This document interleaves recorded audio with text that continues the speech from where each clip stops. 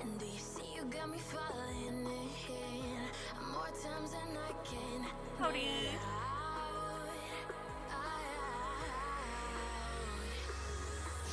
Itchy leg. Down in the deep of my mind, I crawl for you and you're always inside. Down in the deep of my mind, how long do I got to keep you, to keep you? Down in the deep of my mind, I crawl for you and you're always inside. Down in the deep of my mind, trying so hard not to. Yep, I'm gonna do a creative stream today.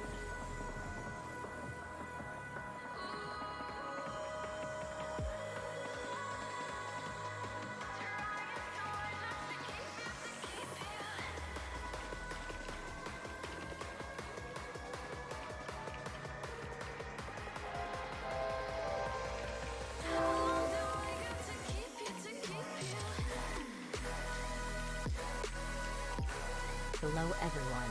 Nag hello. Adrian, give it a sub. Alright. Trying to get my stuff set up here. I've been working on stuff for the Purple Lotus here, off and on. Turn down the music just a bit. I have been working on stuff off and on for the past couple of weeks, since the Udon alpha was released. Trying to get stuff fixed up for the Purple Lotus, so that it's all Udon compatible and everything. And it is... Come on. Doesn't want to publish.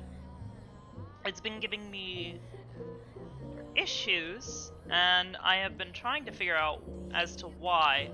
But when I spawn a new drink, which is a pickup object, it does not give me the option to actually pick it up, which is quite frustrating, as I'm sure you can imagine.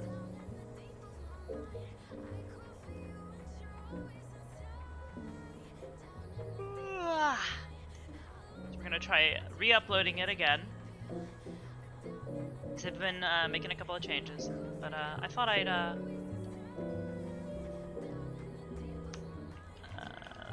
I'd stream it for a bit today. Because I find that sometimes when I am stuck on something and have been stuck on it for a while, streaming for you guys, for some reason, helps me to try things from a different perspective. Because I've been like trying to test it here, and it's not working, even though it works in the other area. I think it's probably because I think I forgot to set up something. Arab Ninja, woo! Got him! Get called out! Dude, look, your picture's still here. Actually, wait.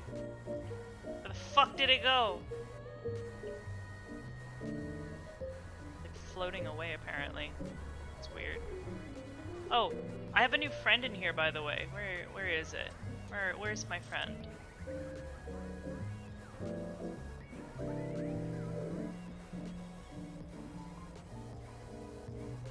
Also might need some like calmer music. Hold up. I was listening to this. This is some like lo-fi shit. Where is my little friend? Hello? Where is it? Somewhere around here.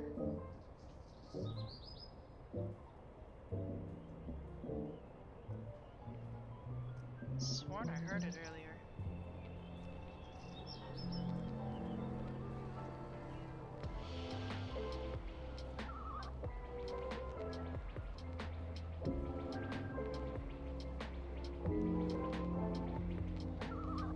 Also, don't mind that.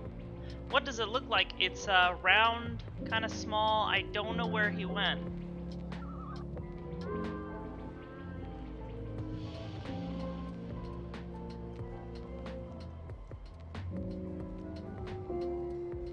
Where you go? Rendo, come back. I don't know. If he shows up later, I mean, you guys have... I think some of you have probably already seen him. So, some of the pickup items are working, but some of them are not, and I don't know why.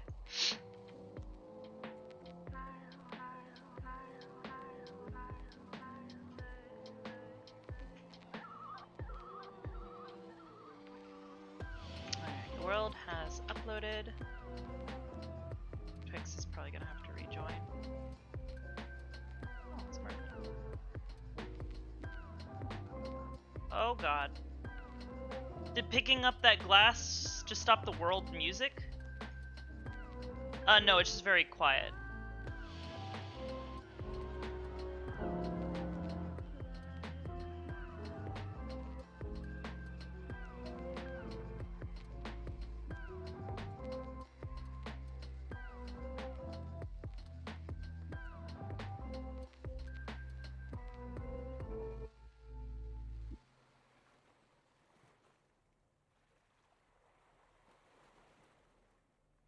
Alright, let's see if we can get this working.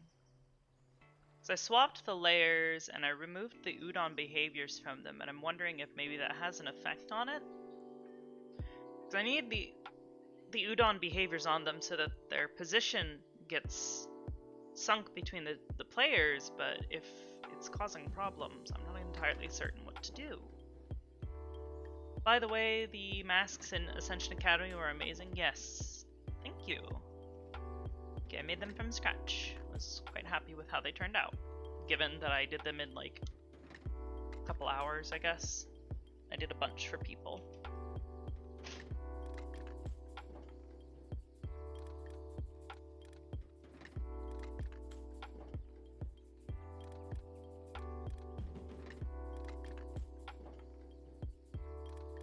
It's one hell of a crazy day. Yeah, it was.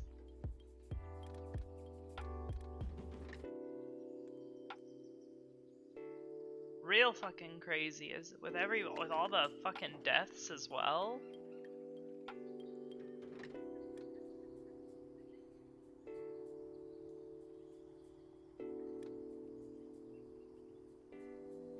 Taco Bell. Alright, let's see if we can get this working.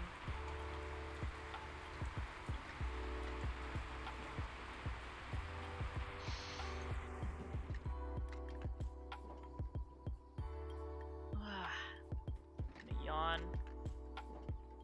These are pick-upable. They're all pick-upable.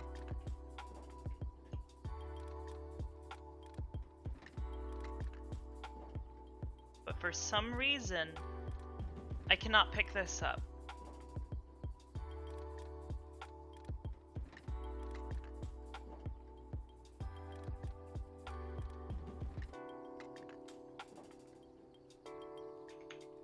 Let me check something.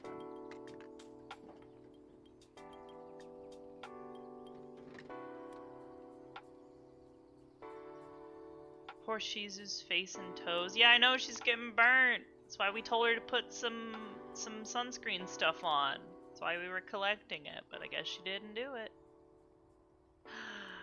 That's gotta be why.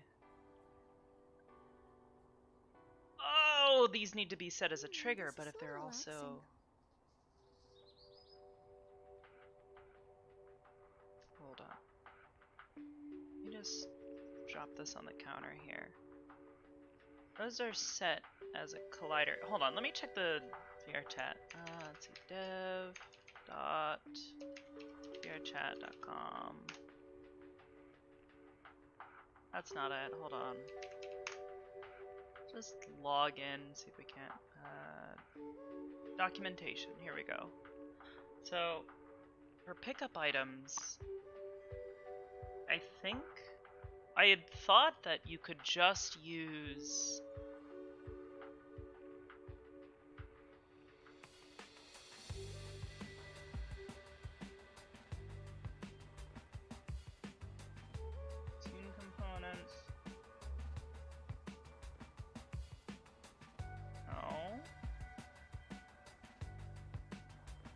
Prop components. VRChat pickup. Okay. Requires a rigid body and a collider.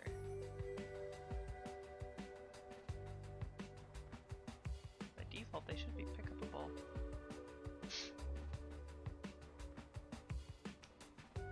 Oh, has she? I heard she lost her best friend in a sense. So you completely Wife! You forgot you ordered your burger? What? I forgot I had a burger on the way. What the heck? I was so prepared to sleep. The hecky? Okay. Well, trying to think.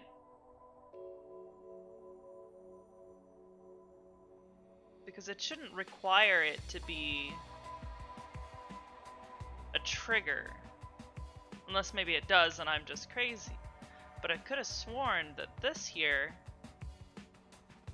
Jack Frost, yeah, it doesn't require that, so that's not the problem. So it has to be something that's going wrong when I'm instantiating the object.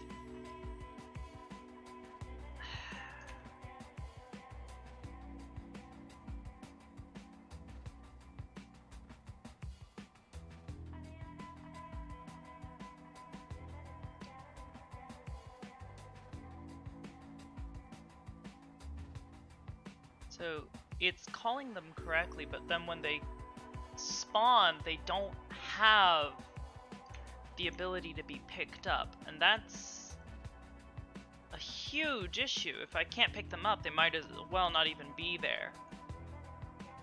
So I'm trying to figure out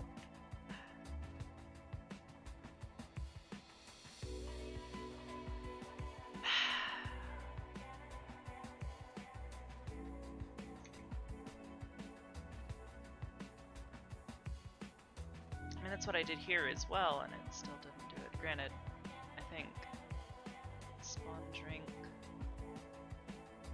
is the custom event, but if I go to this,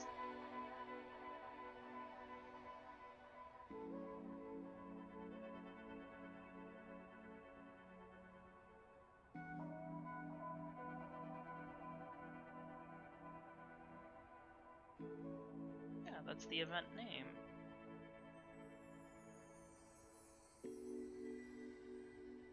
So in theory, this should also work, but it's not.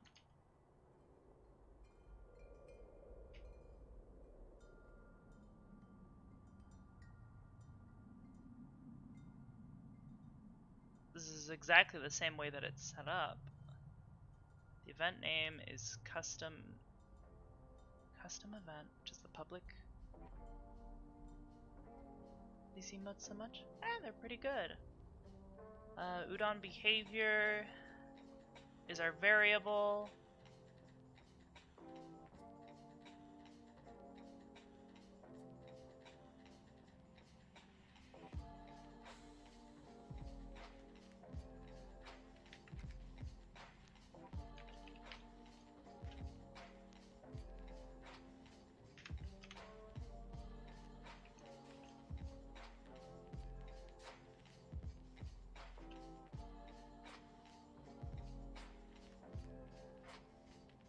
Try this.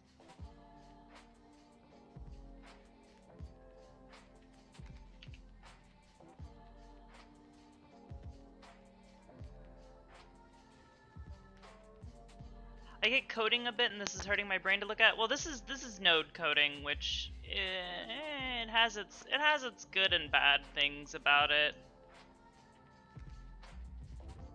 There's things that I like about being able to just do visual coding, and then there's things that I absolutely hate about it. Hello, Souls Boy. How you doing? So, hi, Dominic. How you guys doing tonight?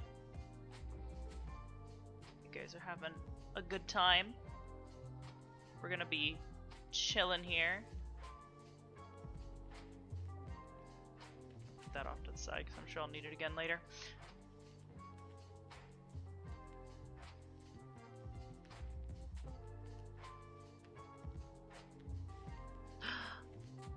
You're back from the past? Hell yeah. Oh yeah, forgotten uncle. Coding can be extremely frustrating sometimes. Yes! Yes, it can! Which is why I'm trying to figure it out. Back to the past, Samurai Jack. Samurai Jack, is that you? Am I going to deal with dishes? Okay, take care of them. We'll be here. I doubt I'm going to solve this in the next, 20 minutes. 20, 30 minutes that it'll take you to do your dishes, so take care of your stuff. We'll be here. What's really sucky is, like, this should be working, at least in my mind. Oh, also, there's our little friend.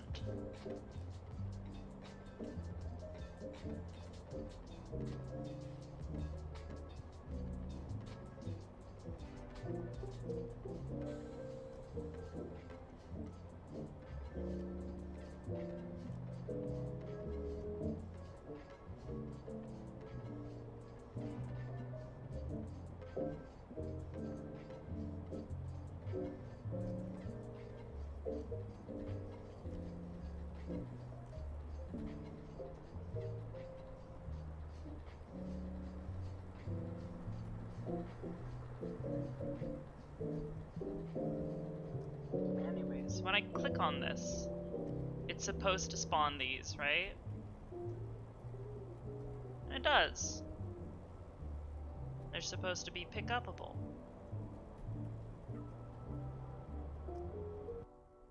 But I bet... or is this just lobby music? Yeah, it's just music for the map. I can mute it if I need to.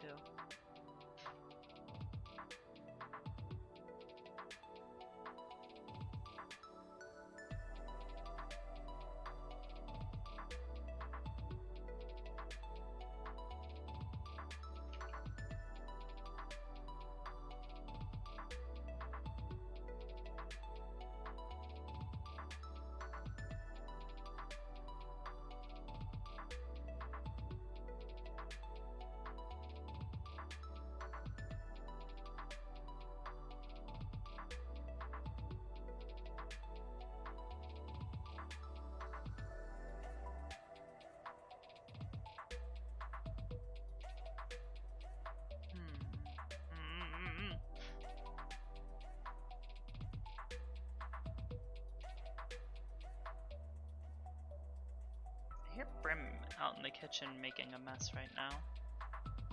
Saw the sound icon of the Roomba and thought it was making music as it cleans. No. That it has little noises it makes. Like it's got like just kind of like a vacuuming sound, and then when it hits things, it makes a little dunk, dunk kind of sound. Dunk, dunk. Full of food and very lazy right now. Hey, that's understandable. Donk. Yeah, exactly. Hope you had some good food. I probably should have gotten some water before I started stream. I'll have to take a break at some point here soon and go get some. For Mother's Day, you cooked steaks for everyone? Nice! I called my mom and we talked for a while. That was about it. Unfortunately, she's very far away and I have no means by which to get to her, so...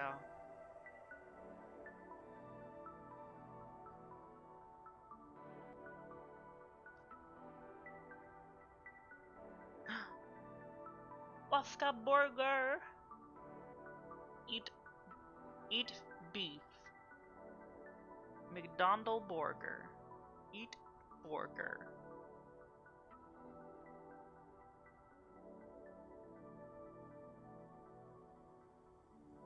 A drink for the boobies. Thank you.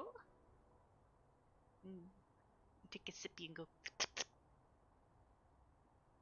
So, but now we've got to wait for the grueling progress for this to go through.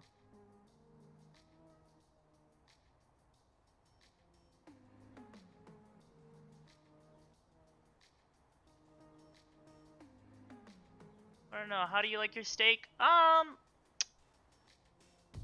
I like it with a little bit of pink in it, but not too much. Like enough to where it's like cooked well, but also isn't like super chewy. Like I like it to be a little soft, a little tender, a little bit juicy. Name? Oh yeah. In the mood for pink lemonade, but it has no powder. Yo, I haven't had pink lemonade in so long, but I love pink lemonade. I love lemonade in general, but pink lemonade, that's some good shit.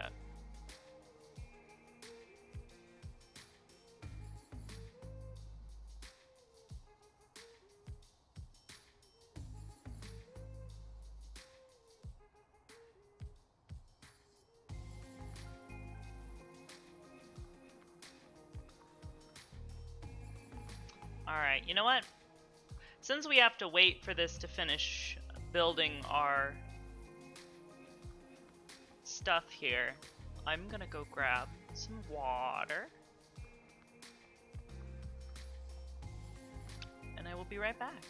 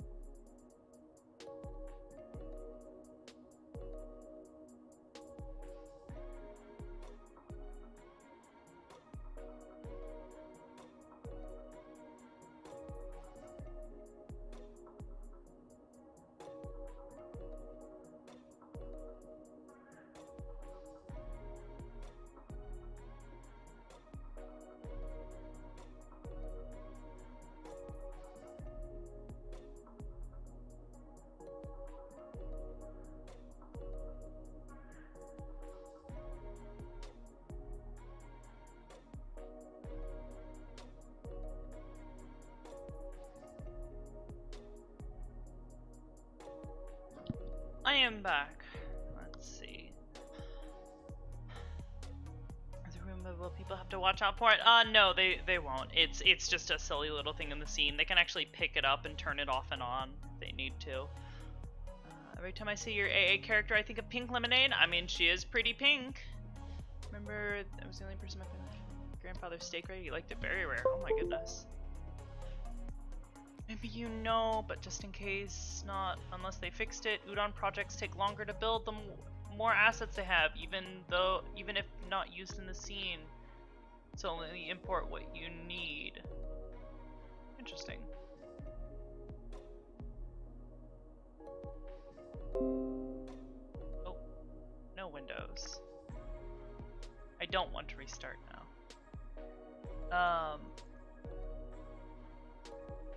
I mean, it doesn't seem to be taking any longer than what it was doing previously, but maybe I'm crazy.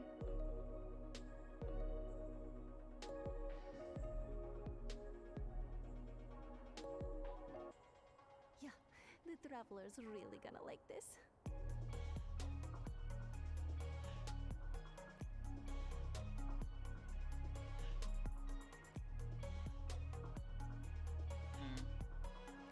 It doesn't usually take me 5 minutes to do, but I do know I need to update my SDK, because apparently they fixed some things.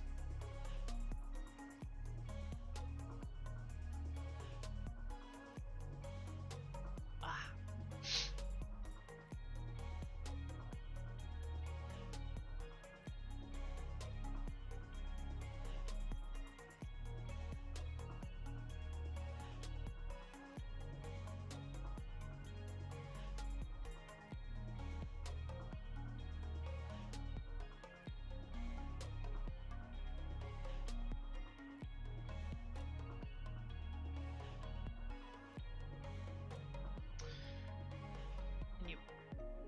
me... Can you pull my hair? What? Why? Why are you this way?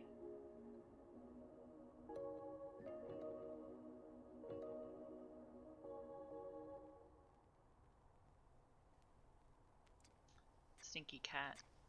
Has reignited my love of fighter jets. Hell yeah.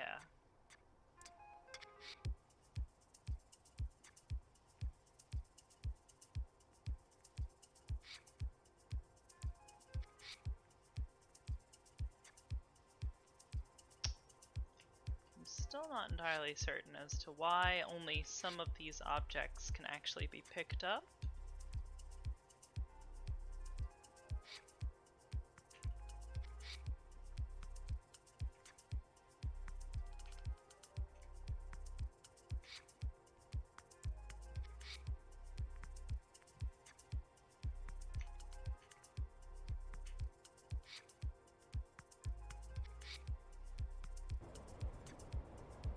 Ace Combat in VR, I imagine, would be pretty enjoyable.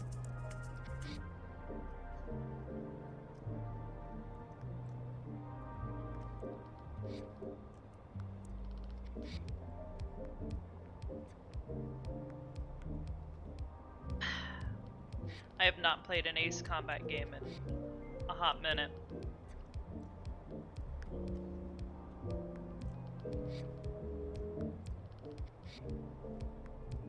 There are 3 VR missions in Ace Combat 7. Oh my god. Yeah, I might have to try out Ace Combat 7 then if that's the case. They've got VR missions, hell yeah. I've played Elite Dangerous in VR, and playing like kind of like a space flight sim in VR is pretty incredible.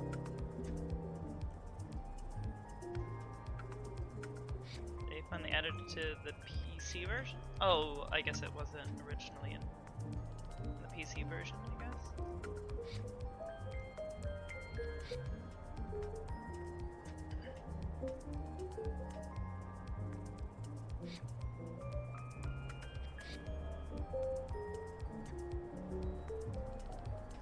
I'm a little bit worried about these glasses. Like, why is it not letting me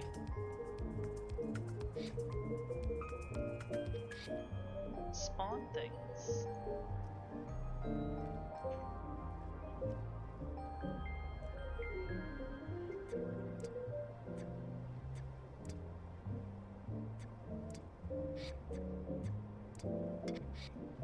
Those are good things about it. Interesting.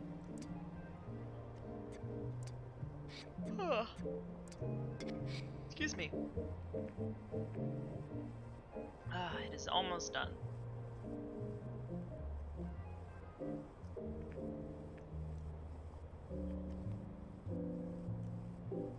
Why do I have an HP bar? That is actually the boss bar.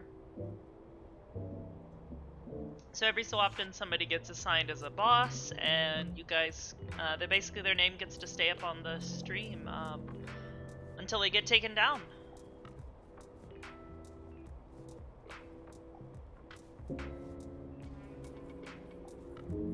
I've had plenty of different bosses. You're gonna take me down? Yeah, sure thing. Woofy! Hello, dear. How you doing, hun?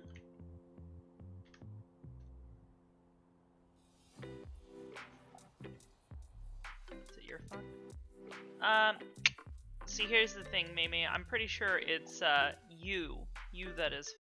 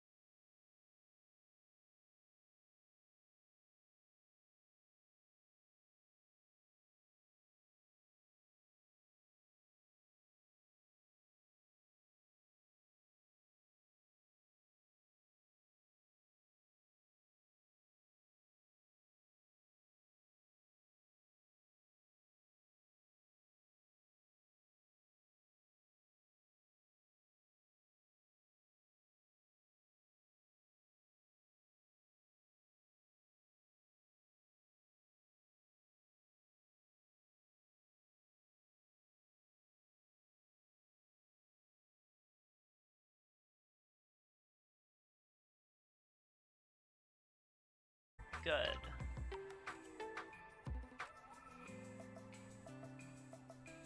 But yeah, I will try that tact and I'll see if I can update that. I don't know if there's still a bug though where if you use custom network events, if it won't allow you to use those properly.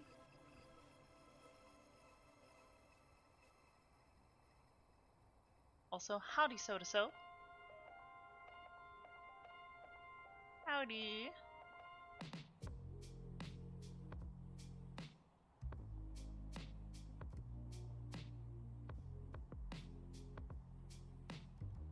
Howdy, howdy, hey. Hope you're having a wonderful day.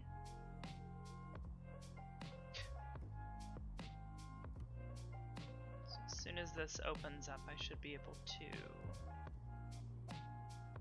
import the new SDK.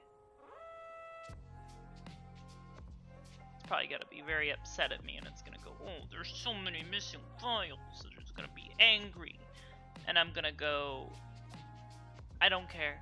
Do the thing. It's not bad, just tired as usual. Oof. Oof, tired. Big tired.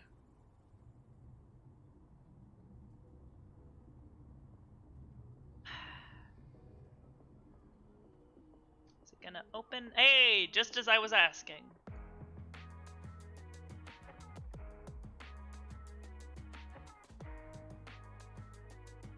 Once it has finished loading, I'll be able to import that and let it re-import all the scripts. We'll have the newest version of the SDK that we can work with. Maybe we can get it up and running.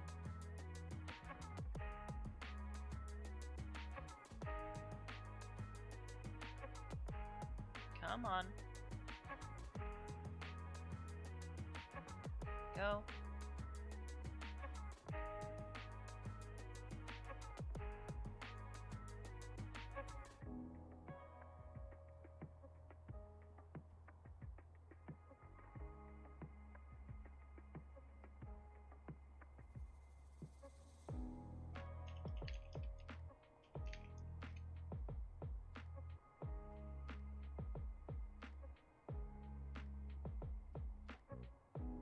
God, what are all these new files?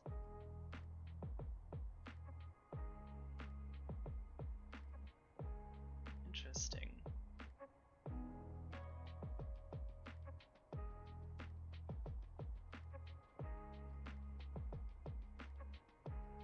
I'm like the Hulk, but instead of angry, I'm always tired. Aw.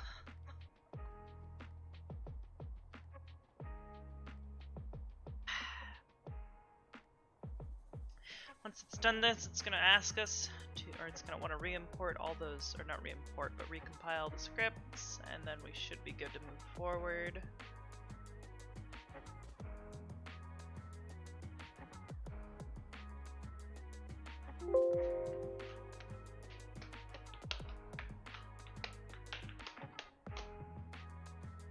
Come on. Taking forever. Let's just spawn a few more dozen of these.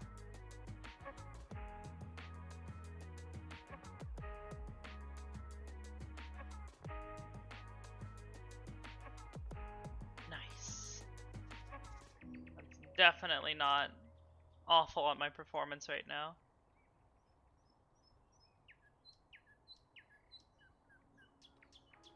Blah.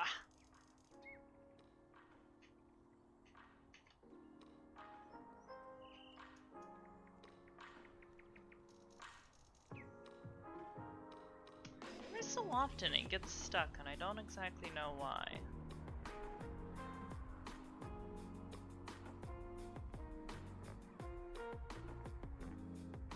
There he goes.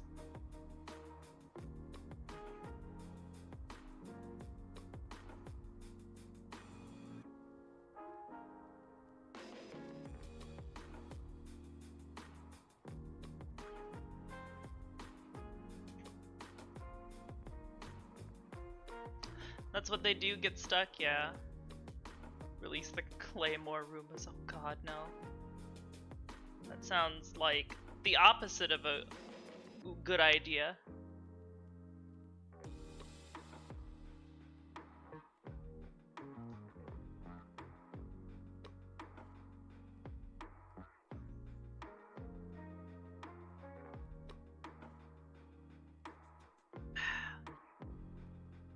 Alright. Come on, finish writing. I have one that everyone now and then decides it has to clean the spot it can't access, so it goes in a small 1-foot circle for an hour. Oh my god. Roombas with freaking laser beams.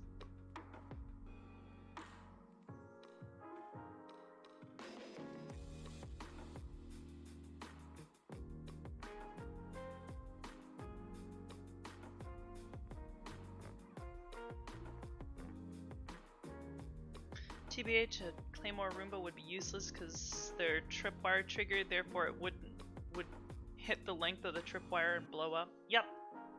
It's all proximity based. Come on, Unity, you are being entirely too slow. Oh, there we go. The moment I yell at it. Motion sensor plus solenoid plus battery, problem solved. Pretty much, yeah.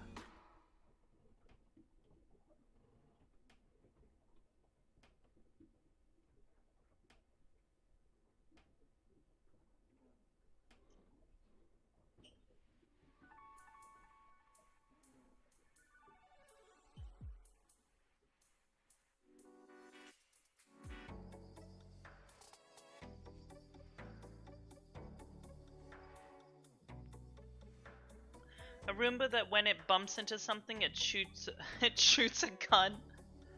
I mean, TBH, if I wanted to, I could replace the sounds with it. If any of you are familiar with that YouTuber Michael Reeves, who makes a bunch of like really shitty fucking like inventions and stuff on purpose.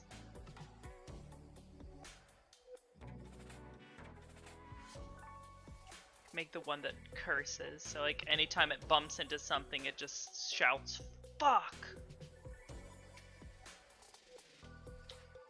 I want to say I have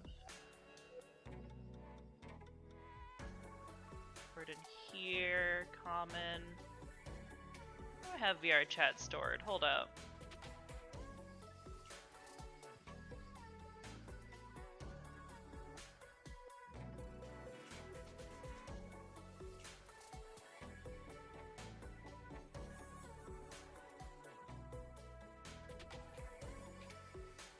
Oh, it's on my D drive. Okay.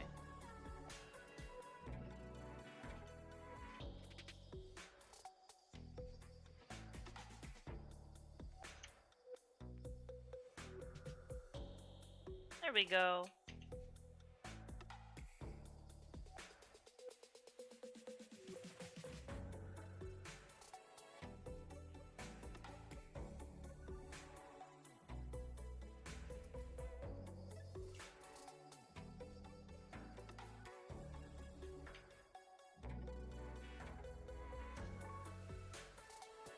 Now checkbox work.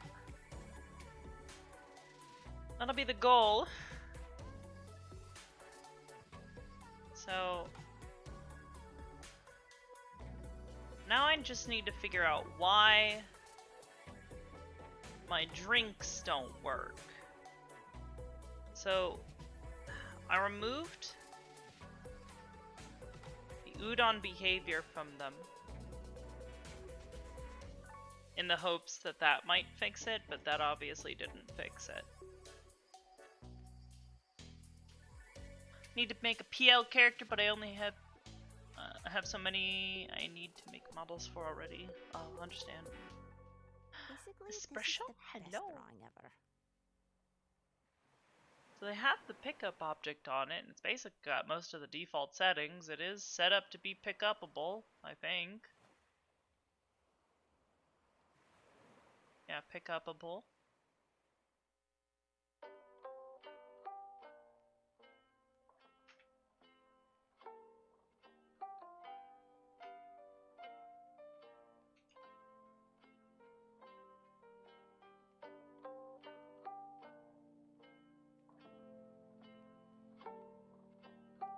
your name? Ford. Have you a surname? No.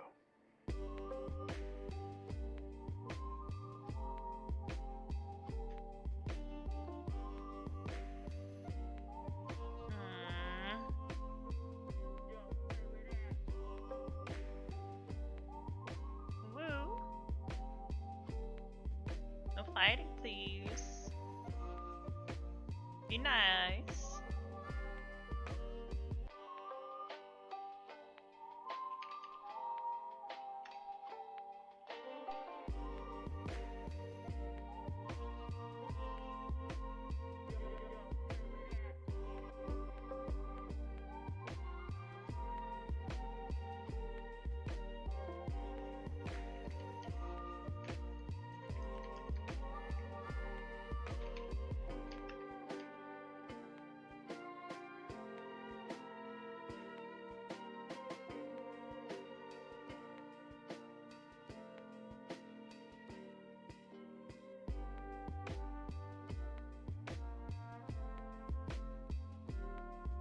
So, I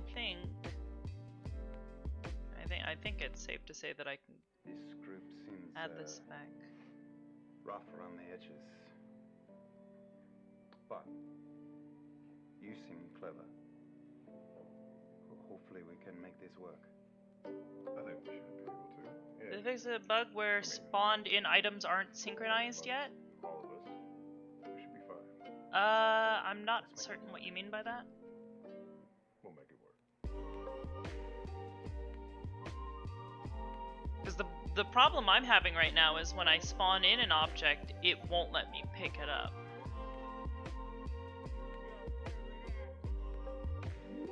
Objects you spawn in with Udon are local. I'm pretty sure they fixed that pretty quickly because I can, as long as you have the Udon behavior component on it, it's supposed to work. Your whole life like a kid? No. Again, fairly recently. Something happened?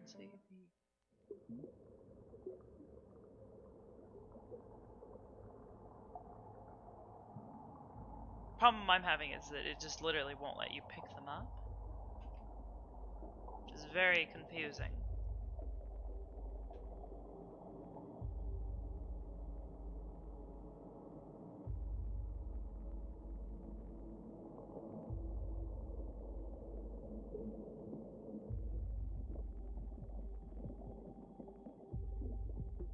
Wait, did they add the Kanton special? No. What am I doing to the Purple Lotus? I am trying to update it.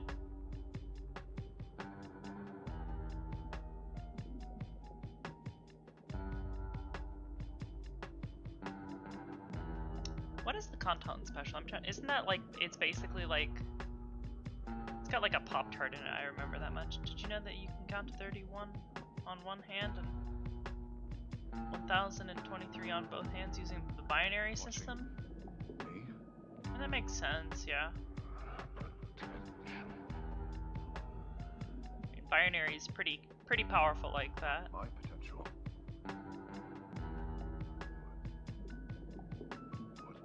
What are you asking of me?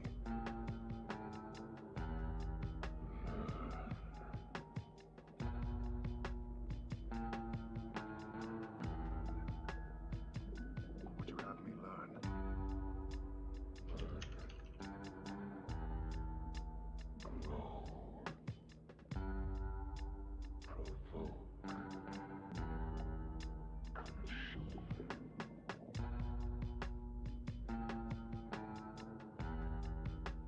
How am I? I am doing okay. I would be doing even better if I knew why this wasn't working. I don't understand. But, you know, sometimes it just wants to be stinky.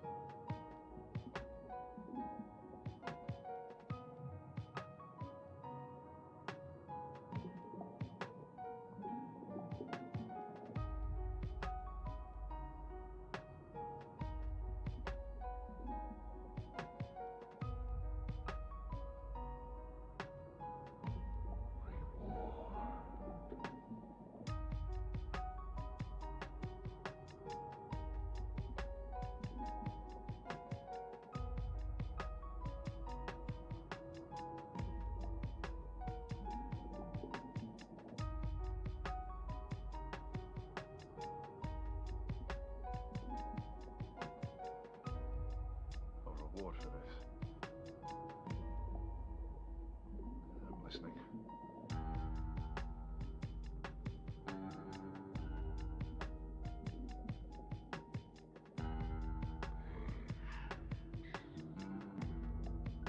Like scratched my elbow or something earlier today.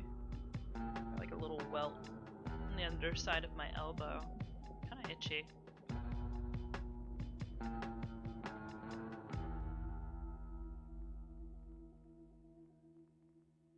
I tend to get lost in your thoughts very easily. That's understandable. I mean, that's kind of what daydreaming is, basically. Also, hi, Bio Mike. Can I confide in you for something? Howdy. Oh, yes, please. I'm a little unnerved about this sword. Would you stand watch for a second? It seems like a bad Zoning idea, out is sure. my specialty, babe.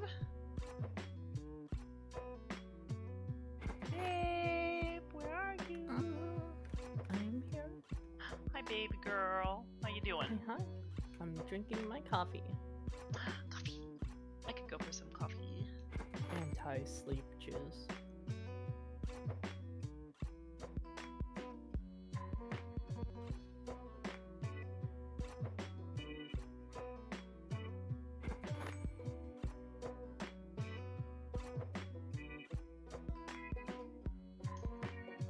Sometimes you zone out too much. It's understand. Yeah, coffee does sound real good. Unfortunately, all the places around here are fucking closed. Otherwise, I would totally get myself some coffee. What happened to you on that boat? Something might have followed you. Your avatars are so cute. Favorite one is the AI. Aw, Nothing thank like you. this. Ibris is my baby. I love her. Before, only in that dream where Vander was holding it, pushed it in his chest, but Ibris' smaller. best character. This sword just She's seemed pretty like- alright. There's a lot of wonderful characters in the roleplay. But I am happy with Hybris and where she is right now, and where I am slowly kind of leading up to with her as a character.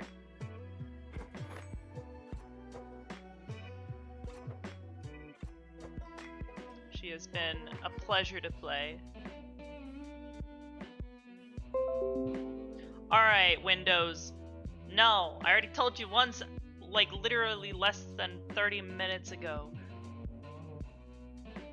Ibris' best mom and Arbor's best support.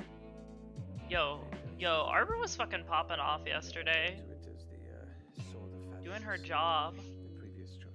Where the fuck was Specca during all of that? That's what I want to know. Arbor out here, you know, healing people left and right. Where was Specca? Maybe she was on like a mission or something? I'm not entirely certain. She fucking had to heal Ryder because he got gored in the stomach.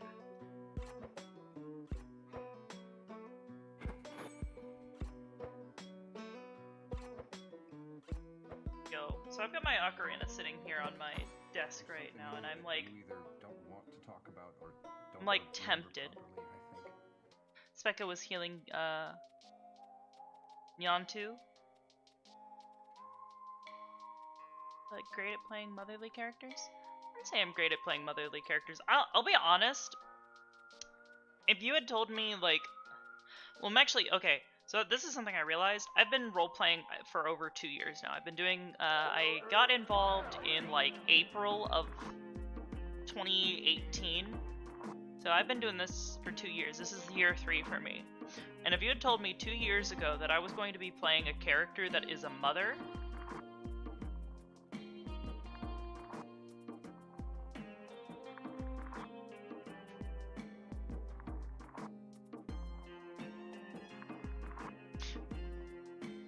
healing the mana allergic boy, because his neck got snapped.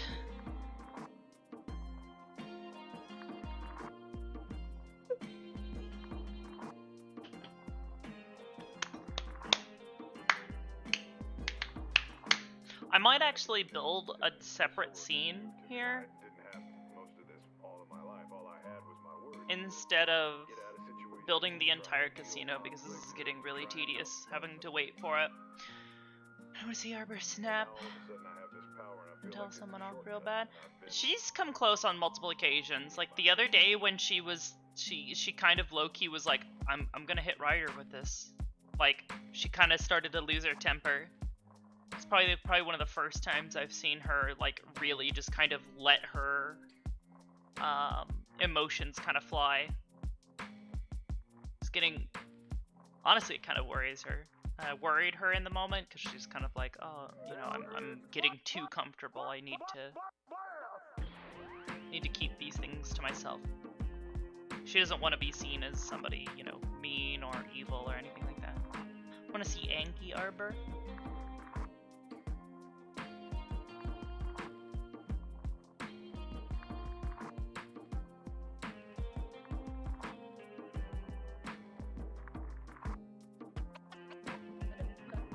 I kind of want to see her pop off at somebody someday and like start just punching them in the face just repeatedly. I have to stick around Carver's perspective because I'm a mod for Haven in between like 2 AM. The only mod around. Oof. I'm gonna get more mods. Call me Stinky. Leave no trace. No, I'm taking What the this. fuck? This isn't worth my time. I'm taking this. Down. Ford, put that fucking thing down. I will fucking leave both of you here. We're either a team or you're working for yourselves. Decide. Oh shit, it actually works now. What the fuck? So it was a problem with the SDK. Are you shitting me? Oh my god, I am so mad. Here I've been like bummed out about this. I'm just like, what the fuck am I doing wrong here? Also, I'll have to fix that. Congrats, babe. You were smart all along. Let the drinks flow again. Yes, exactly. Because this is getting the drinks up and running and like synced is one of my like major goals for getting this like updated and basically uploaded for the new like live version.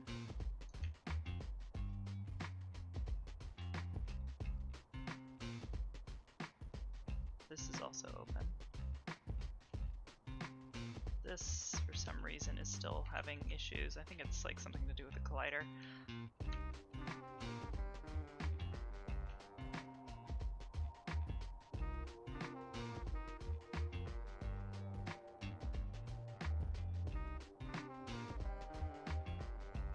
Yeah.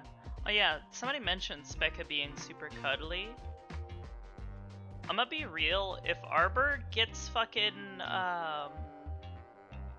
like, somebody asked me about it yesterday, and, oh! Corin, thank you for the raid, sweetheart! Woo!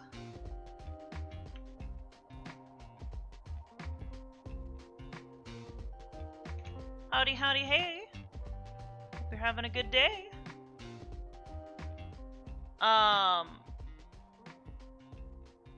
Somebody was asking about, you know, what would Arbor's reaction be if she were to have been ensnared by the harpies, or, you know, basically charmed by the harpies.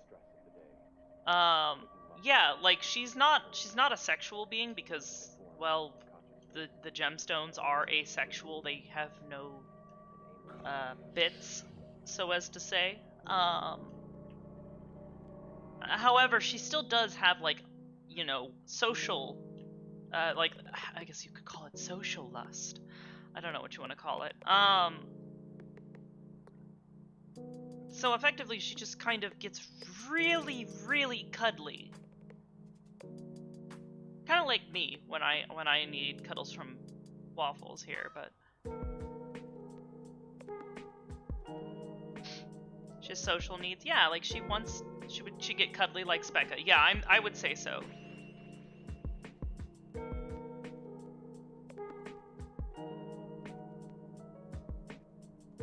If Oblivious is the maker of the map, who owns it when they RP? I upload it to a couple of people's accounts for them to run the map.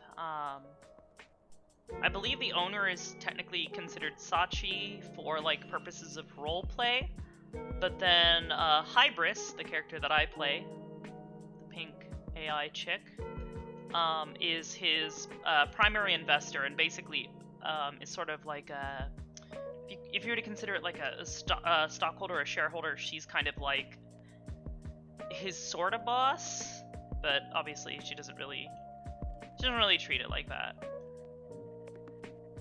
Part owner? Kinda, yeah. I don't know what you mean. It's a pretty good way of explaining it, yeah.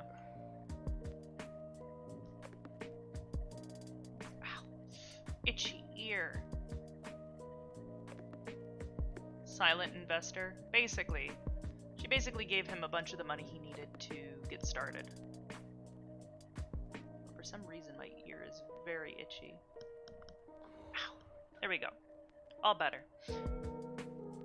How are you doing, Abib? I'm doing significantly better now that this is working better.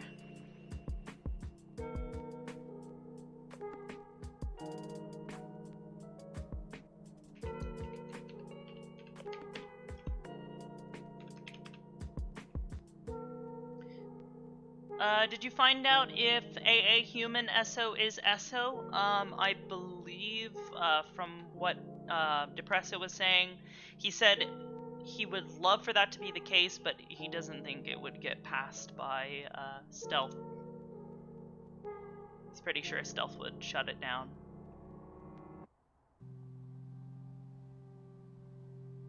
Coffin is making you sad because you think you know who it's for? Yeah. It's a thing, you know. You said that you did your own dental work at one point. Did you do that on purpose? When I was younger, they used to make fun of my teeth. And kids can be cruel, so I decided to take away the target that was most easily available to them. Did you grow up with people who did not have tusks like you, so you were different?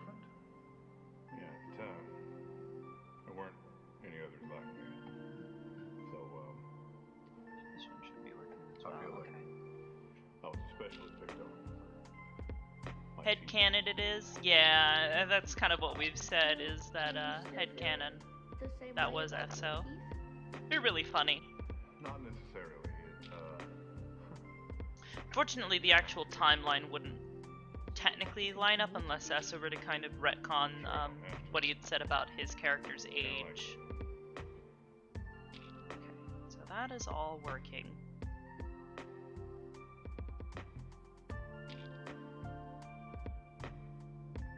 I do want to do something here though real quick. Because it was like spawning 2 for some reason.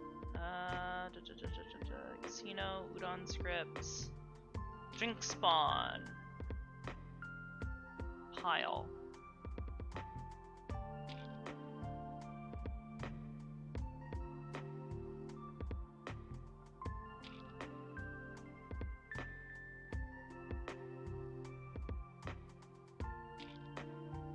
Hopefully that fixes that problem, maybe? I'm not entirely certain. So spawning 2. Most of the other kids, I felt like I could take the physical.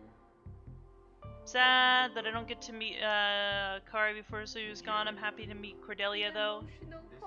Yeah. This is many years later, though. You know, I can't imagine Kari that any of us- is a tragic character in my mind because she was kind of Arbor's first crush. Brought back. Yeah. Her time. And I've her seen death other bad forks with kind of the teeth. I feel like it's a hit great- Arbor even harder just from the simple standpoint of Arbor really wanted to get to know her better and to get to, Sometimes I wish you know, I had it. Sometimes see her better. I'm glad I don't. Get to see her, or know her better, I guess. Bleh. Unless Words are hard. But Kari, kind of being who she was, kept kind of pushing people away. She was trying to be selfless. This is how you see yourself, right? I think it's how I like to see myself. I mean, it's how we see you. But I think you would look fine either way for it. Yeah, I mean, we're too distracted with our own personal damage. Right. Yeah. You saying I should let him grow out? I'm just saying if you want to, you would look good that way as well. You look good this way, you would look good that way. Co-signed. Alright, fair. How about Alright. you see me picking at Yeah, him, Arbor shooting at him, any of that shit. And got this oblivious. You Thank just you. say the word and I'll I am trying my best here. Let's see how to set this up. I think we'll set this with a pickup on pickup. So I need to set up a start. He was my mentor, a captain of mine. A man named Vandrin. Take our energy. I've heard Hell you say yeah. his name Thank you. Yeah. You guys are so Haven't seen him sweet. in quite some time. You guys are all just fucking adorable. I love chilling with you guys. I don't know what any of this means, but Alright, we need I'll to bet I'm sure. also need to set variables. Maybe Darkfire Cat, thank you so much for the gift sub. right Woo. now? Hi Corona. Woo. Look at you. Howdy, howdy, howdy. Oblivious, what do you think of Flora? I think she is absolutely adorable.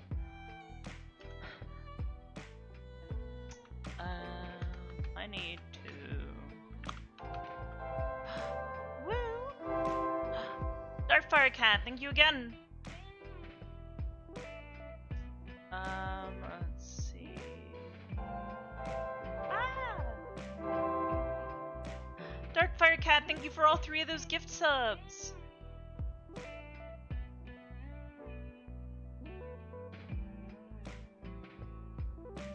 Now he's good. Woo! Look at you, you're number 3 now. Thank you. Very sweet of you. So, what we need to do here is I'm gonna need more variables, and I think, let me go check this again. For the security phone, there are 2 parts to the security system. It's very simple.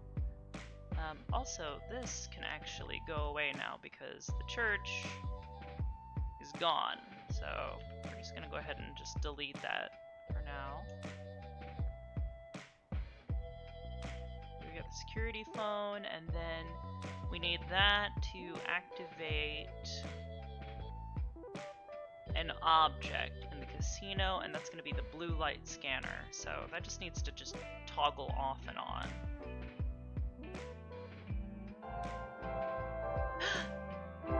Woo! Lazy dude, thank you for all 5 of those gift subs. Big Pog. You want to be cool at 82? Aw. Thank you, appreciate it. You guys are so sweet. You guys are kind of awesome. Means you guys get access to all those cool emotes. Which, by the way, I'm trying to get some more, but the person who I really want to commission for them has been very busy, but I'm waiting patiently, and if I don't hear back from her soon, I'm probably going to try to maybe commission someone else, because I really like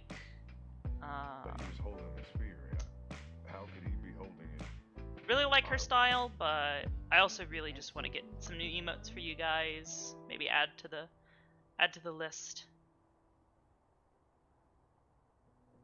Is it Google? It is not Google. But Google is actually another good person. I know they're very good. I have talked to Google on a number of occasions, and she is a sweetheart. Quill is kind of cute too. Quill is quite cute. Hybris used to think he was actually very cute,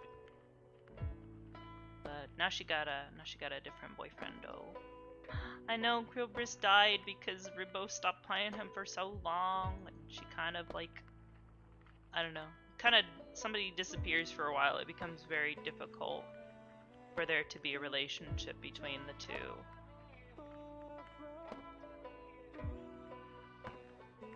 Alright. So, I need another game object variable. Is public.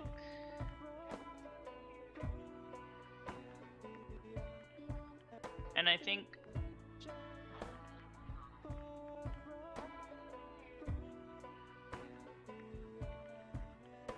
shit.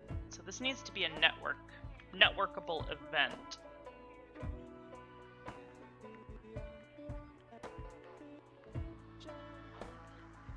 Also, delay things. Just so. That's understandable, Mekion. Take care of yourself. You're at work. Let's see. So this is going to be our blue light. The one that probably sent Vandrin to his fate.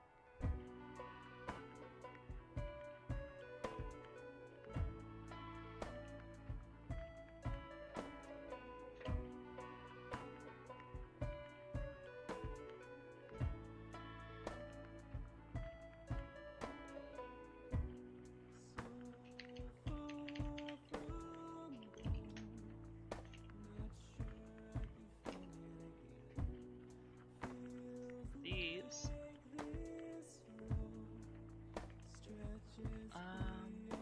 Trying to think.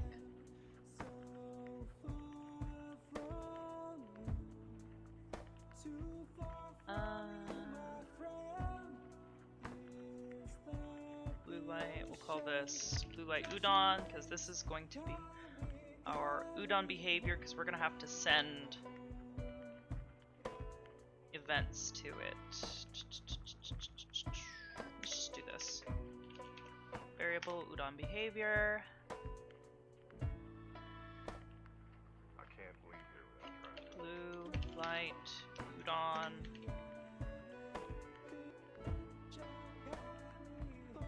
We'll set that when the scene starts. With this, we need to get a game object dot get component by instance type.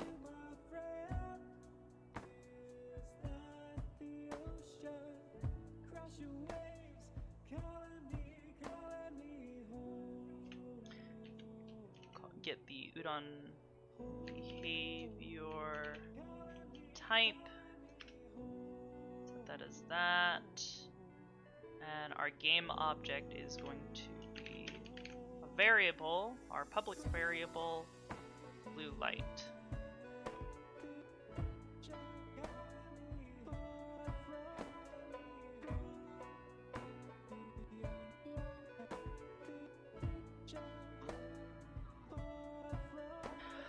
What name did you give the avatar with no arm? You're probably thinking Arbor? There's actually a picture of her here. She ain't got no arm. It's all cut off. Also, welcome back, Corin.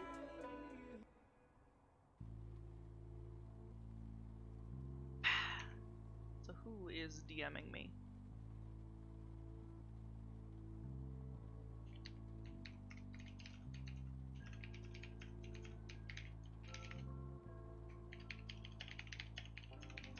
Survived being chained up and tortured. That's kind of fuck with a person, right? Yeah, it's more than disappointment. How did it get cut off? Well, that's yeah, it didn't cut off because she's a gemstone. She broke, and well, you'll have to find out how that happened in the Ascension roleplay. So event on pickup. So when we pick this up, we want our let's see, get variable. We're going to set animator parameter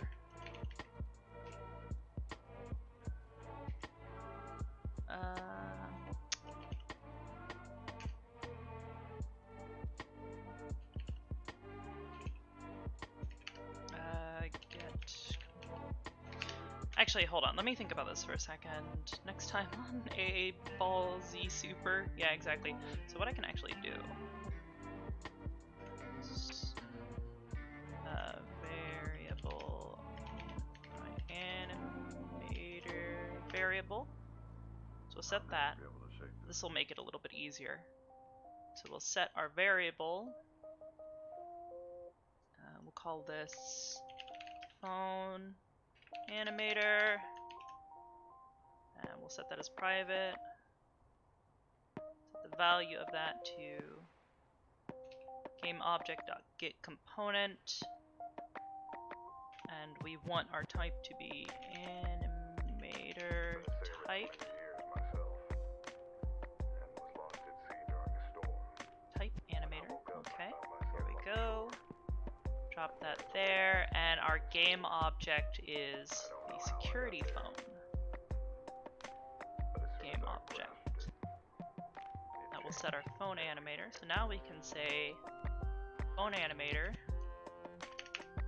Animator dot set. Actually, hold on. What do I have set up for phone open close?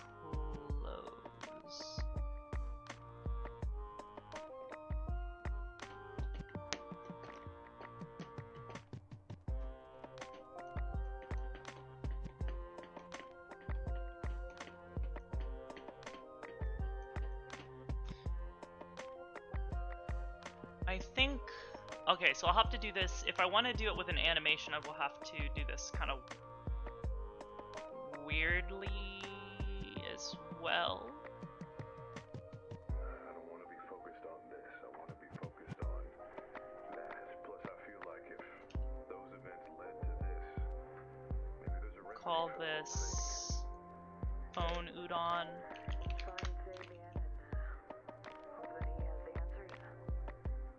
Or just kill him. That'd be fine. But yeah, maybe some answers first.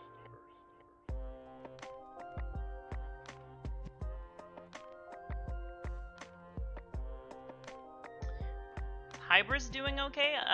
She's been doing much better lately because she's got a boyfriend who takes very good care of her and is honestly just excellent to her.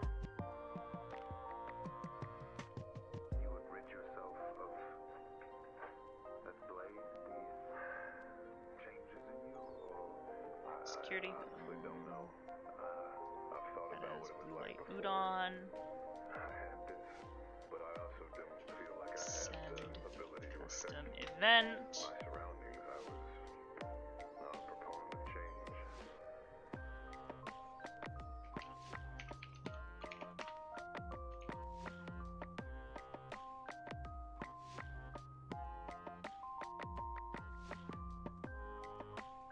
Phone Udon.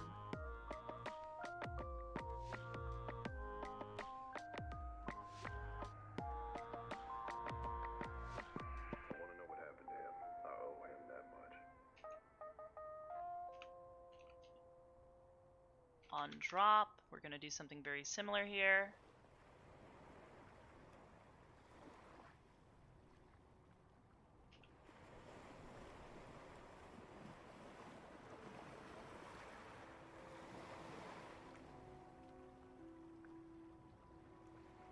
We're going to call this one drop.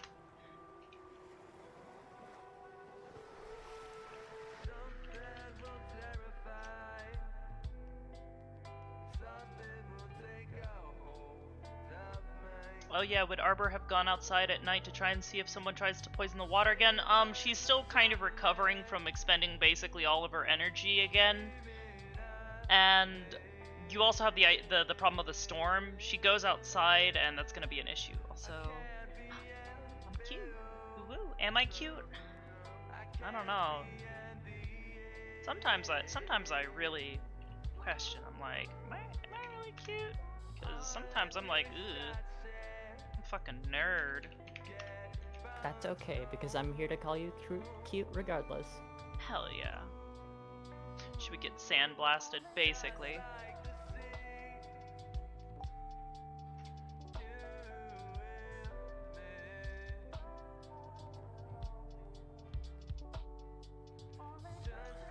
not allowed to deny being cute. Nope, I'm not. I am indeed cute. So what we're gonna do here is we're gonna run these locally to start, and then we will basically set it up differently later. That way they're networked, so that way people can see it opening and closing.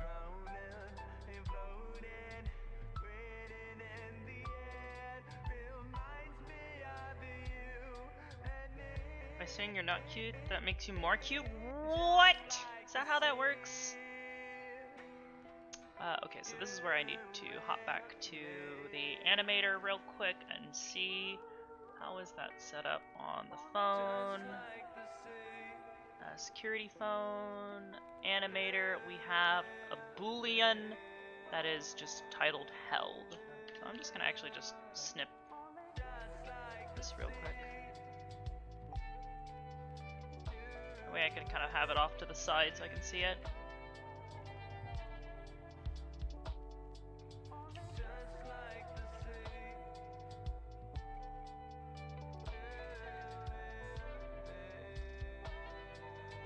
Security phone is there, and then this is going to be our blue light.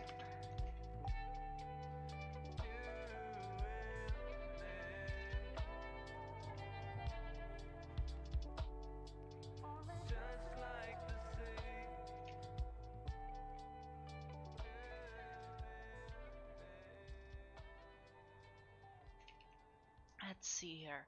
Okay, so I need to set, let's see, animator, set,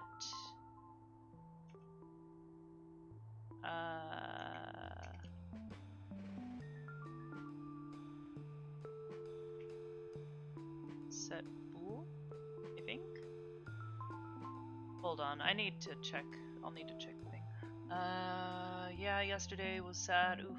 On one end of the emotional spectrum, then there was hilarious. Oof on the other end. Yeah, kinda. Mickey-on is a cutie. Yeah, he is. So Rip Rex's kids. Yeah, I don't think that's actually his kid, but oh my god, that'd be messed up. Happy but being cute. The duration of a harpy pregnancy is 1 day. I don't think that's quite the case. That would be crazy. Hello. Greetings. Let me check the Unity API real quick.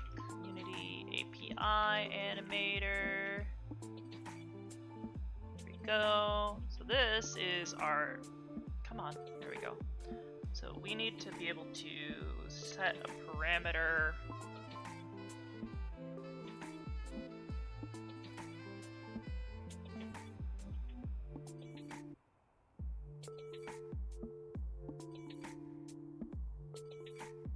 Does the object exist? Yes. Set.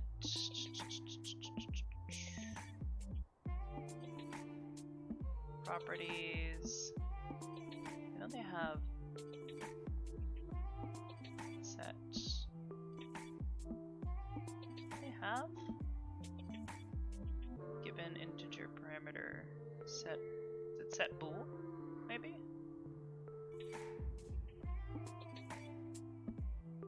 Set bool sets the value of the given boolean parameter. Okay.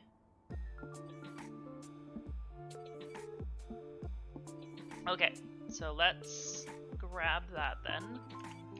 Set bool. Yeah, there it is.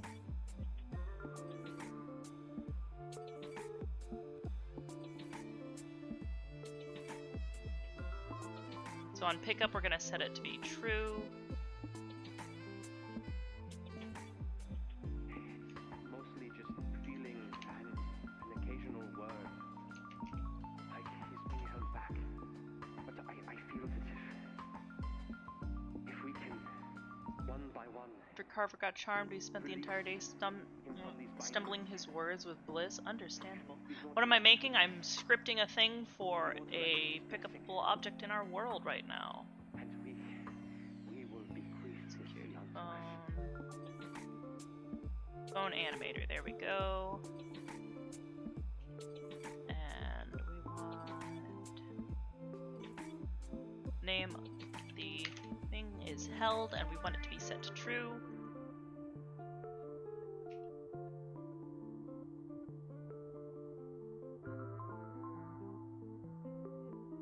Then when you drop it, we want to set it to false. That should work correctly, right?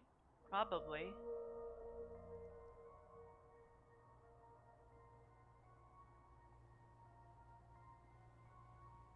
And then yourself alone in these shadow depths. A faint pick up, use green up. light is visible in the distance. You push and swim towards it, the light growing brighter, closer. As that grows closer, a second light rests on the horizon. As that first light gets brighter, you can see the source taking shape. I enjoy saying nice things. It's a figure.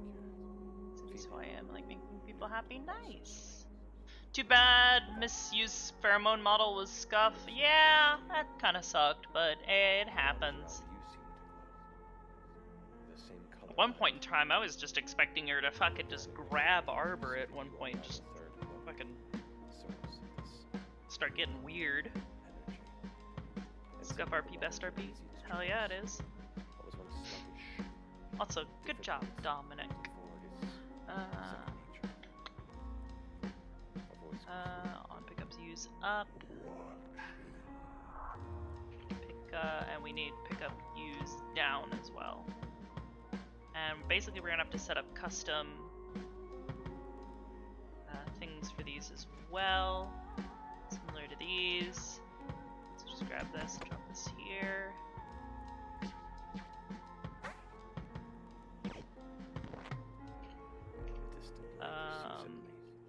Pick up. With incredible speed, nearly out of sight, Savantika dives down after, rocketing down below you, breakneck in her speed. You dart after her to give chase, moving far quicker than you anticipated. Let's say trigger down. You realize the water's becoming thinner and thinner, like air. You're falling. Call this Shooting trigger star up. plummeting through a dark sky.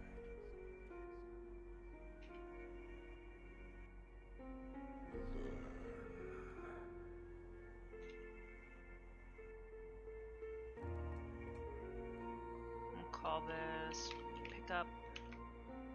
Or no. Trigger down.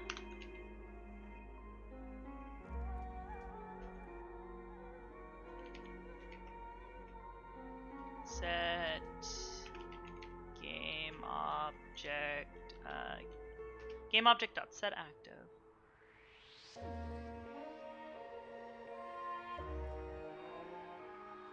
That would have been funny as uncomfortable as it would have been. Or things got even more exciting. Yeah, no, that's kind of what I'm saying. It would have been fucking hilarious in my opinion.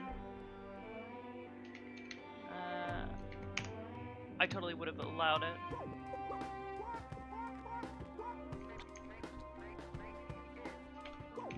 No, let's see. Get var. So I'm also not going to need that. I do everything here with this one script.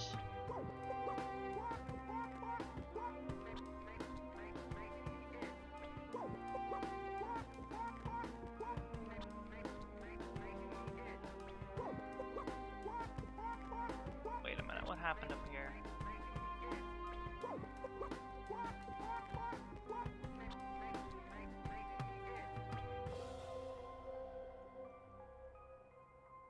Udon.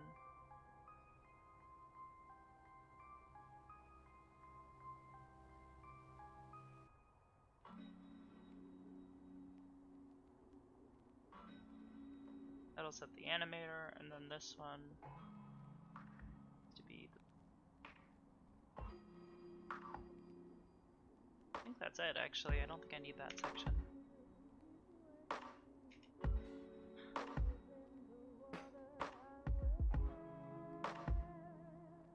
I think that that woman Hey, did you ever figure out the bug in PL with item deletion? Yeah, I think I know the bug you're talking about. I'm currently working on a bunch of bugs.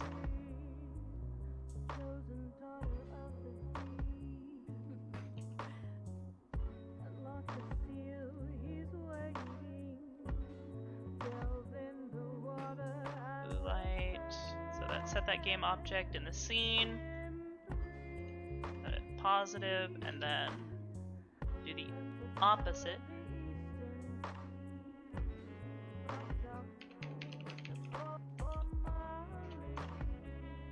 And when they release the trigger, set it to false. Nice and simple. Oh, shit.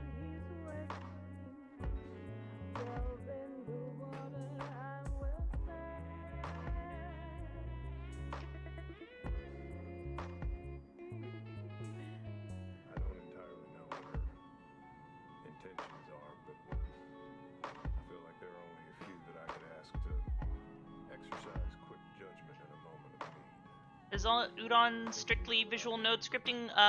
No. No, you can do basically what I have here, where I wrote something and it converts it using a compiler. Safe. Of course. As always, I will do my best.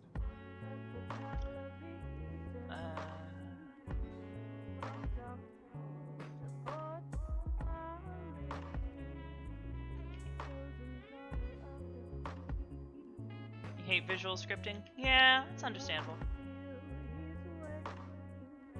Alright, that's working. Go ahead and hit test on that. So hopefully after this, we'll have some more stuff working. That'll be nice, right? Wonder how Arbor will act under the charm. I'll just have to wait and see. Maybe she'll get charmed next episode, because I'm certain that the watering hole is going to end up getting screwed up. All of Oblivious's characters are cuties because Oblivious herself is even cuter. Saya's avatars are cute too.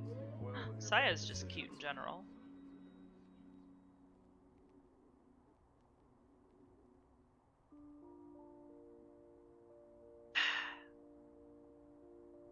So.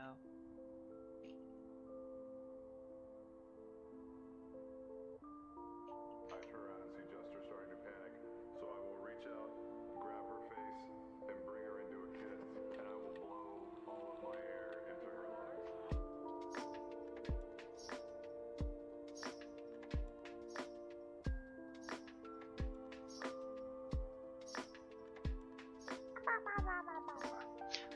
Okay, so that is going to take it a minute or two here as it builds our scene. I'm excited for Thursday.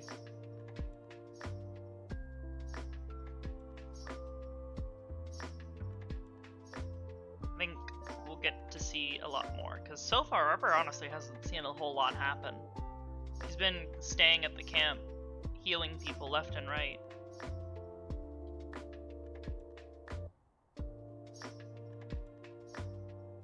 Scared for Thursday?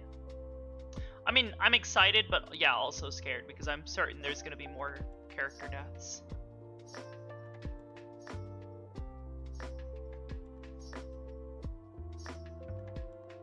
Arbor has been a good girl? Yeah. You like to know how Brim is? I don't know, hold on. Be right back. Nani? Brim! What? Hi. How are you today? What do you mean? Somebody wants to know how Brim is. Oh, I'm doing better. I was sick earlier. Oof. I felt like butt. She felt like butt. Yeah, I felt like butt. She is a butt. What the fuck? Hi, Obibis. Hello. Alright, I'll How hop are back you down doing? to streaming. Bye-bye. Goodbye. There we go. Poor Bimble, yeah, she was sicky today. She came home from work early today because she was sicky. Not ready for more deaths. Yeah, most people are. Have you experienced drops in performance with stuff such as physics or transform-based operations due to latency? I wouldn't say so, no. I've seen fairly steady performance with Udon thus far. I know there's a handful of issues and a handful of major bugs and things that they haven't given us access to as far as like the scripting language go. If anything, I'd say it's probably more performant in a way, because you have less nonsense happening with the what do you call it? The trigger system. The trigger system has a lot of overhead, so CPU wise, it's less it's more performance heavy. So now we're going to find the place where your ship wrecked. Yeah? I think so. Yeah. Want mesh generating capabilities so I can rewrite some asset scripts? Would be nice. There's a lot of cool stuff you can do with Udon, but there's also a lot of things that we're still kind of waiting on.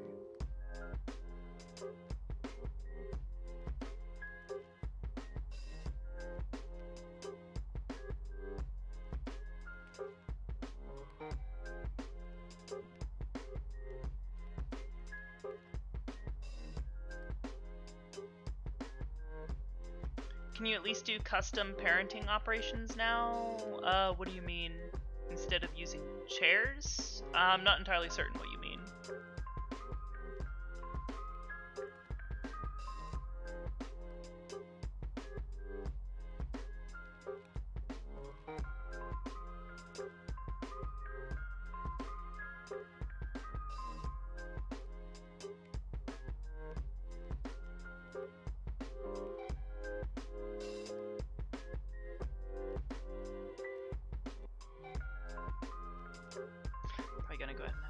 Close this window here so that way when it's done building here, which should hopefully be here in another minute. So you can tell an object to parent to another object in the scene, so if that object moves, you follow it. I don't know if you can do that with players, because I know they're very careful with the player objects. Like, they don't want player objects to be affected so much, because at that point there's a lot of stuff that can go wrong. Like, so the player objects are protected to some degree, but I do know that there are things that you can do to them, like you can affect their physics to some degree, so I think you might be able to, but don't quote me on that. In some of these, I saw Vision of Mandarin, whether it's a statue or in a reflection. Because like people use the chairs that do that kind of stuff for cars and stuff, and it's so laggy. Yeah, I think that is still kind of the way to do it, but obviously, yeah, it would be really nice if it was more, or if it was like less buggy or like less laggy. You know, with people like jittering around and stuff because of latency.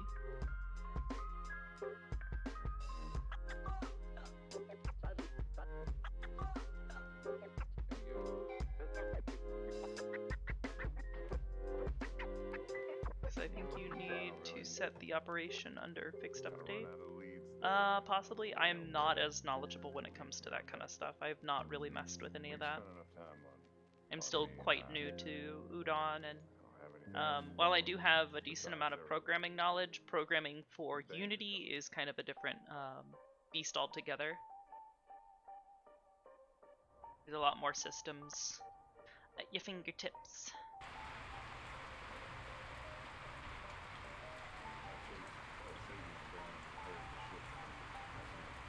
Just cool to talk with someone who's working with Udon, because I'm trying to get started with it.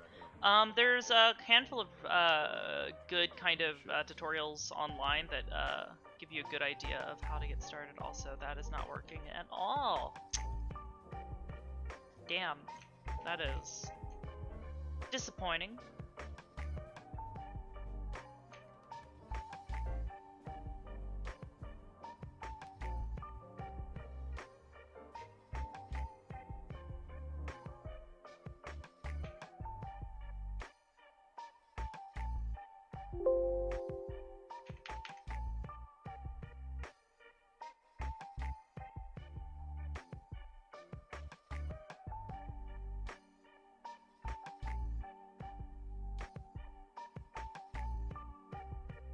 air it out.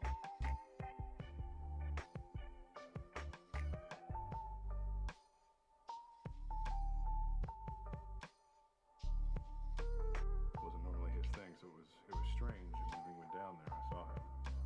When I confronted him, he This looks like it'll be an RP map where the players are trying to progress through the puzzle. No.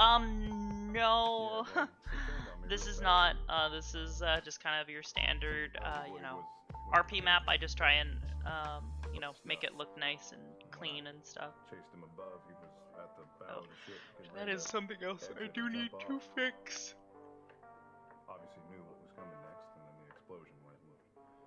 The last thing I saw was the ship as I was being thrown off. It's really cool. Thank you. I've been working on this map for over a year now. Clearly. Yeah, I don't know why though. There we go. So currently, the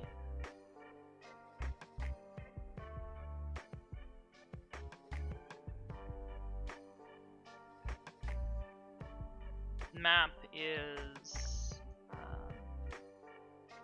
like the cameras are working, like they're turning off and on as they're supposed to, but these buttons here are not working. So I need to figure out why that is. That'll be maybe our next task.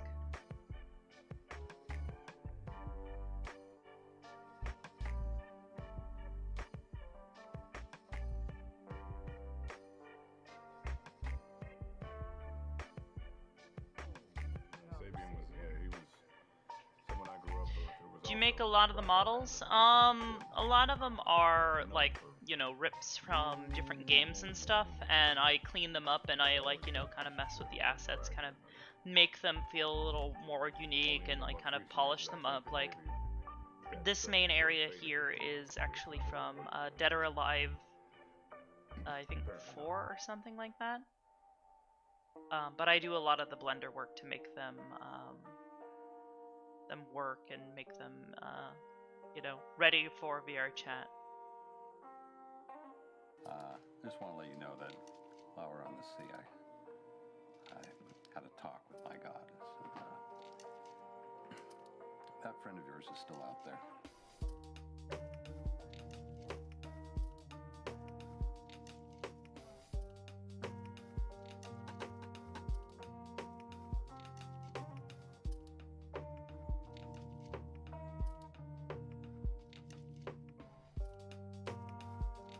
So, for this to work, we need to set our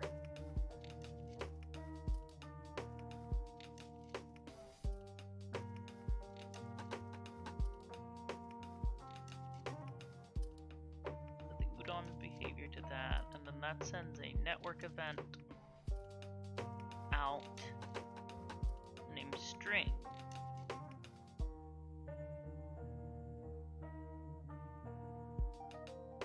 Currently, our string for the right button is next camera.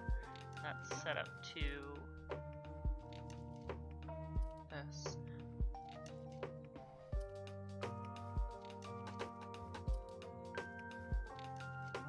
friend of mine. Yeah, that old friend of yours that you haven't seen in a while. What's his name? Vander? Oh yeah, this is a mess.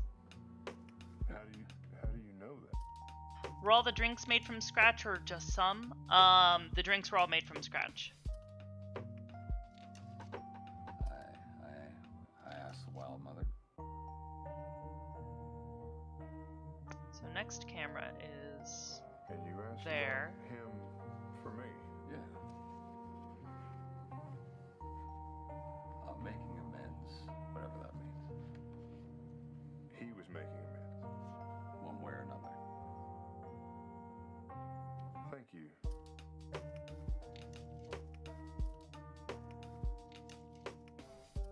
I kind of want to test this a bit.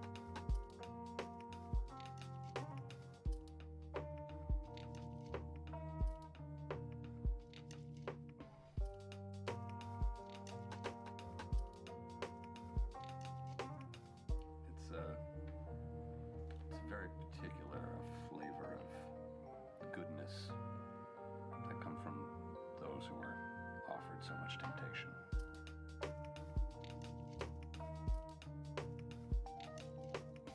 think here I just need to instead of interact, we'll say on mouse down. When we click on it, it's going to also test this.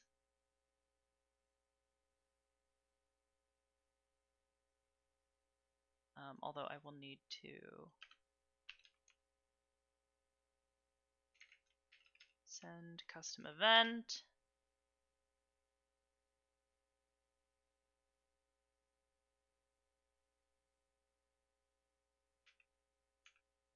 Oh, that was not what I wanted to do. Disconnect those for now and just do this locally.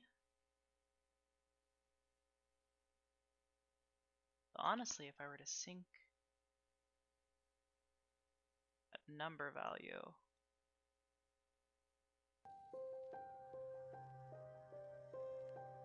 I need some different music here.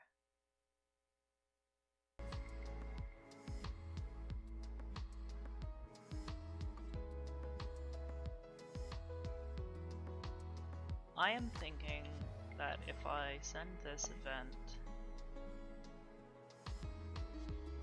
that's going to send that to the camera system. Our camera system is set up using an array of objects. So, well, I'll explain it. So right now,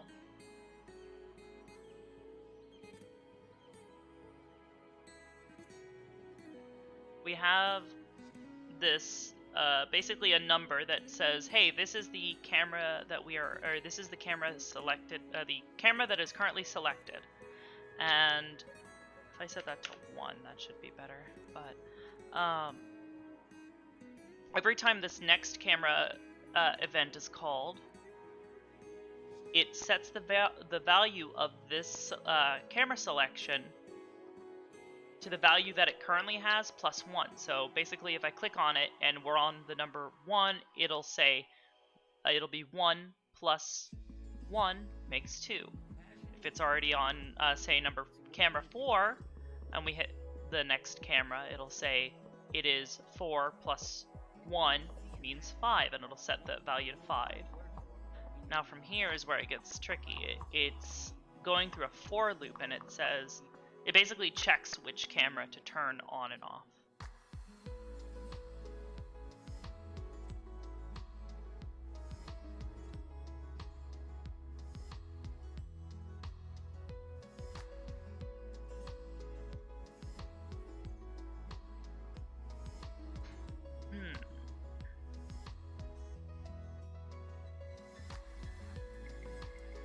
I tried to be fancy by using the for loop. Is the orbs your kids? 2 of them at the moment, yes. Or, well, technically 3. Juniper's just about to not be.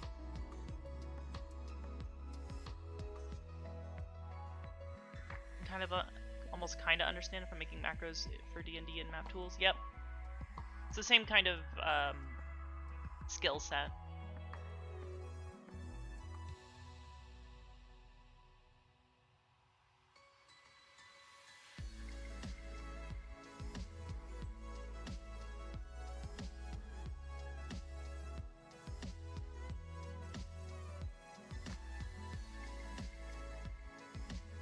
Oh, that was one other thing we were supposed to test, weren't we? I totally didn't test to see if the drinks were working. I think did I set them to be extras, drinks, delete pickup. Okay, so now when I put them in the trash, they should delete.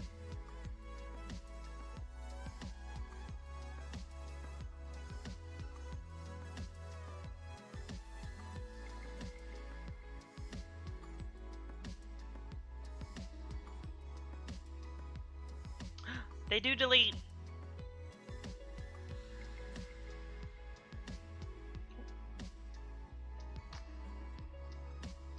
So that means that works. I'm Imagine Hybris must be very protective of her children. She is. Ribbon is playing as one of the orbs. Yes. She is Reyna. There is Luna, Juniper, Jaden, Reyna, and the fourth one, or the fifth one, has not been conceived yet.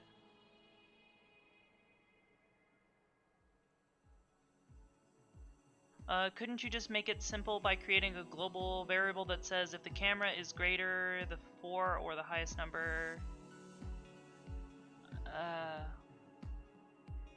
highest number, set it to 0?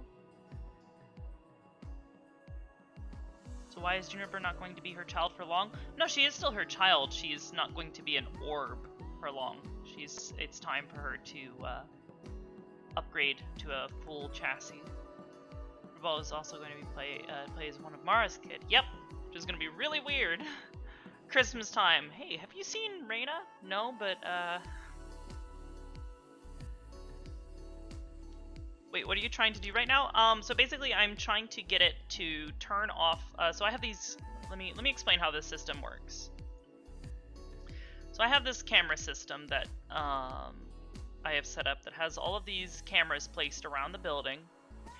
And basically the way it works is each of these cameras has a nesting of objects. You have the actual camera object itself, which is what I use to keep track of what's turned off and on. And those are turned off and on globally for all users because I'm trying to make it so that all players see the same thing. However, if somebody's not in the rooms with the those device, with the screens, I don't want it to have to incur the extra the extra performance hit for having cameras on in the scene. So what I do is I have this extra object that's nested under them that's the actual camera itself. And then I also have the actual mesh objects, basically just a little cylinder.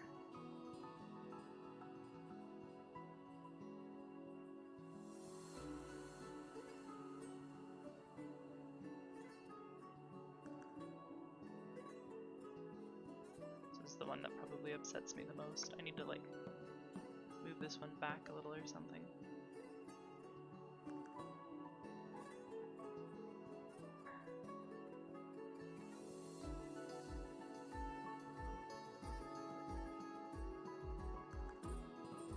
So it just kind of floats.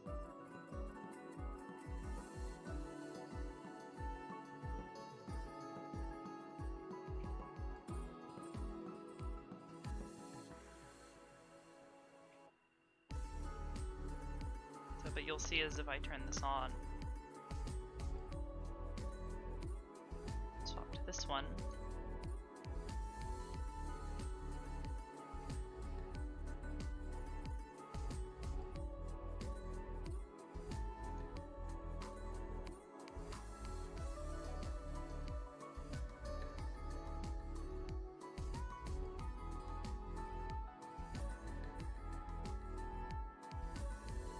Yahtzee is cute. Woo! Big cutie.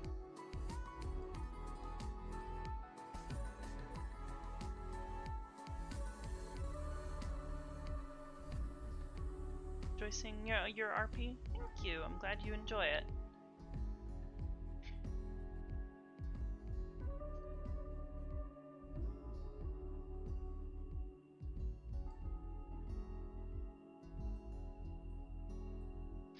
So, when this gets called,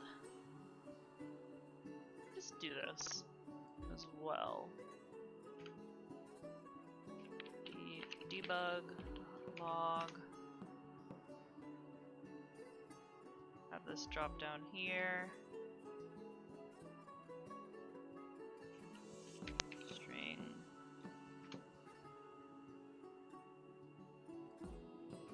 Next camera, please.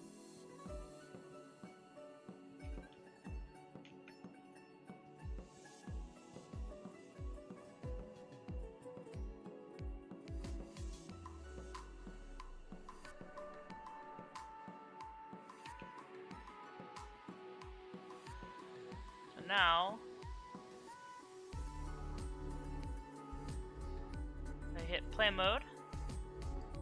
You need like a switch if I, so you need like an if switch, I think, in a index that cycles through 0, through total, -1, and you do an enable, disable depending on their index value. Switch case, okay, maybe that's what I need? Because that's effectively what I want, is if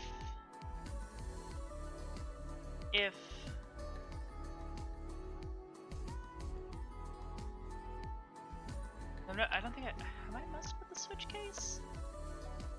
I don't think I have. I'll have to try that after I test this real quick, because if this works, obviously I'm just gonna stick with what I've got here. At least for now.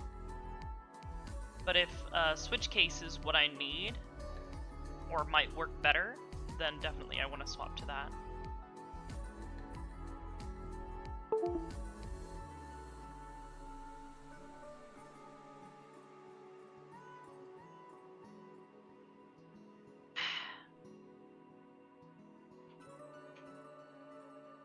Couldn't you just make a local trigger on the door to the office that activated the script for the camera, so anyone outside the room that isn't running the scripts, or would that break it? That's basically what I have. So the teleporters for the doors, so when you click on the door, there is a special script, teleportation script for these doors here, that also instantiate a local custom event on the camera system that turns the cameras off and on. So first things first, I need to turn that on, or technically I need to turn all of them on.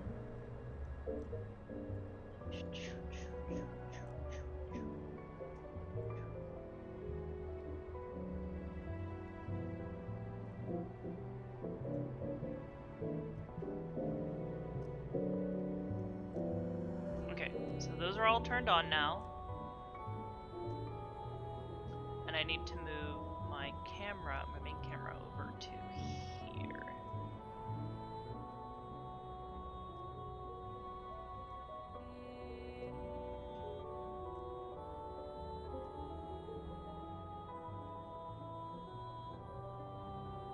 Yeah, so that's not working. Oh shit.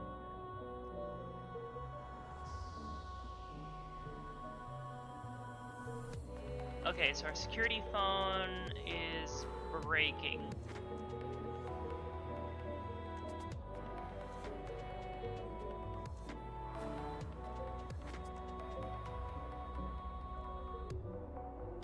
Are you able to reference game objects in the Udon scripts? Yes.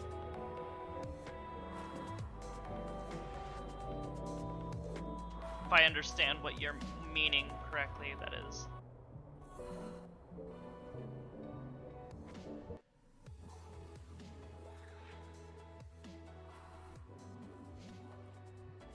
Let me check for that. Let me see what that switch statement thing was that you talked about.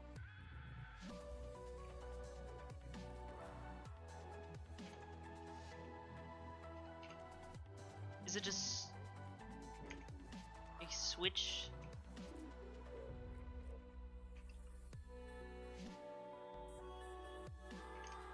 Is this just a dream?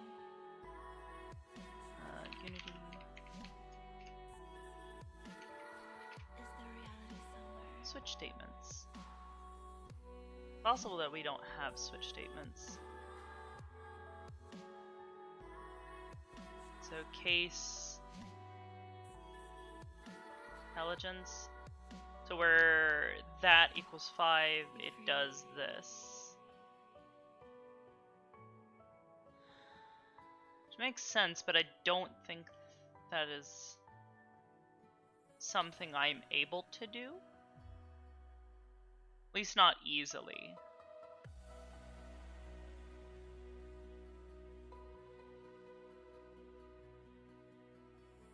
That being said, I might be able to. Hold on, let me check some documentation here real quick.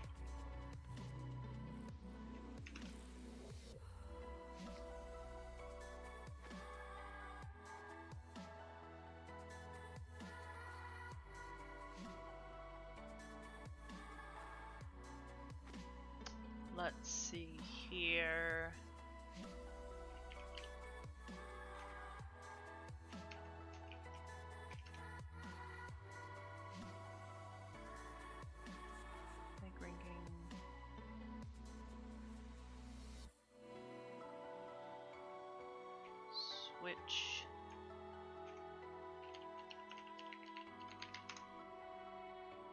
Nope, that is not a thing apparently, from what I'm singing.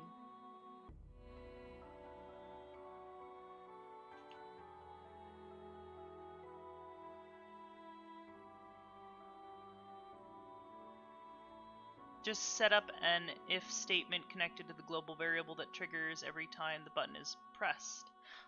I mean, that's basically what I have. I'm just trying to iterate it over a what do you call it?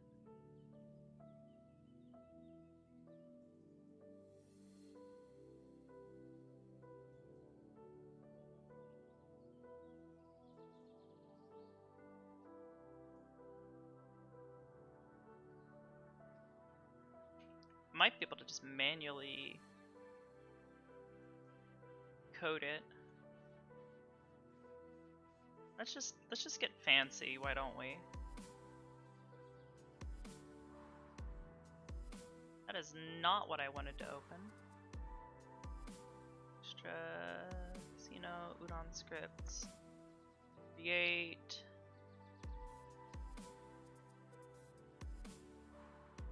Udon assembly program asset.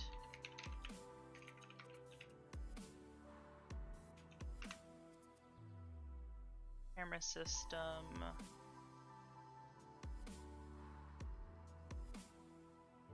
Udon.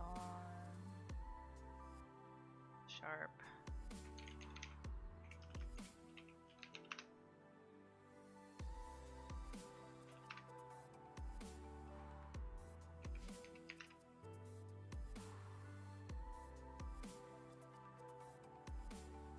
Create C# script.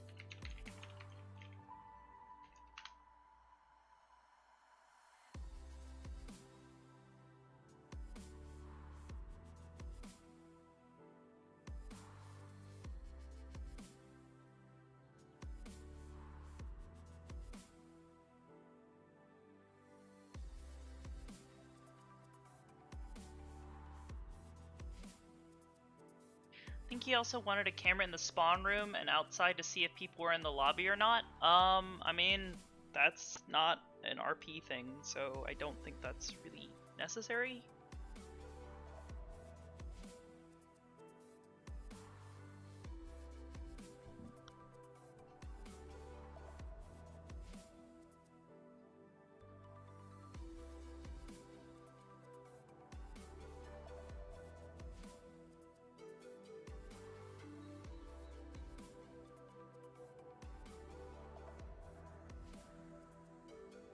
Yeah, a camera on the outside of the building, maybe, but yeah.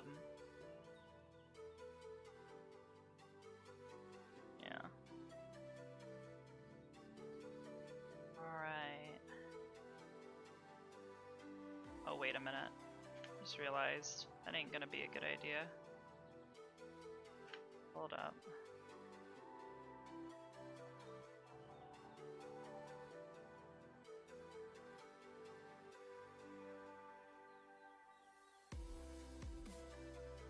Like Cordelia because she's a dragonfish?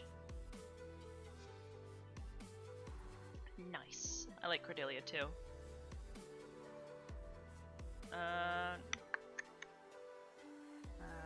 Casino, Udon scripts, camera system.cs, save that, and we can open it.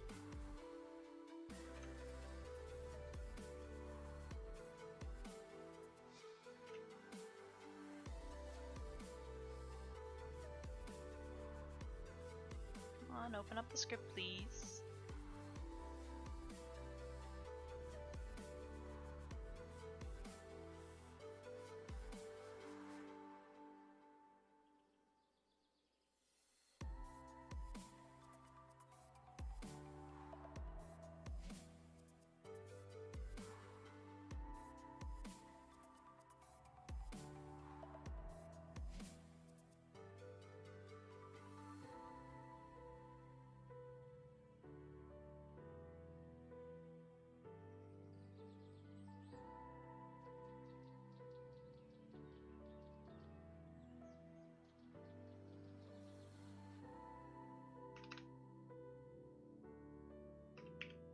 So we need a public game object.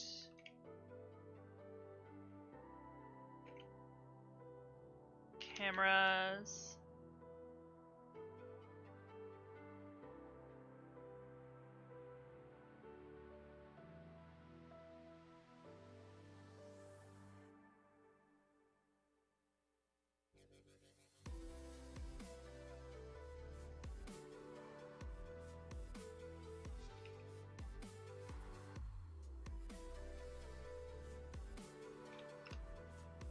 Public. Int. Camera. Select.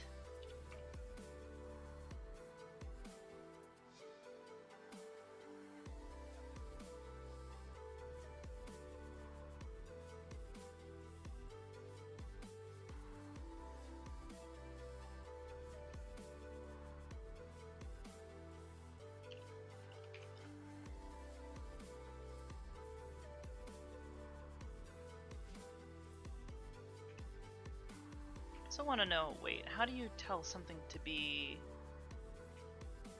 synced?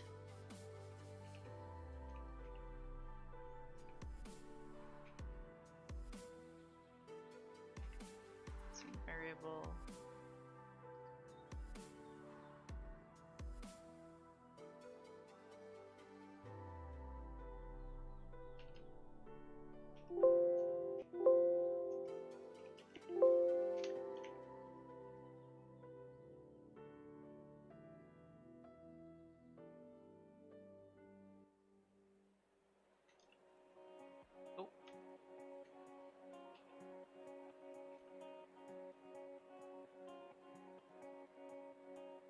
Udon synced.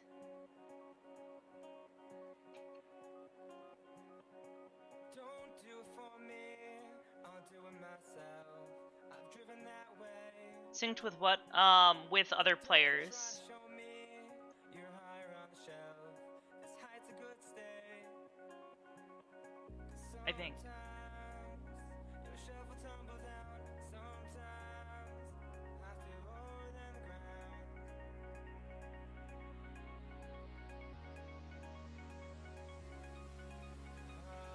Just wait, it's me, don't talk about. Just wait, 'cause I've got no doubt. Just wait, how I won't do.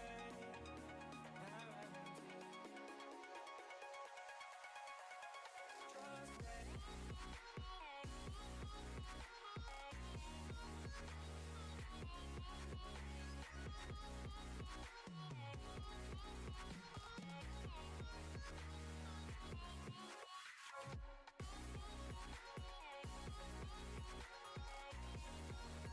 Hello.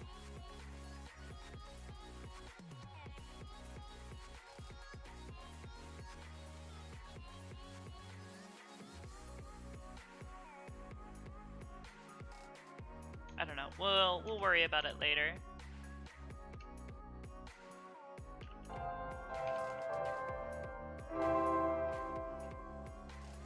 Goldmine 44, thank you so much for that. Woo. You beautiful You faces. owe you beautiful faces. Public game object.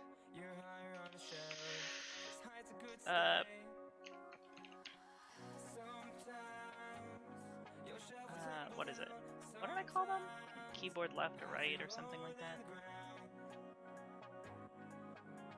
Control left. Control left.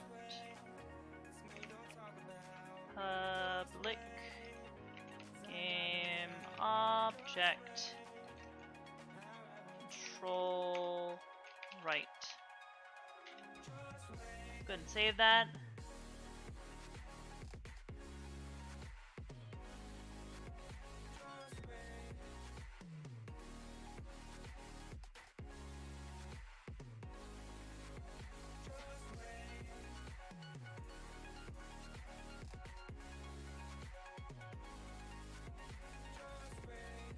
Game, oh wait, did I, it's a capital G? It's probably a capital G, isn't it?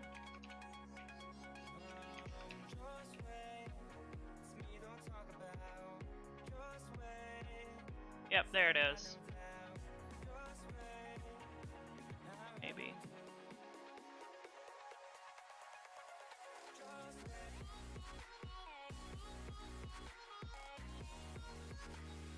Are those not clearing? Maybe?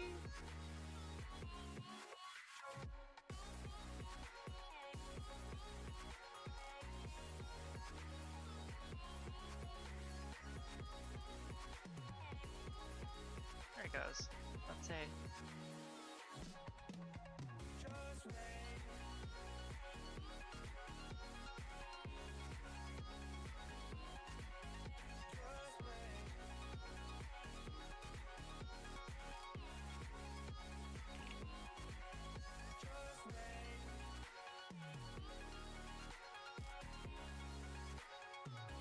I think.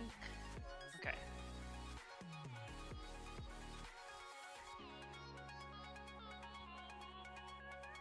So it's a runtime bug? Maybe.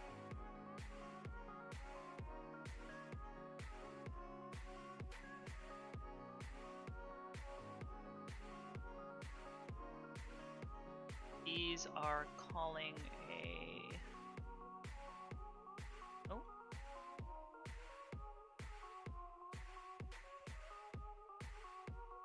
Next camera, okay. Void. Next camera.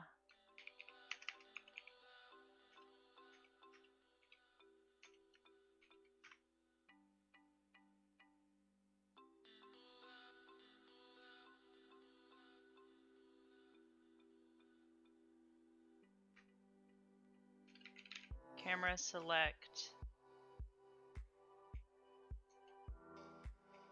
Equals +1.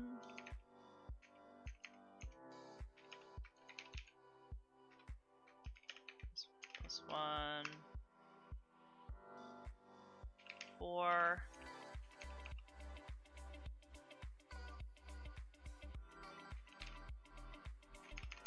Shit, now I've got to remember how a for statement works. It's been a while.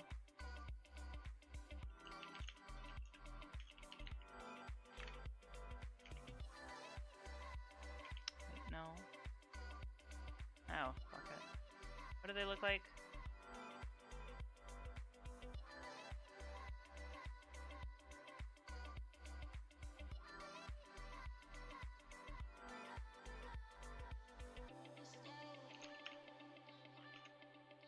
Equals 1. While I is less than or equal to 12. I plus.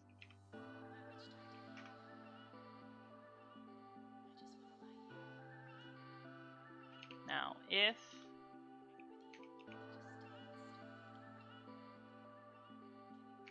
wait, we wanted to do a switch statement, didn't we?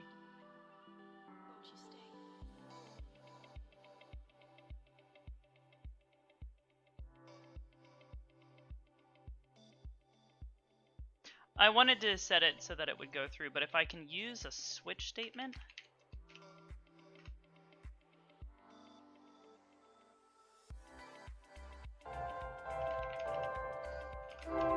Oh god. Goldmine, thank you for the gift subs, hun.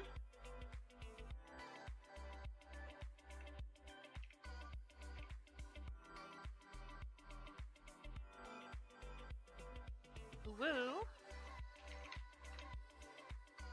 Game object. Oh shit. Fuck. Accidentally have hit F11.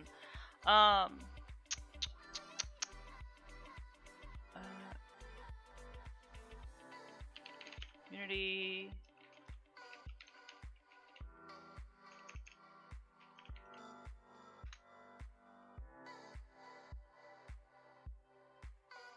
I feel like I should be doing this way differently, and I feel like I'm probably doing this quite incorrectly.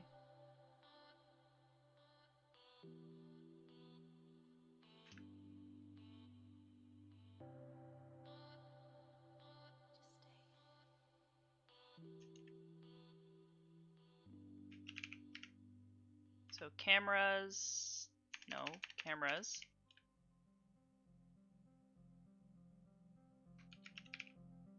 Select, set, what is it? What is the...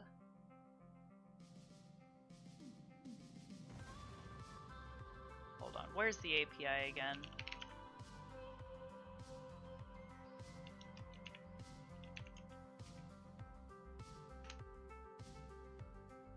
There we go.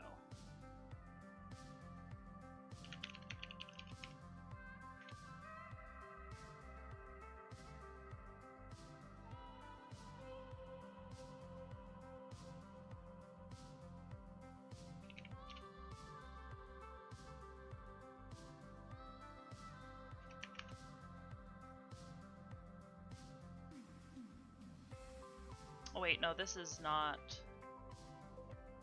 the API, this is the documentation.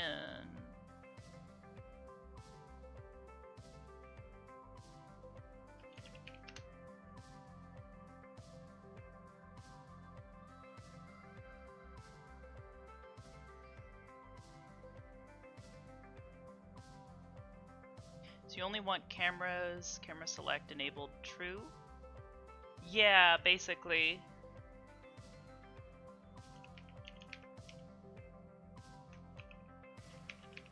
True, but at the same time I also have to be able to turn the turn the other ones off, and I also want to be able to turn these buttons off and on based on the value of this, of camera select.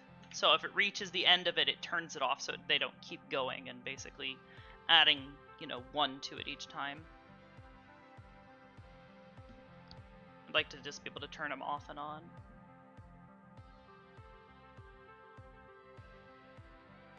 Number of elements in the camera. Yeah, that's kind of what I'm thinking, rather than using this switch statement.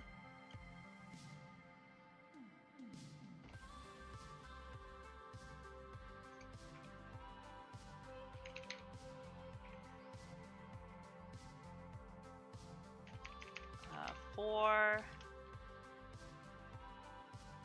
I equals 1.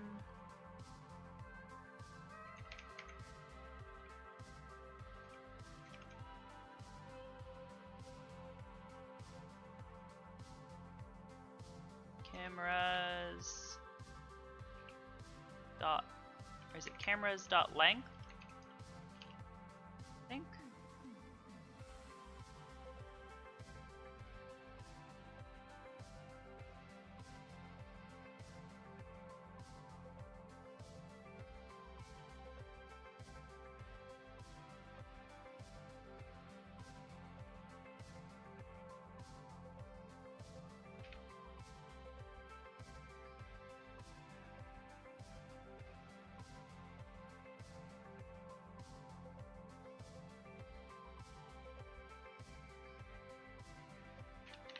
Probably with the brackets.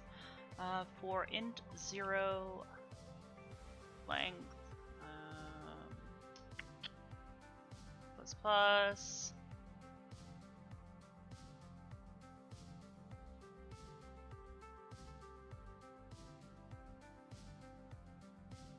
trying to think. I feel like there's probably a pretty simple way of doing this.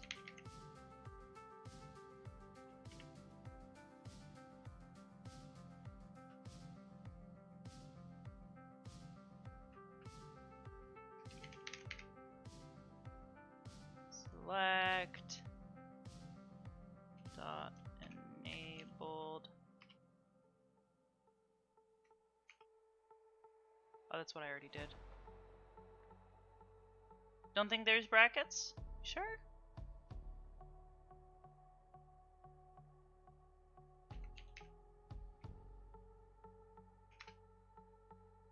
Scripting API arrays. Let's see here.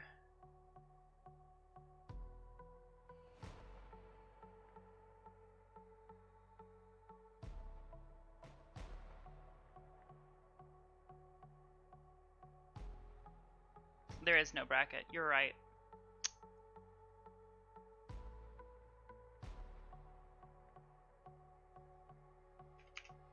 Length.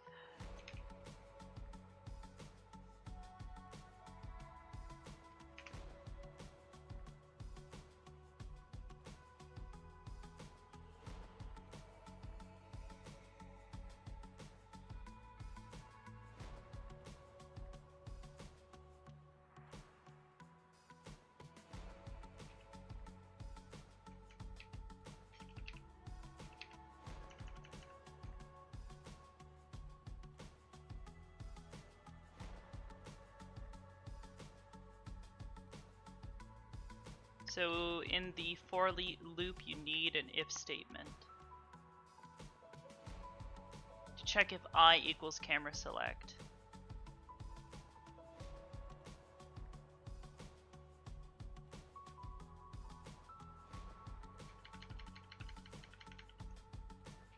I mean, that is basically that, but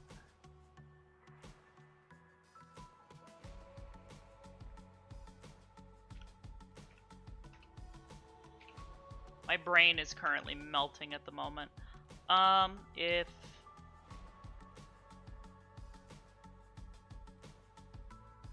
I equals camera select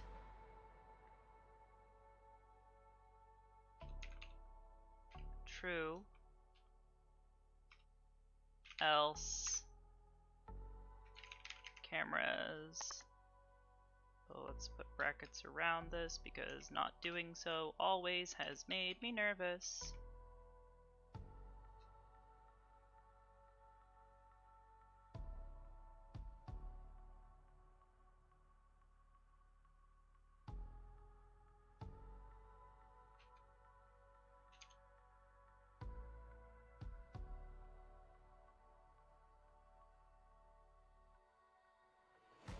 And then once we're done with that, so once we're setting, so I need to set that to false. Once we're done with that, we can also check if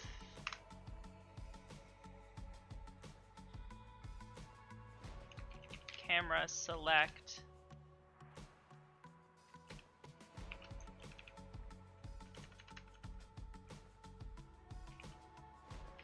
equals cameras dot length -1, I think, or +1.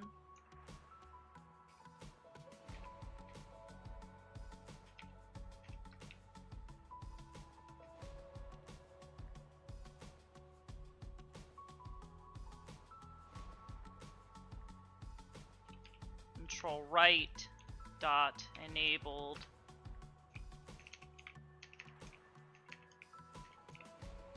false, else control right dot enabled true.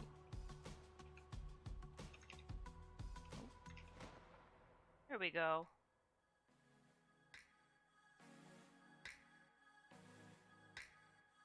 If greater than length set to 0.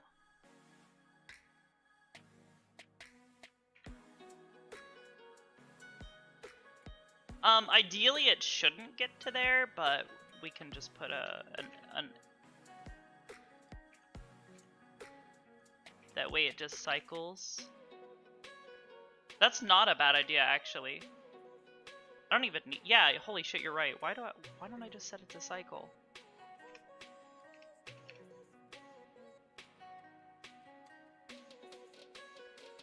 Which means I don't even need that.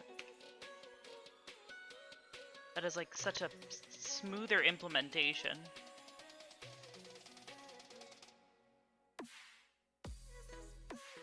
Good night, cuties. You have a wonderful night. You too, Biomike. You have a wonderful night.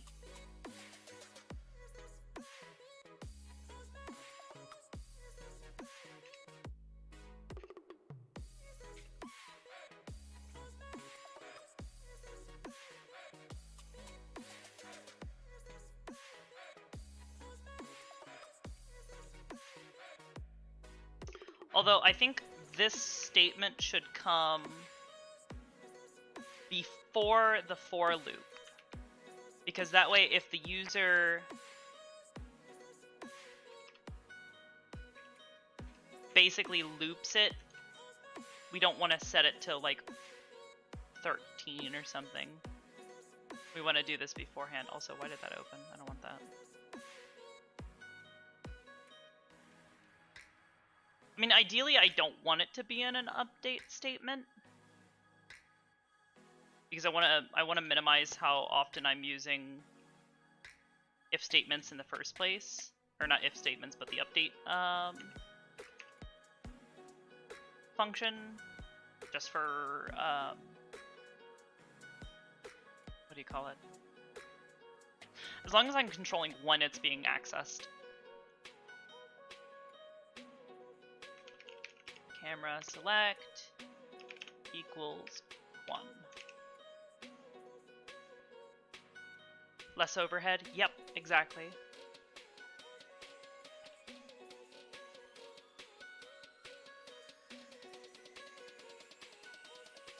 So, we've got that. So now we just basically need to copy this. We're gonna do basically the opposite for previous camera. Previous camera -1, and if it is less than 1, set it to the value of cameras dot length. Why get rid of the right and left game objects though? Because I'm not turning them off and on anymore, it's just cycling. They're no longer needed for the code because I'm not implementing anything onto them. They're just basically sending a message to the script that says, "Hey, call this event."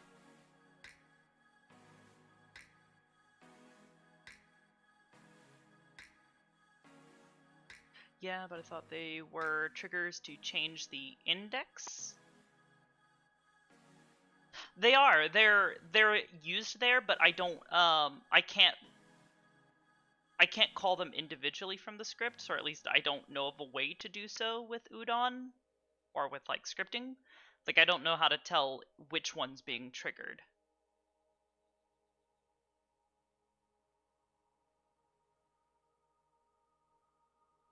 Or which one's being interacted with when it sends that call. Because I also have to be able to call those functions as network events for VRChat to recognize to send it to all, send that custom command to all the players. So we don't need our start statement. Camera select, cameras, okay. Where was I? So if you can have the void functions as public functions? I don't really know. I don't know enough about Unity programming to to know for certain how to do that, or like what to do with that.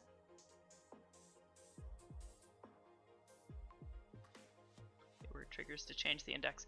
There are separate scripts on those that basically call to this one. So like these are set up with a well, initially I'll have to like swap it back out, but a network event, and that's what tells it to send it to all of them, to all the players, and that updates their local thing here. I'm just doing it the way that I know how to do it personally. So close camera length +1, I think.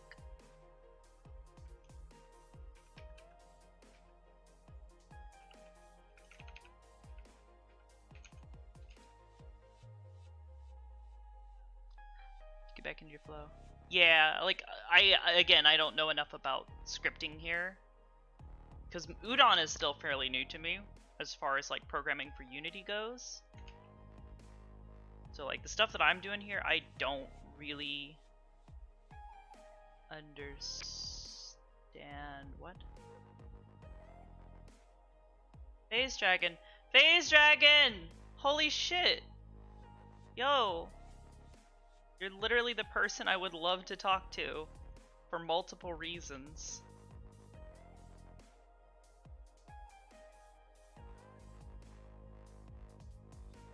I am attempting to learn Udon and scripting. And I've also been told that apparently you're getting involved in the Callus Row project, and I've seen some of your stuff, and I'm like, holy shit, I want to learn. I want to learn how to make this stuff, because I want to make, like, cool RP systems, or like cool, like, scripted systems for the roleplay. Whether it be Callus Row or other roleplays that I'm involved in. So I do a lot of the map building for us.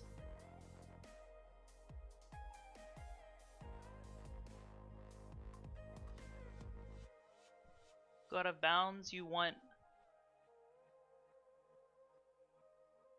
less than length?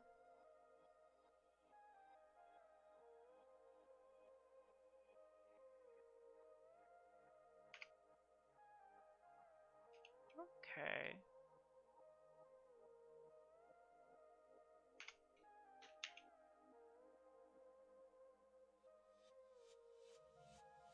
I am still... Does not contain a definition for length and no accessible extension for the method length. So am I to understand that that is not the way you call the length of it?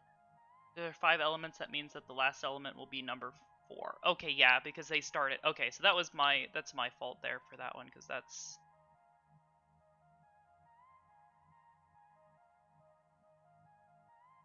Because they start at 0. Okay. Might be a capital L? Well, let me just do this. Length. Place with length.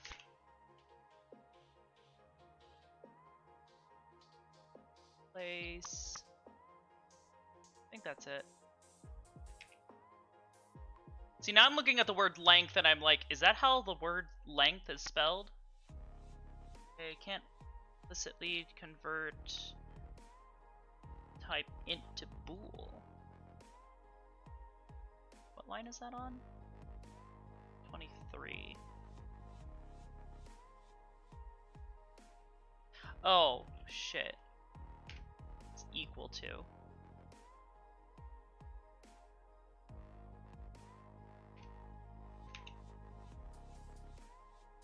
Make sure Visual Studio is properly linked up with Unity so that it will give you automatic fixes. How do I do that? Because I am still fairly new to programming. Is there like a... Do I need to grab an extension or something here?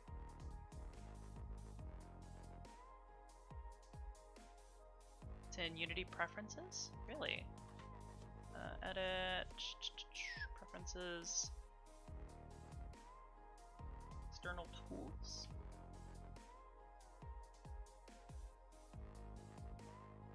External... Which one am I using? I don't know which version I'm using. I'm assuming the newer one. Help about. That doesn't tell me much. Script editor to 2017. Okay, we'll try that one.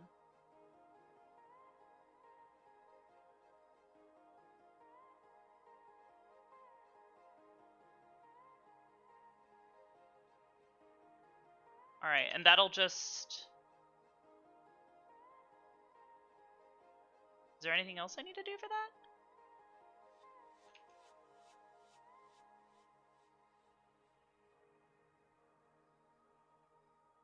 You'll have to open the script by double-clicking it in Unity. Oh, hold on. Alright, that is the case.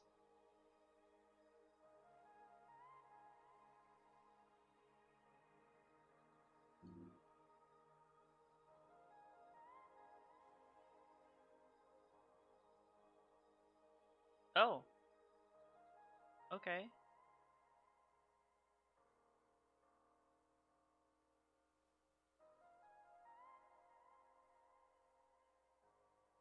Now you got me scared. Okay, there's a lot of new buttons here.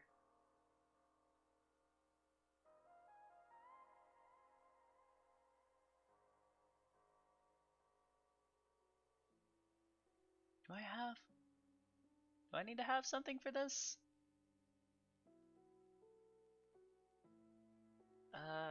Shh.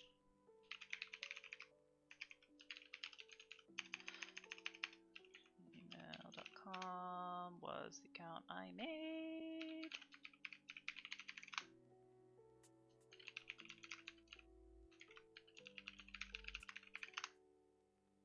Fuck. Give me a second, guys.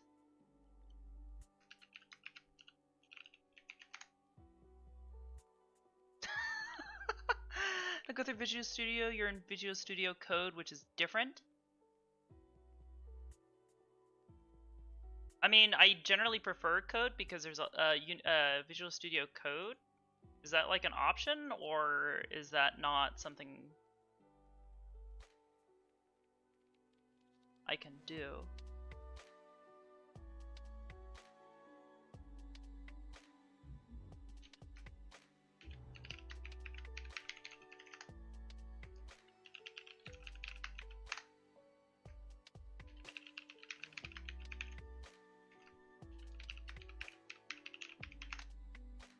Figured it out.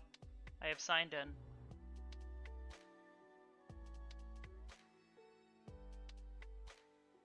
Okay.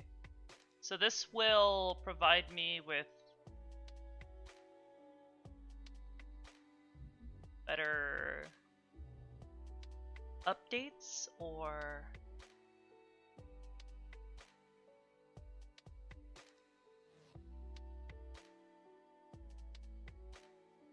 your version doesn't need to be updated to autofill? Okay.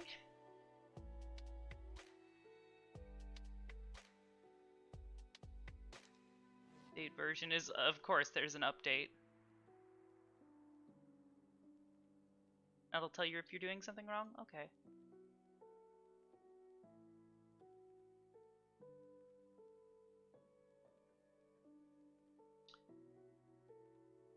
Game object does not contain a definition for enabled. Is it? Oh, is active?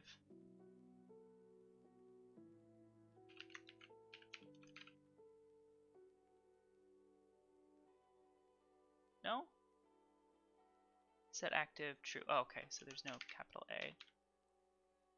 Right?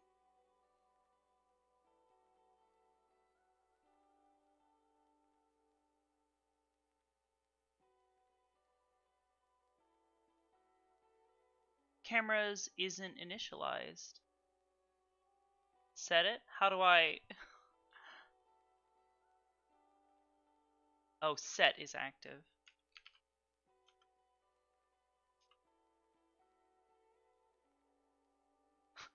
Hold up, let me... Set is active. I can see the actual syntax.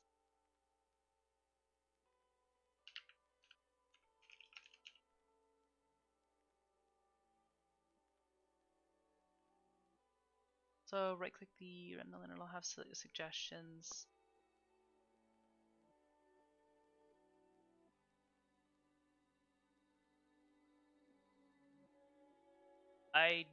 No. What is that? Ah!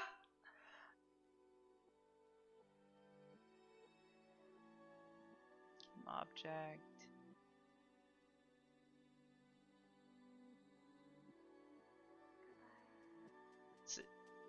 Oh, it's just set active.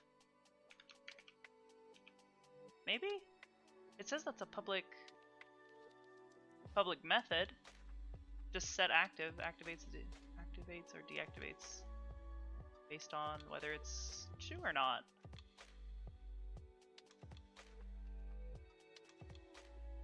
Honestly, with autofill, your greatest tool will be typing in random things until it gives you what you wanted.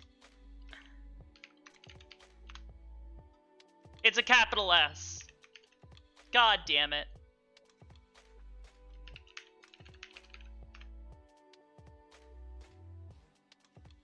This is what I hated about programming while I was in not in high school, but in college, because I took a couple of programming courses and it got real wonky real quick. Alright, and I just save it? I think I already hit save.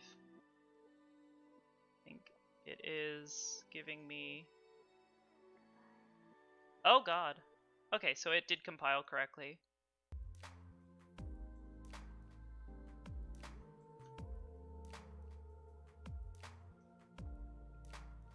If that is the case, let me jump back to here. I should be able to test it locally. As long as I don't have the network event set up, because I know that's been an issue.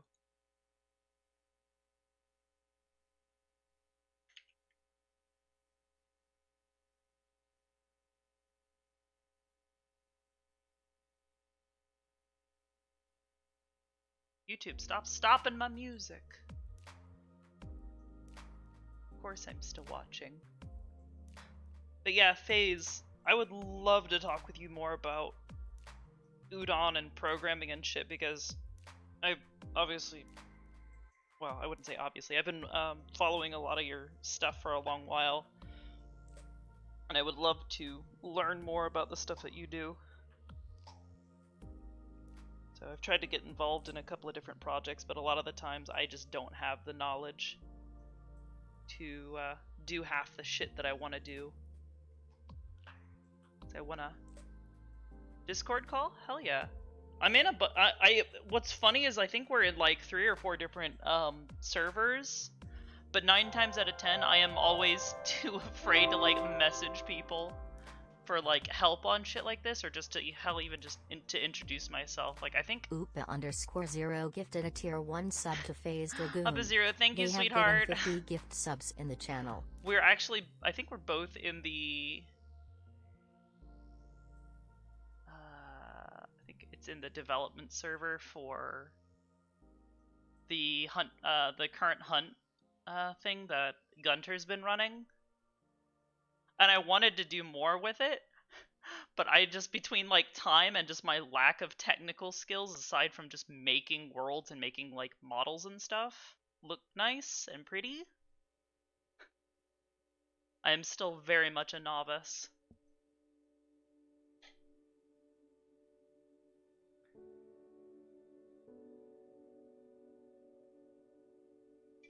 Anyone like Doctor Who? I've never watched Doctor Who, but I liked the last guy, the guy that I think they replaced. He had a nice haircut. I liked him.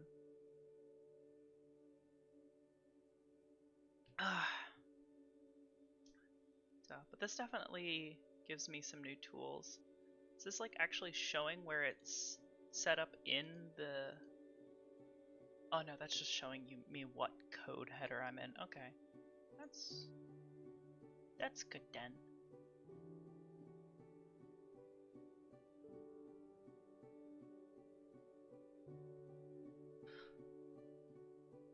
I ever watched a few episodes of the Christopher Eccleston? I don't even know who those are. Babe, tell me who are those people? They're like Doctors 9 and 10 or something.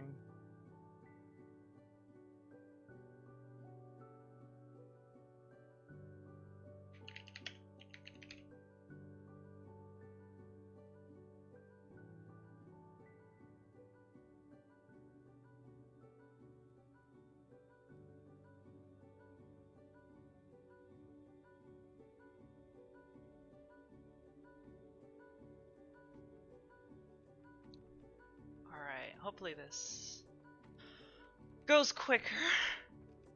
Oh, FaZe is calling me. Hold on. I will talk to you later. Okay. Love you, hun. Love you, hun.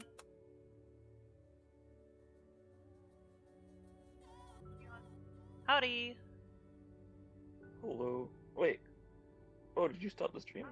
Or no? No, I am still streaming. Oh, okay. There we go. It is still prepping. I should honestly just make a like a what do you call it? An easy to upload version.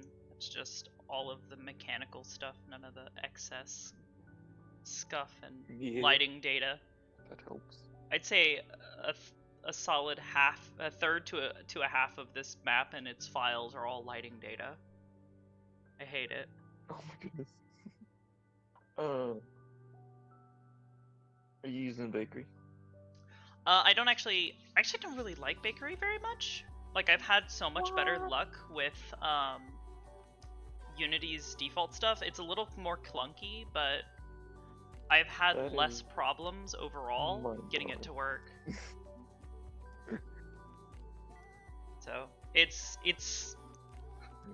slower, but overall I think it's treated me better than bakery has.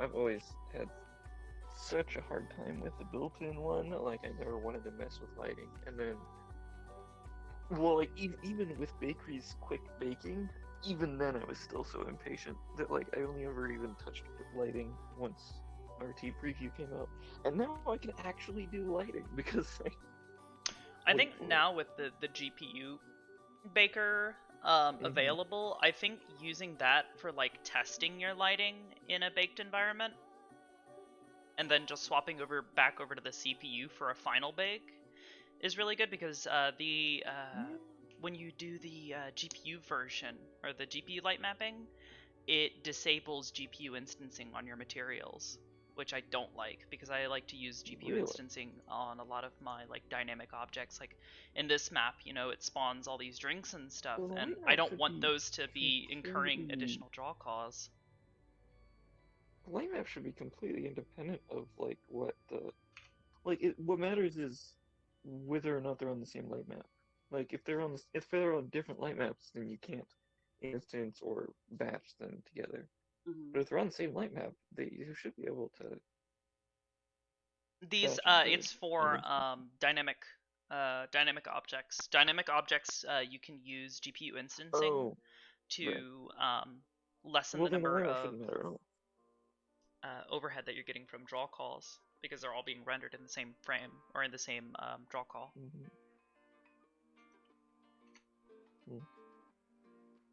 So that's the only reason why I don't stick with just using the GPU baker, because it's definitely a lot faster. Alright, now that it's loaded me in.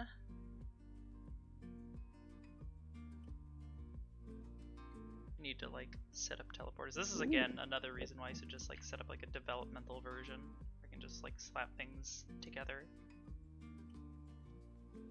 So what are you working on?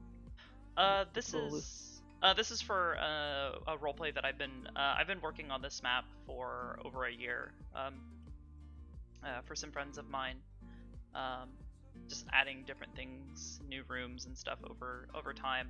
Let's see if this works. No, not working. Damn it. I'll have to.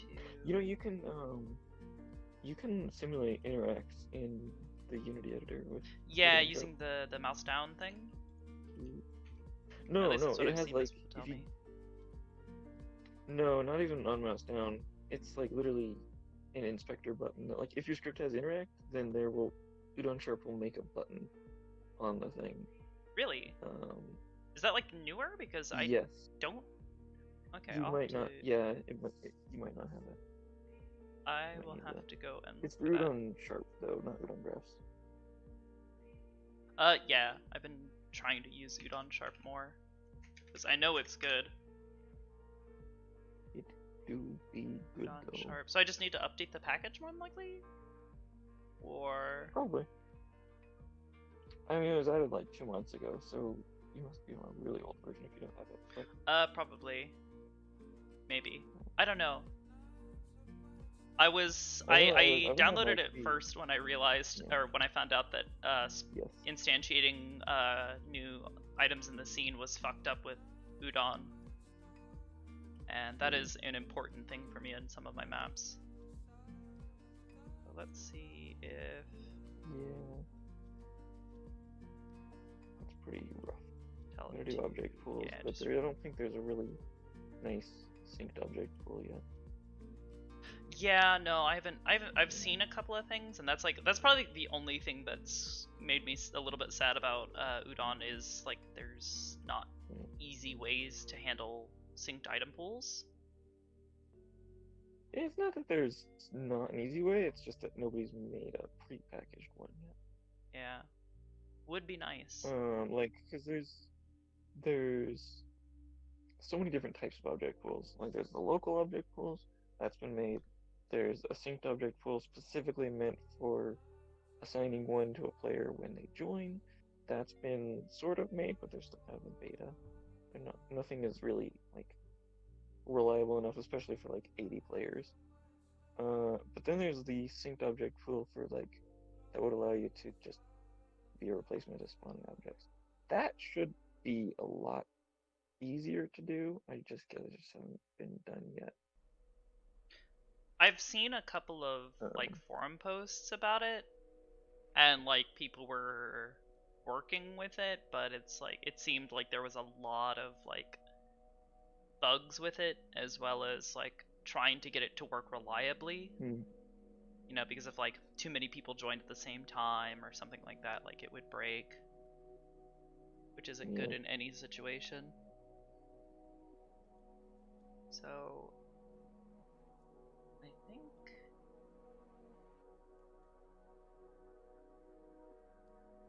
if I hop up here to Yeah, I camera guess it would system, be annoying to sync an array of pools because well you can't sync arrays of pools, so you have to have just like a whole bunch of pools, which would represent like the state of thing. Or you could have like a string, and the string would be like 101 0111, you know, whatever, and each character represents the state of an object in the pool. basically trying to store information about it in a string. Yes, exactly. Might just be the easiest way to do it. But yeah, I got super excited when Arcadum told me that you were getting involved in the Callus Row project. Did you see the hover vehicles on the Yeah, the hover. Yeah, actually, I was watching the video that you had uploaded, and I was like, "Holy shit, that's fucking perfect." I know. I was talking with Sci-Fi earlier. He was in a call with us, and when he saw that video, he was like practically vibrating in his chair. He's so excited about it because that's like the kind of character he wants to play, is somebody who can like truck people across the wastelands. Yeah. So. Yeah, I mean, it doesn't really come across in the video too well, but I made a system that allows you to like hot swap chairs while the vehicle's in motion, and it works so well. Oh my gosh. Like, imagine if you're in a plane and you want to switch seats. Like, that's not viable in regular VRChat, right? So, like, because, like, trying to do the interact buttons. So I have it tied to, like, you hold down your left and right joystick, left or right joystick, and then click your trigger, and it'll just move you one seat to the left or right. Oh my god, that's fucking awesome. So wow. Holy shit. That's like the level of shit that if we tried to do with like triggers, it would be a bunch of spaghetti. It's really trying to get it to work. Yeah, well no, it's simply not possible because you can't get the right hand joystick. But the cool thing about it is that like it's really not complicated. It's super simple. It's just I really hope that kind of becomes a standard way of doing it rather than like trying to, because like hitting interact buttons like to leave your chair while the thing is in motion have always been awful. So like I have it set up so that if you hold down back on your joystick and then the trigger, that exits the station. Okay. It's a really nice way to do it. Let's go ahead and turn all of these on for the time being. Then see if I can't get this to run in the actual scene.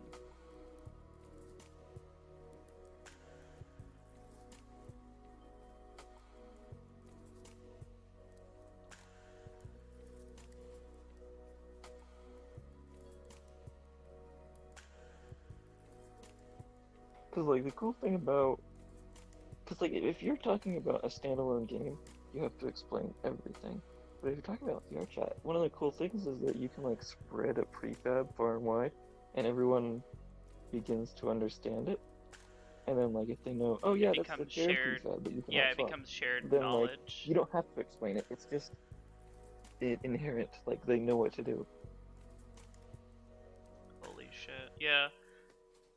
Like I've seen a handful of people already like trying to like distribute a lot of like basic packages for different Yeah. scripts that like people will definitely need, and simple things like teleporters, you know, on and off triggers, that kind of Yeah. stuff. So if I click on, wait, hold on. There's already an error. What is erroring? Oh, that's for the security phone. Okay, so that I know is broken. Let me grab the camera. Fuck. Totally didn't move it over here first.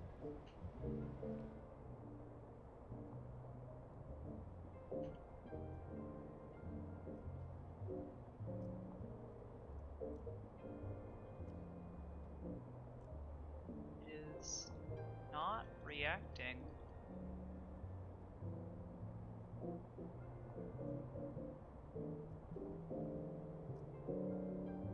What's going on? So I've set up the 2 buttons for this little keyboard thing are supposed to be like little interact triggers that you can click on that will that will advance or, you know, basically send back which camera you're on. Yeah, it's a very simple thing. So, oh, that's a game object though. Do you want to send it to an Udon behavior? Or... Yeah, and that's what I thought I had done in the graph. Oh, yeah. Wait, show me. So this is should be the graph for those little keyboard things. It gets the actual target, assigns the Udon behavior that's on that one to this variable at the start of the scene, and then anytime you interact, or now I've currently got it set up so that you can just click on it. Yeah, that probably should work. That should work, but it's not. Other than, I guess, make sure that the graph is compiled. Like, try setting that Udon behavior to public, and then see if it shows up in the inspector. Because Udon graph state compiling. Yeah. This one? Yeah, set it to public, and then like save it, and then compile it. See if it shows up.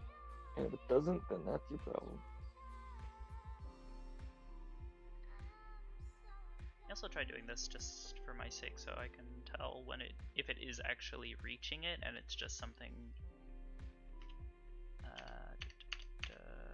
Oh, you're doing just void next camera. You might need to do public void next camera. I think it defaults to private, which might not work. Public void. I'm not positive though. Also, quick question, because you would probably know this. If I wanted this to be a synced variable between players, is there something I need to add here to make that the case? Oh yeah. So make a new line right above the variable, and then type square brackets, capital U, Udon, capital S, synced. Like that, with the brackets? Yep. Udon synced. So anything below this will be synced? No, it's only the first one. The first one below it will be synced. So if you have a bunch, you need to make the Udon synced multiple times. Okay. A little annoying, but hey, that works. Yeah, and you can also do some extra fancy stuff like headers. It's the same thing with square brackets, header, and then like parentheses, and then string input, like name, which allows you to like have headers allow you to have like text in your inspector for like separating categories of variables. Interesting. Okay. Which is kind of fancy. Did I reconnect the box thing to the confusing flowchart? That is a networked event, and I don't want to run a networked event locally on the system because it, for some reason, from what I've been told, errors out. Or it doesn't really error out, but like if you're not actually connected to the VRChat network, it doesn't actually send. Oh. Yep. So Udon behavior. Okay, so it does. That's good. So if I just assign. Yeah, so that's where like you totally could, like there's no reason. So I don't need to set to really set use the the target? game object if you're just going to immediately get the Udon behavior of it. Okay, well that's... Okay, so I can just basically get rid of this and then just assign it? Yeah. Okay. So if that is the case, then let me grab these and... Oh wait, hold on. It did not compile, I think. Or I just need to get rid of that. Yeah. File. Over here. Okay, that's much better. Our Udon behavior is under camera system. There we go. Camera system. So that should hopefully work. Hopefully. I could also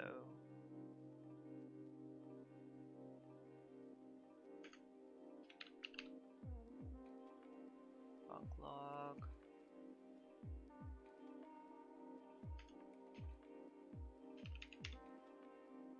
Shit.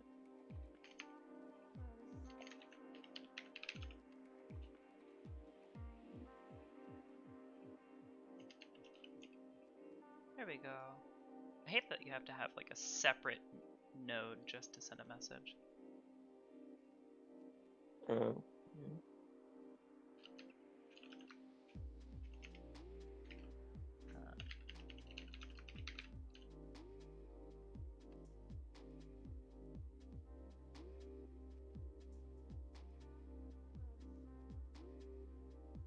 Okay, those should be good. It's gonna do the same thing on here. Debug dot log.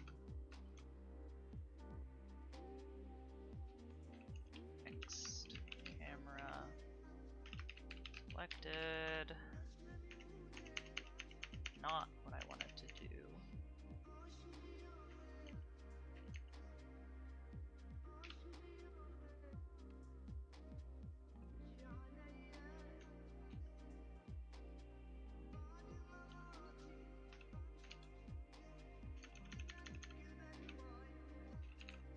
Previous camera selected. There we go.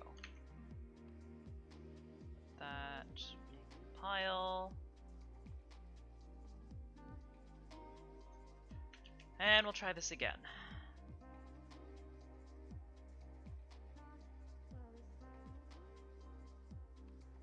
And when you do the mouse down, you're clicking in the game view, right? Yes. Actually, I think I need to move the camera back again because I did it in play mode last time.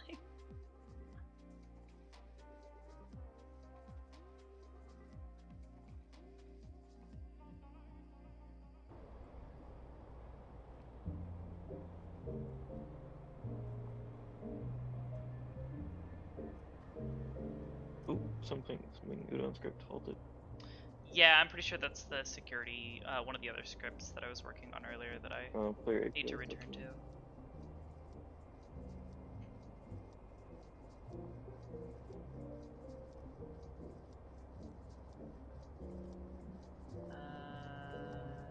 Yep, security phone. It's one of the other scripts. Okay. Ooh, okay. Next camera selected. So there is a problem in the script itself. Object reference not set. Oh. 3044. I'll do it. Well, I'll go to the inspector of that object. Make the component. Because your game object array cameras is completely empty here, right? That's Oh I need to fill it with shit. stuff. Yeah, because I replaced the... Ah. Yep, that'll do that. Yep. All that work. All because I didn't actually set it up in Unity. Oof. So just to get rid of that. Now. Oh, do you have a like a folder shortcut to get to the VRChat log folder? So VRChat handy. log folder? I don't think so. Yeah. Because I don't like looking at logs in game because you have to like have the launch options and stuff, and you have to know that like it's all just annoying. You have to catch it in real time.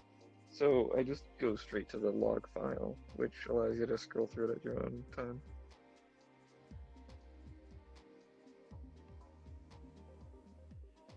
Okay. It's in like app data local nodes.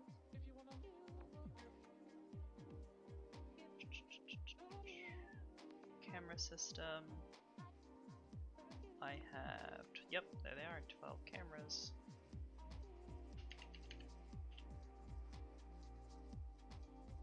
Oh, so In order. you don't need to fill those out manually. If you've got so many, I would recommend having like just have a reference to the parent of all the cameras, and then on start, you can like go through and populate that array with all the children of that object. I guess? I've never 'Cause, done, again, I've yeah, never done manually anything like dropping that. in. Because it's the child Well, of. you're already doing a for loop. It's the exact same thing, you know. Okay. Yeah, it would be a lot more, a lot easier to do than dropping in every single one. I guess to me, from my perspective, I'm like, I have no idea how to do that. Well, yeah, so it's just, so you need a start? reference of a game, of like a transform, Where's it? of like the parent of all the cameras. Say that again? There you go. So you need a transform or transform variable for the parent. A transform? And then, yeah. So a transform, so game object is like, game object stores all the components, and transform is technically a component that stores all of the positional and like parental data. So like, if you want to know what's my parent, you have to ask the transform. You know what its position is. You have to ask the transform. So I can set So, this like, to like private again? typically,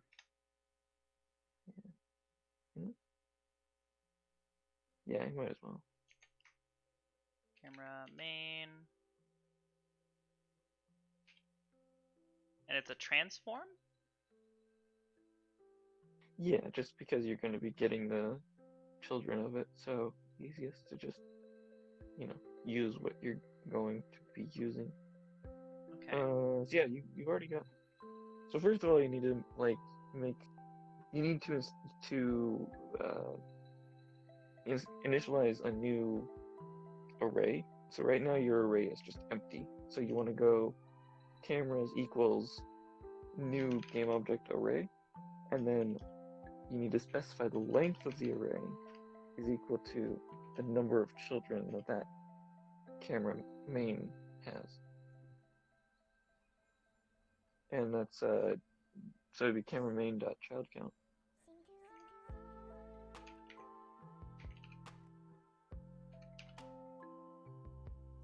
Oh, you put the that one? The length when you're doing a new game or new array, you put the length inside the square brackets. Ah, okay. So all that camera main goes inside the square brackets. Yeah. There you go. Okay. There are other children of this game object, though. Oh, you want to go 2 layers deep? Yeah, they're two layers deep because that's the way that I control how they are. Oh god, it's trying to compile something. That's fine. Ah. Basically, I have. So you don't want to get the top children. You want to get the second child. Yeah, the second child of each one. You can do that.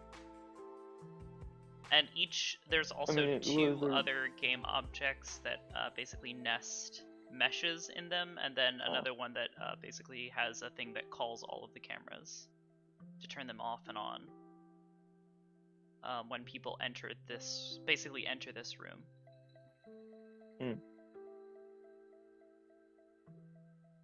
Yeah, so you would either you can add special handling to just ignore the second to the last children, or you can make sure that they're all under the same parent. You know? Yeah, so I could like go on yet another layer deep. Just Yeah, like sure, create an why not? empty child and just like cameras, and then just like nest all of these under it.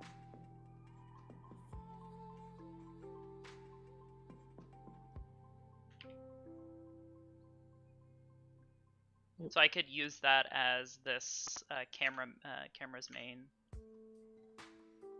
Title it that. Cameras main. Get child count.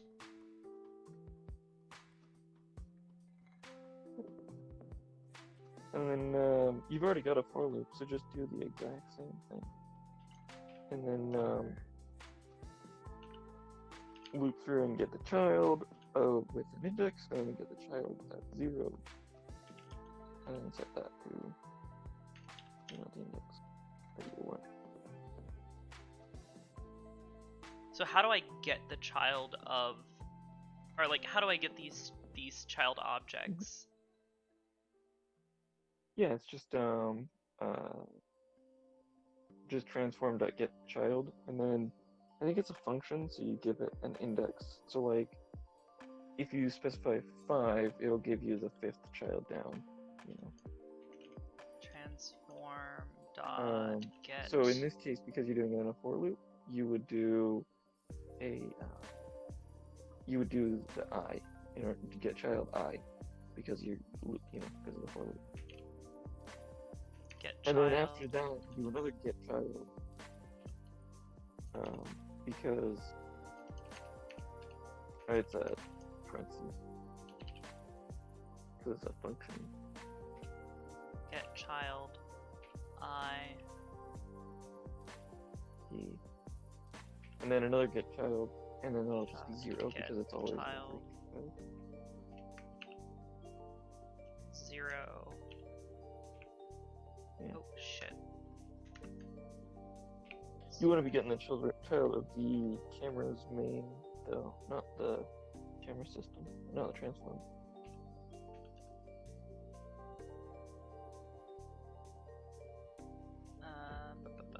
Cameras equals new game object. Cameras that make get child count.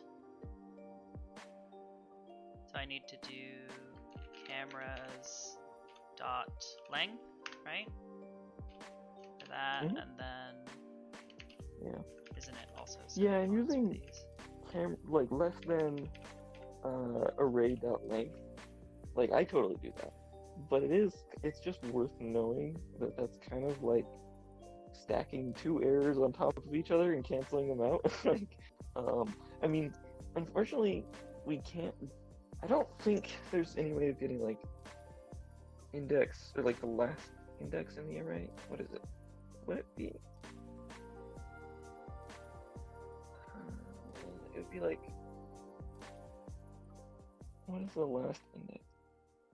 Oh, that's it. If you do get upper bound, I think. Or where am I doing this? Like I'm getting a little bit lost. Yeah, don't worry about it. Just use. Sorry, I'm rambling. But let's see. Why is your game object array not happy? Cannot convert method group child to a non-delegate type int. Right click on it and see what it get child count I think needs an open close parentheses in front of it, because it's function too. Even if you don't need to pass it anything, it's just a void. So it needs like behind so behind it? Like that? No, it's not don't enclose anything, it's just a void, so you don't need to give it anything, just oh, what did it do now? Why is it green? Transform.get child count is obsolete. Oh, it's dot just child count. Yeah. Yes. So like that? Well, that one's just a property, so it doesn't need to have the parentheses. That would do it. So that should work for assigning all of those these Well, camera you're game not assigning objects. anything. The transform.getChild, that's not doing any. You're referencing. Well, I meant but you're just not like doing this anything. section of code here should dynamically assign Any No. So you need or to oh yeah, yeah. reference the camera's array equals transform.getChild. But then also you don't want to do transform.getChild, you need to do the camera's main.getChild. I'm assuming I set it to the I or the I value? Yep. Exactly. Equals transform.getChild, so but that won't work because it is, what is it doing? Cannot implicitly convert type transform to. Oh, yeah. So when you do getChild stuff, that's like going to give you the transform of it, not the game object. So I need And to your get the array game, is game object, so get game object. Yeah, well, not get game object, it's just dot game object. Like that? I think Yeah. made it happy. Yeah. Yeah, just make sure you're getting camera's main dot getChild, not transform dot getChild. Camera's main here. Or no, not the array, the yes, that. Okay. Yeah, like 2 seconds behind. Yeah, that should work. And whenever I'm doing stuff like this, I like to keep that one as a public array, just so that I can see it filling up, just to make sure nothing's wrong. But then once I'm sure that it's working, then you can make it private. Okay. So then I should be able to hop back over here, let it recompile, and let me, before I hit play mode this time, Oh yeah, move the camera. move the camera over. Maybe. It'll Did let you me. assign camera's main? Not yet. I'll have to do that as well.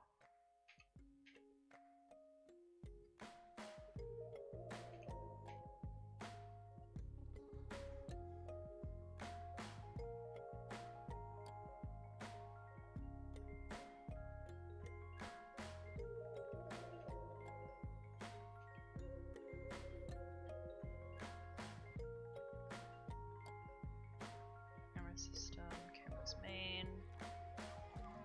Should be that. Okay.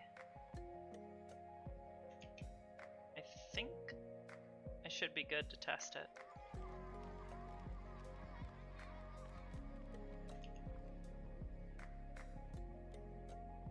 Let's see what it thinks.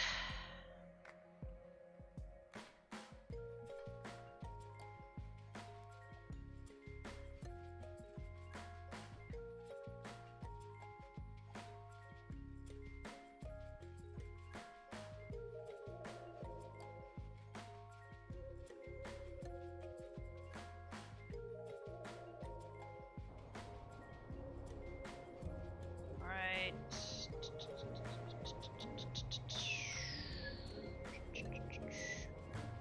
Okay.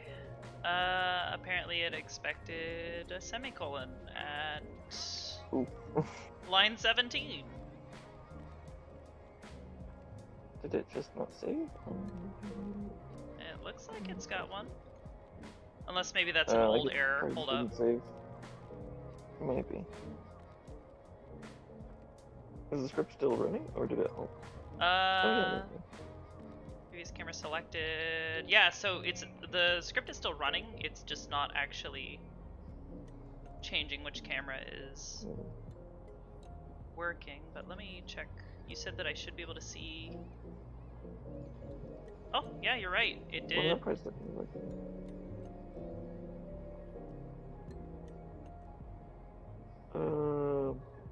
So that part's working. It's just that the camera's not actually changing anything. Yeah.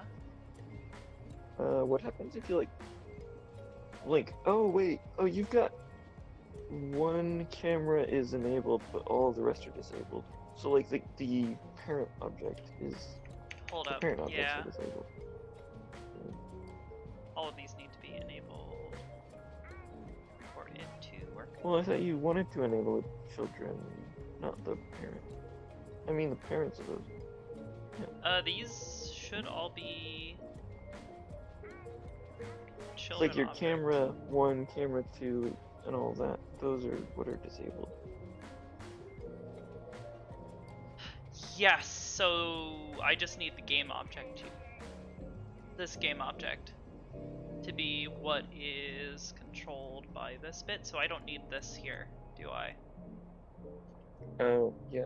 No.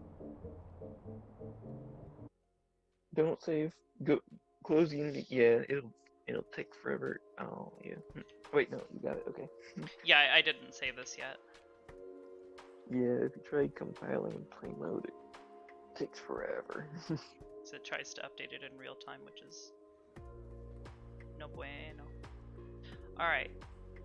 So if we try this again, firstly, let me just grab all of these and enable them just by default. I'll switch that back later. Oh, looks like they're already enabled. Oh, shit. Oh, it's because these were disabled. But they were grayed out. Okay. So we should be able to hit play and...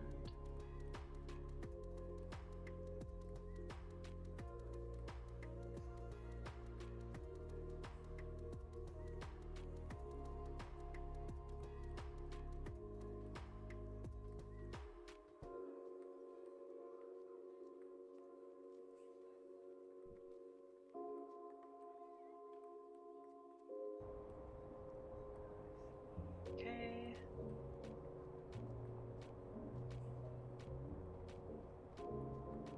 Camera systems, camera 1 through 12, okay, and that is still not doing the thing.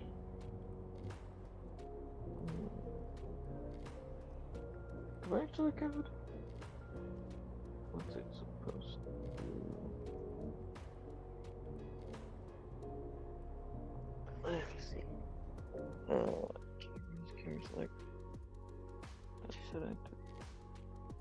So each time the button on the right is pressed, it takes the value of camera select and iterates it by 1, which can't I just do that by just like camera select plus plus or something? Sure, you can. I prefer to do like equals plus 1 just because it's more like It's more human direct. readable. I don't know. Yeah, understandable. But I don't know. It's just a preference thing. Camera select. So if the value of camera select is greater than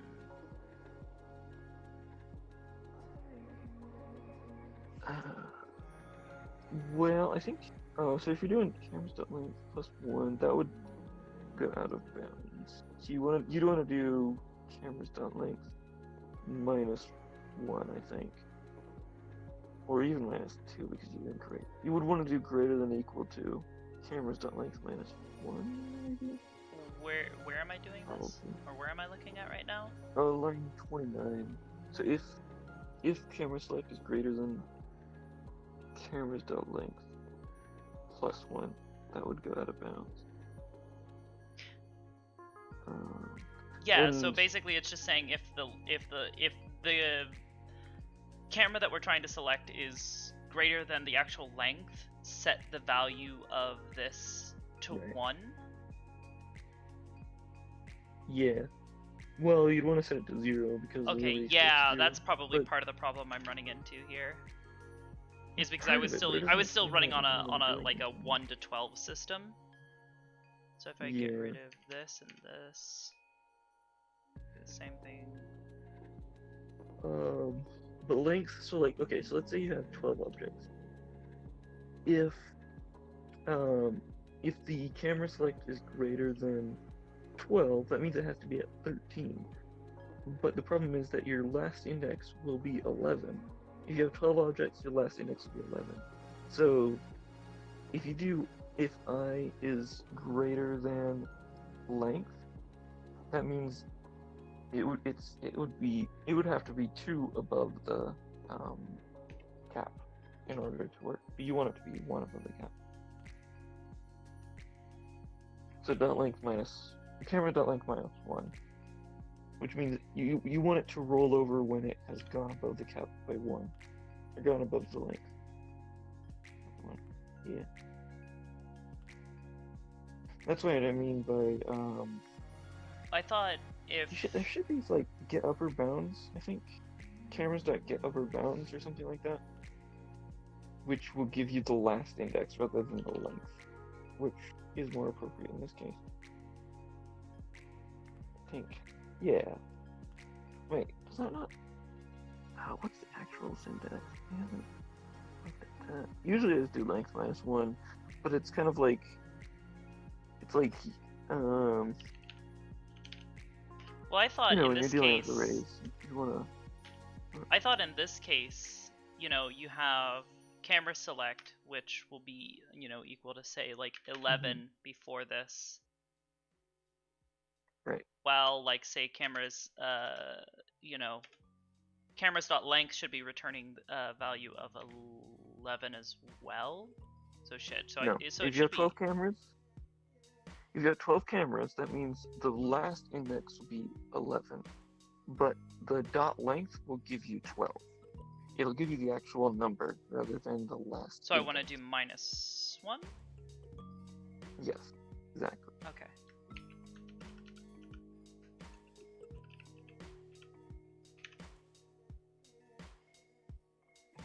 Oh, I should have put that there.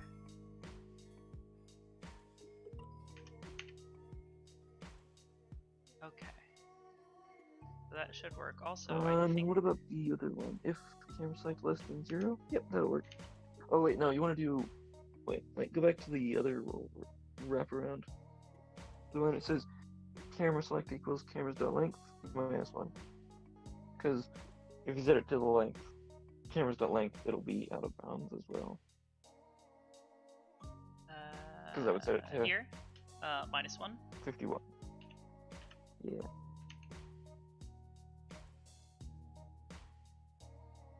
Yeah, and see, that's where... that's what I mean by, like... In the for loops, you're doing I is less than cameras.length, where you're kind of, like, stacking two errors on top of each other. Realistically, you should be using, like, less than or equal to cameras.upper bounds, but I don't know what the upper bound is in C#. Last index or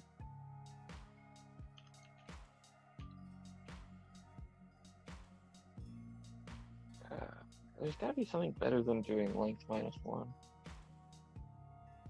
Camera select is just currently Camera select is just currently selected camera index, correct? Yes.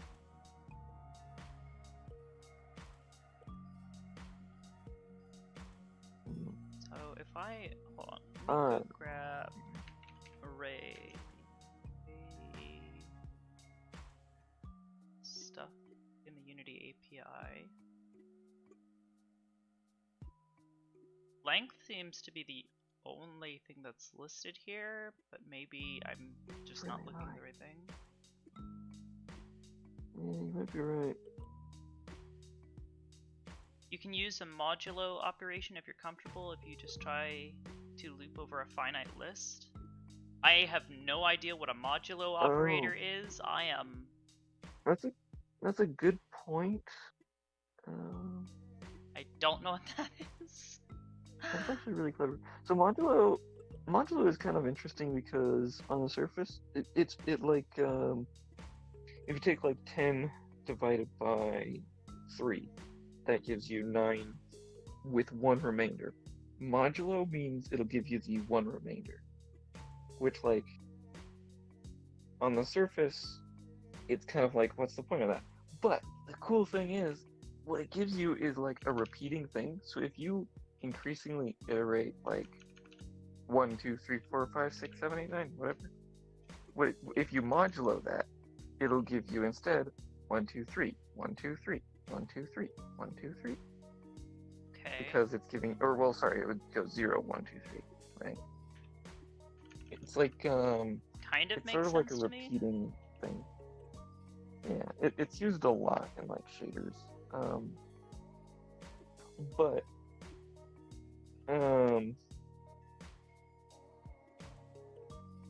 that would definitely be a really clever way of doing it for sure. Alright, I think But no need hopefully to with overcomplicate it. that it should, Well, as soon as it finishes. see, I'm conflicted because on one hand, it is more,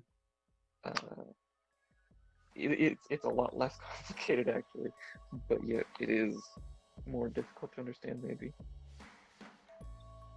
For me, who is Yeah. still a newbie to all of this, it is very confusing. Because I do not know what a modular thing is. Honestly, it's quite possible that I've also heard of it before, but given my kind of amateur level coding skills, intent here is to set the next previous camera active and the others inactive. Yes.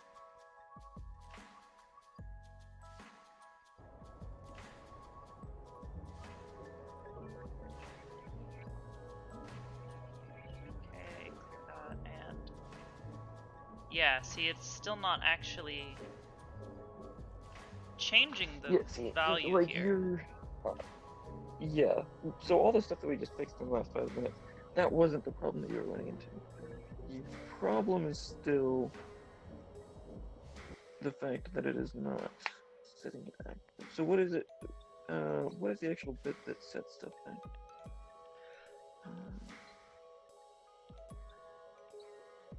So what I told it was if the value of I equals the value of camera select, to take that camera and set it as true. Yeah. Although, should I be setting it to I? Camera I dot set active as Wait, true. no, I is equal to camera select. Or, but it's not okay, always. Actually, no, it should be I. It should be I. For Okay, the else, so that's. But, yeah.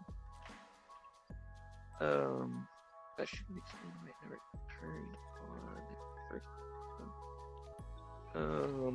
You want to do for your for loop just camera I is less than camera's dot length, so because you don't want to do length -1. I don't. Because it would stop short. I thought that was what we had just went over. Was Sorry. that we should. I keep confusing you. I'm sorry.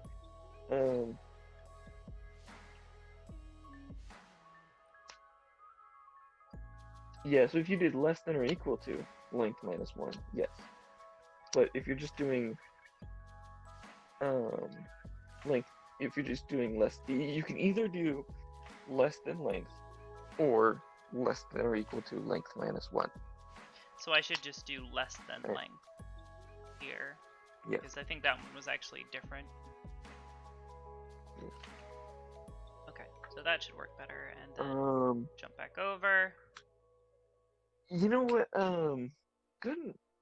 Just to keep everything in one place instead of having duplicate code, could you make a function which is like apply selected camera or something, and then do your for loop through the cameras and set the I basic? suppose, but again, this is where my lackluster coding skills come into play. I have no idea what the fuck. You've already got the code. You just gotta separate I just it need out to so make that a you like put a it all in one private. place rather than having duplicate. You could make it private, but actually no, I would not make it private, because if you ever want to call it with a network event, I'm not sure if it would work. So just kind of by default, like just kind of make everything public, because you're really not losing anything with the stuff that you're doing, right? It's like, and even then, it's not like private is more secure, it's just, I don't know.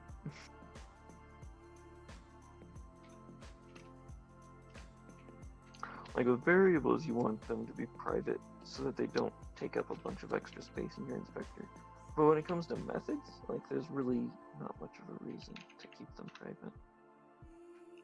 Unless you were like... So I just call this method, database, and it should just do it? Yep. There you go. Okay. So I do know how to do that. I just didn't know I had the skills to do it. Yep.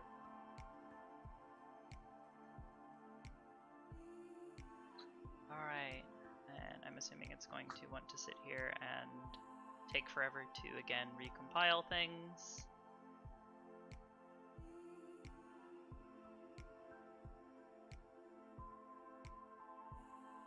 Okay.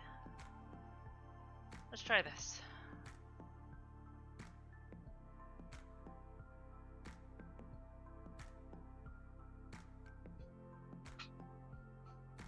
Also, I'm curious about how you're doing like on mouse down, but it's also relevant to where you're clicking, or is it just a toggle? 'Cause I It's thought mouse down was like global, or like. no, it's only relevant to where you're clicking. Huh. That's cool. To my knowledge, at least. See? Like if I click anywhere else, it doesn't do anything. Oh. But if I click here, Did it work? Yeah. Nice. hell yeah! And it's actually iterating correctly too. Nice. Big Pog. Holy shit. What is that, a Roomba? Yes, it's a Roomba. What is What's his name? Vorts. Logan? Vorkets. He's in the prefabs Discord. Wait, oh. Wait. Well, I know Valgan made a Roomba, or is that who you're talking about? Or someone Valken, else? maybe? I forget what his name is. I've used a bunch of his tutorials to learn how to, like, use Udon thus far. Hold on.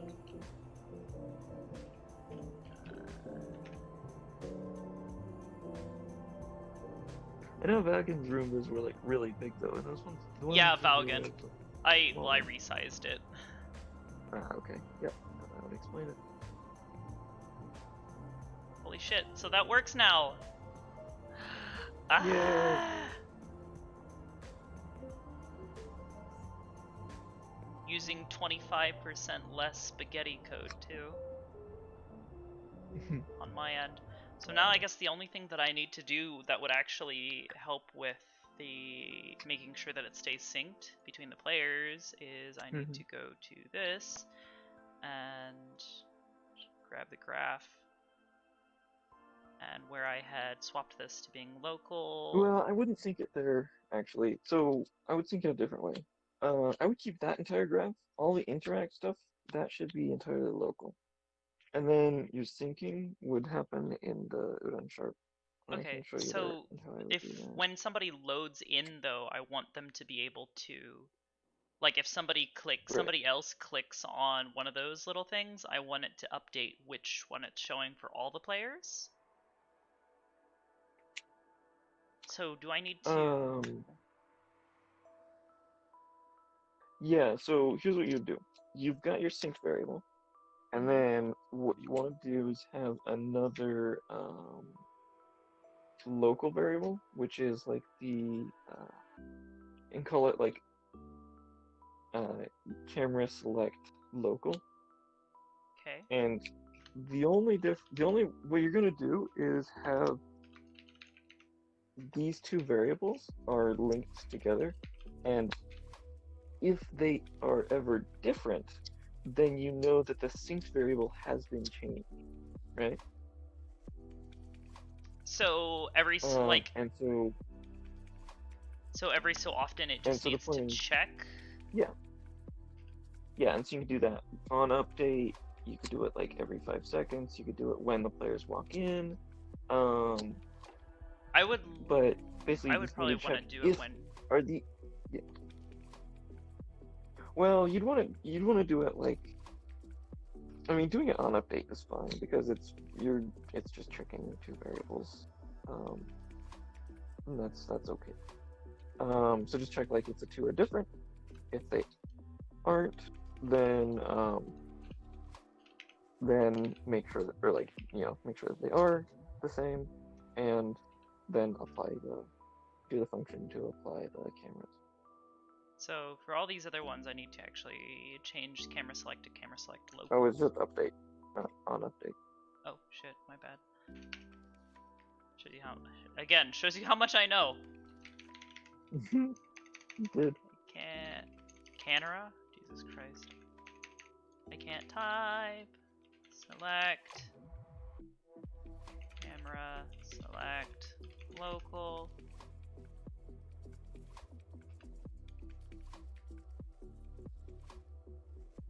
Wait, no. You don't need to. Huh? Wait, what are you trying to do? I was going to use the unsynced version, or the unsynced variable.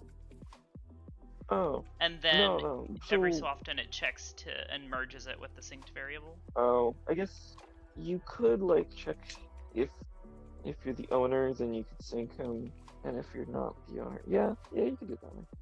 And that would mean that you will want to take ownership of it at some point. But doing it that way means that you won't have to like, because you can't, if you take ownership of something and then immediately set the variable, it won't save that variable. You have to like wait a couple frames for it. So if it's something like an interact, it's fine, and you can just make it so that they click it twice. But by doing it this way, then they won't have to click it twice.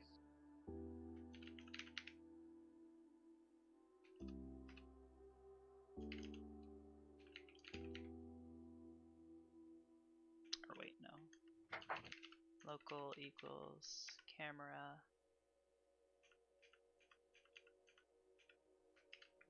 Sync. Or camera. Shit. Select.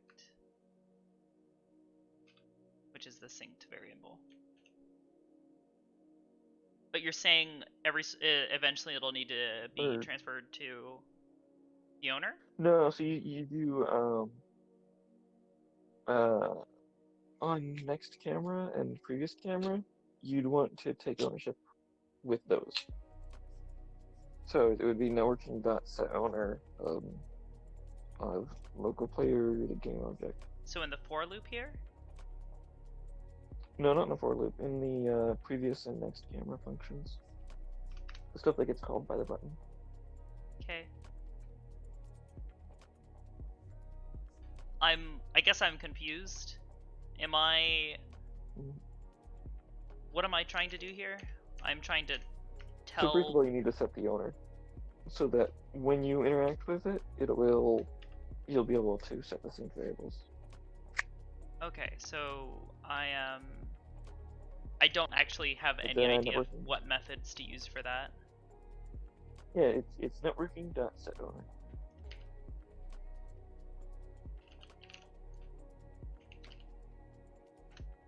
And then you plug in the local player and the game object. It's a get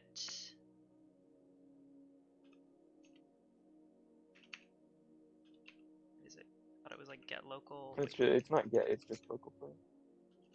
Oh, local player. And then what am I doing? What is it? It's looking for the game object that you want to set the variable. So just reference this game object by just typing game object. And it'll self-reference. That one? Okay. There you go. I think that made it happy. That would do it. And then I just need to do the same thing in this one as well.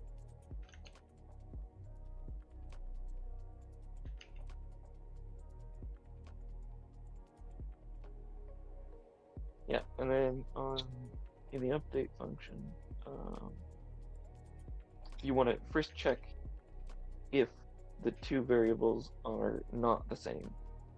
And if they are, then you want to check, or if they are not the same, then you want to check if you're the owner. If you're the owner, wait, actually, yes. So if you're the owner, then you want to make the synced version match the local version.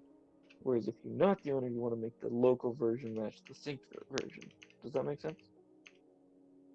Okay, so if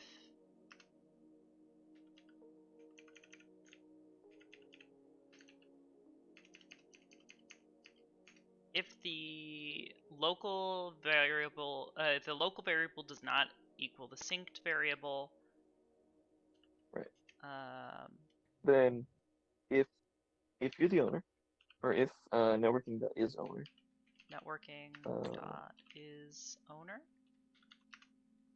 Yeah. Then you want to, if you're the owner, you want to set the synced variable to equal the local variable. Local player. Oh no, not a local player. You want to do, I think it's it's asking for the game object. That? Yeah. I think. Yep. There we go. So if you're the owner of the game object,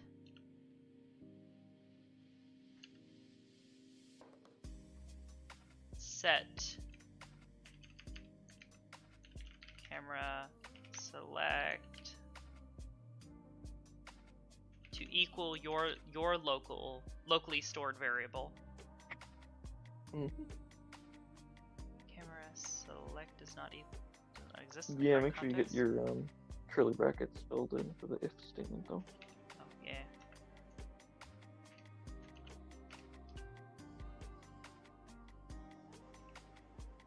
There we go. Camera select does not exist for the current context. Why? What does that mean? What? Wait. Alt. Scroll? Where'd it go? Is it just? Oh, is you're missing an E on the select? Camera. Oh, for fuck's sake. Else. Camera. There we go. Select local equals camera select. This might actually help me a lot. Like knowing how to do this and how to like sync variables to other players. I have another like I've got 2 projects that I've been working on, and another one is like a library.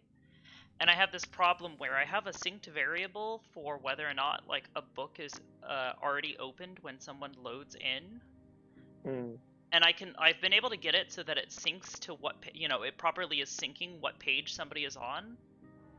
Holy shit! Also being able to set like the number of pages like dynamically with just a script. You have literally taught me so much already in like a fucking hour. This is.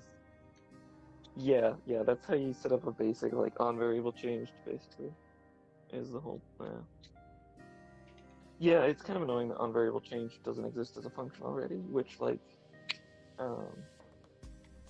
it would be very handy, but oh well. Actually, what you can do, I keep forgetting about it. I really need to make more use of it. But what you can do is use something called on deserialization instead of update. And on deserialization, it only fires like about 3 times a second, and it basically means whenever you receive network data. And it needs to be like public override void. It can't just be a regular void. So it needs to be what? It's a little bit public override void. Public override. It's a little bit tricky to get it in there because the autofill doesn't really like. I think override is lowercase. Override on deserialization. Yeah, you should. I spell it wrong. Try typing a new line, and try starting from scratch instead of like modifying stuff because the autofill doesn't really like when you're like typing stuff in the middle of stuff. Public override on oh, there it is. There it is. Yeah. Oh, it was capital D, of course. Public Wait, no, you already override had capital void. D. So I just. Oh, you did public override. You didn't do public override void, of course. Okay. So Yeah, do and I? you can What remove is? the base What is? on deserialization. I can get rid of that too. So that's. Or what is So the reason that is there is because you are overriding another function that already exists somewhere else. Which, if you include the base, then that means that it won't override. It'll just add on top of it. But the fact is that these on deserialization methods are provided to us as a stub, which means they don't do anything anyway. So if you So if I leave adding it the there, it's base not gonna do stuff anything, but if I doesn't remove it, it's not gonna do anything either. exactly. Okay. Yes, because it's Well, already we'll a sub, just- so we'll just leave it overriding there. it won't change anything either way. We'll leave it there just in case. Yeah. Yep. Wait, hold up. I think it's yelling at The me. annoying thing with on-deserialization is that it doesn't fire any editor, so it's a little bit more annoying to check. But if you're doing it specifically for on variable change stuff, then hey, it works. Hell yeah. So.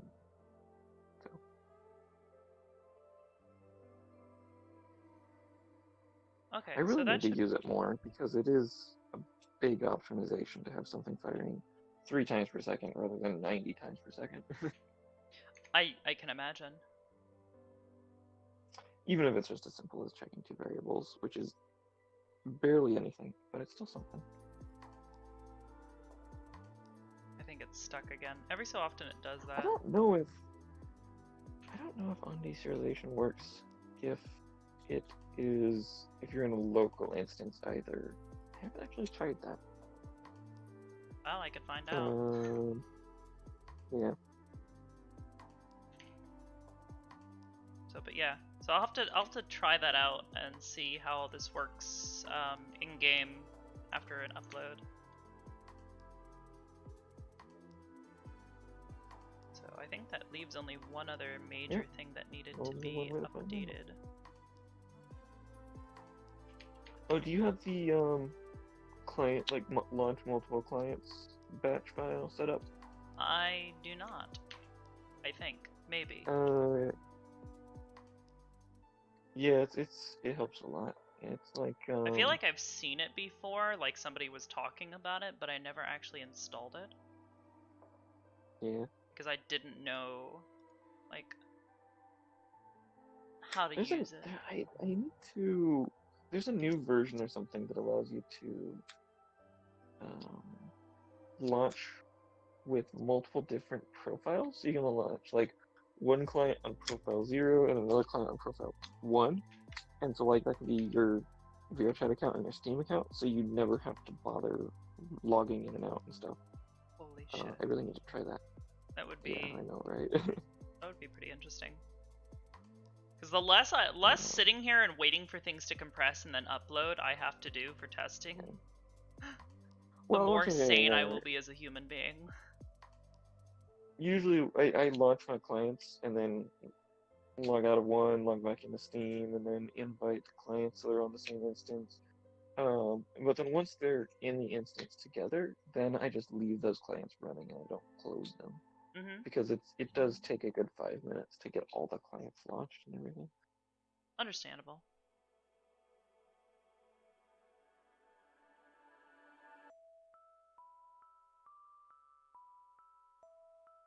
Alright. Well, I think the only other thing that I was working on was this little security phone thing. It's pretty simple. When you pick it up, it is supposed to fire an animation that basically just shows it opening and closing. And then when you pull down what were those animation states? Huh? What the heck? What were those animation states? It looked weird. Not the object on the animator. What is happening there? Yeah, I don't I haven't really... messed with Animators is how I learned how to do a lot of stuff, just because I did a lot of state machine stuff with the trigger system, but a lot of that stuff is now kind of not necessarily like obsolete, but it's less relevant, especially since animator syncing is currently not a part of Udon. So like basically you just have to tell it all to fire at the same time for everybody. It's weird. Honestly, now that I know this, I'm kind of tempted to try and redo this without the node graph. Just do it all in Udon Sharp. Because I basically did a bunch of like send events because for some of it, like I want to be able to like have whether it's opened or closed being sunk across all clients.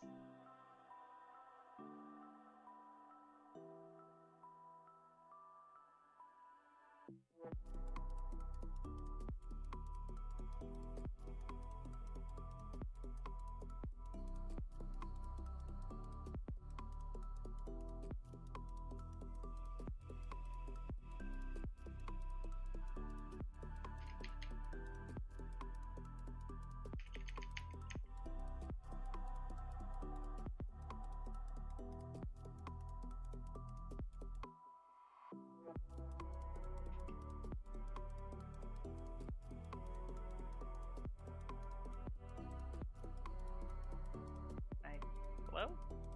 What's it doing? Oh, it's probably trying to compile something again.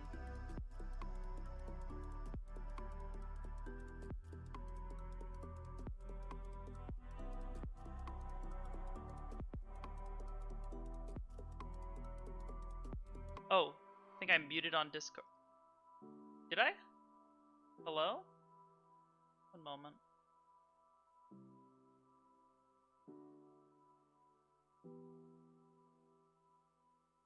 Testing. Can I hear you now? Or can you hear me?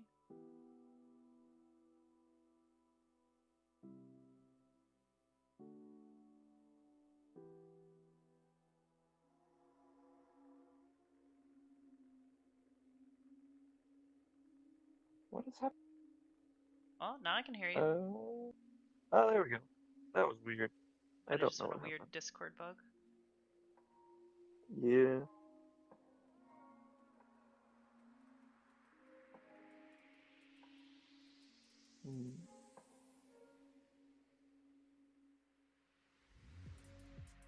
Alright. Where was I? Oh yeah. So, let's see if I can try and do this.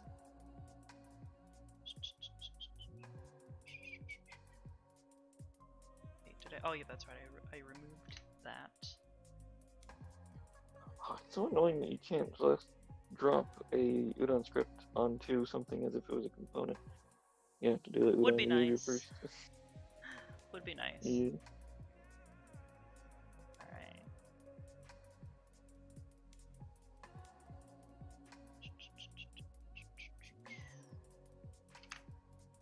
So I know I have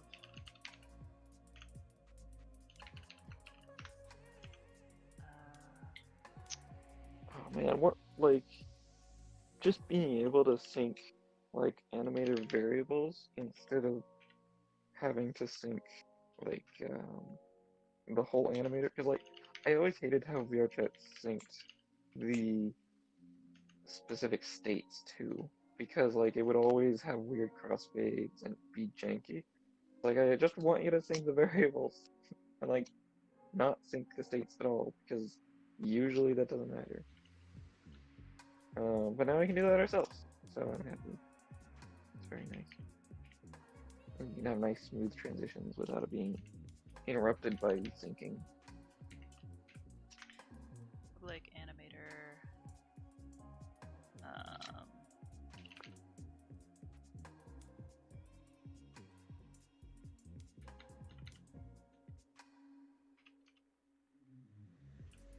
On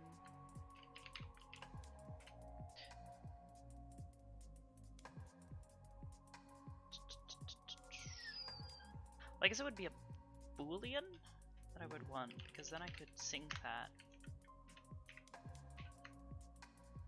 What is it? It's like Udon synced? Yep. Yeah. Udon synced public bool.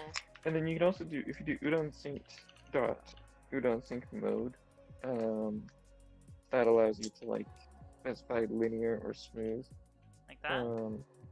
Well, in Yeah, this those case, I don't really need to. I'm not really worrying yeah, about that bool, much right so. now. Yeah, it's just a Boolean. Yeah. But even in the case of like a float or a vector zero or something, it's really terrible. Like the linear and stuff like that, they jitter all over the place. So I would recommend just You leave it always on Udon sync mode none, and then if you want your own like interpolation, you Wait, can is this just not how you make call it the on interpolate. pickup? Or is it just pickup? Hmm? Is it just pickup or on pickup? It's override void pickup. It's the same deal as deserialization. Override.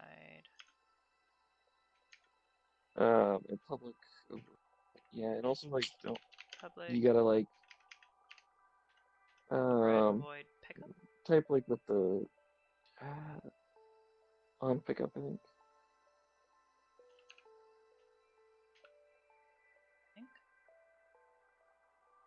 There you go. I think that did it. Yeah.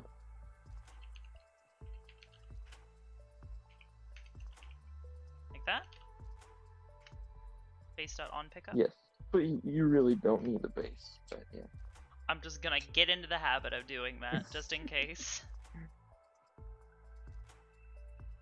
So That's a good point, though. base. I mean, if they ever do add stuff in there, I doubt it, but Doubt it, but you never know. maybe it's a future-proofing thing. Who knows? Base on pickup. Let's see, on pickup. Okay, first off, held equals, which is true because we're picking it up, and we want our phone dot. Yeah, make sure you're taking ownership too. And then How do you get the course you have to parameter? deal with the problem. Parameters, I think. Dot. Oh, well, if you want to set a or it's a set variable, I think. If you want to get it's Set value. something like that. No, it's not parameters dot set value. I think it's just dot set value or dot set. Set Maybe bool. set float That's it. or like set bool. Yeah. That's it. True. No, the Wait. first one is the name of the value. The second is the Think. Yeah, that's one of the biggest things is like with making sure your Visual Studio is hooked up to Unity is that like it'll tell you what it's expecting in those methods like that.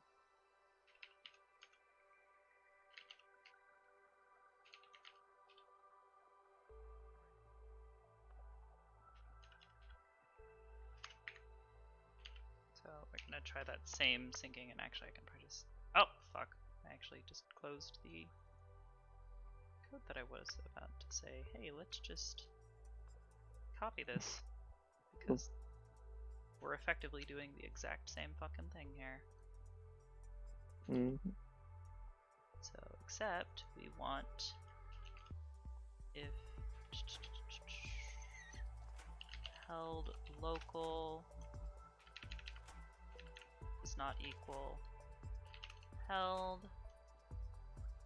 the owner set held to equal, or if you are the local the owner set held local to equal that, else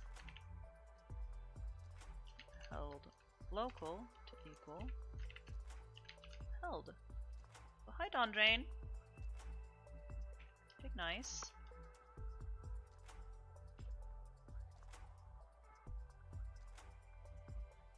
Ooh, California and piracy again. Networking dot set owner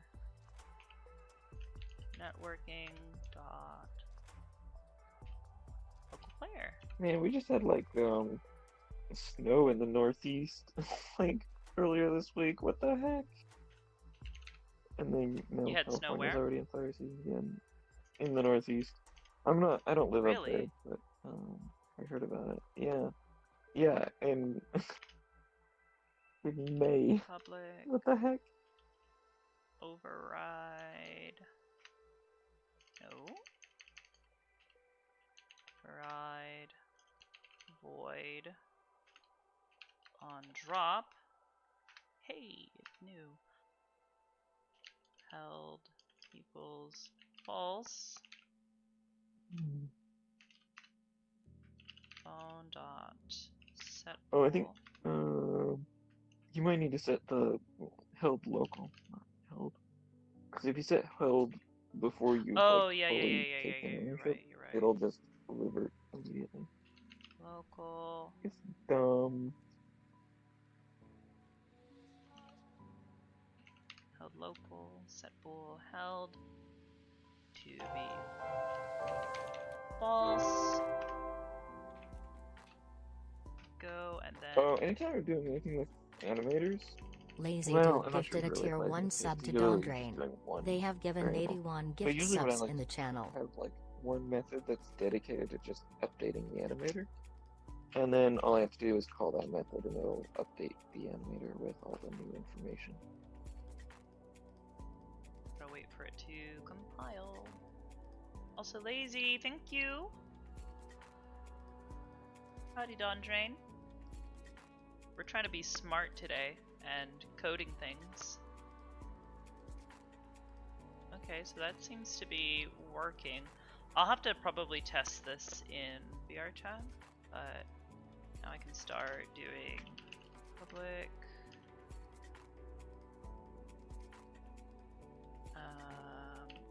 Override void. This is what? On pickup use down. That's right. We'll say blue light dot set active equals true.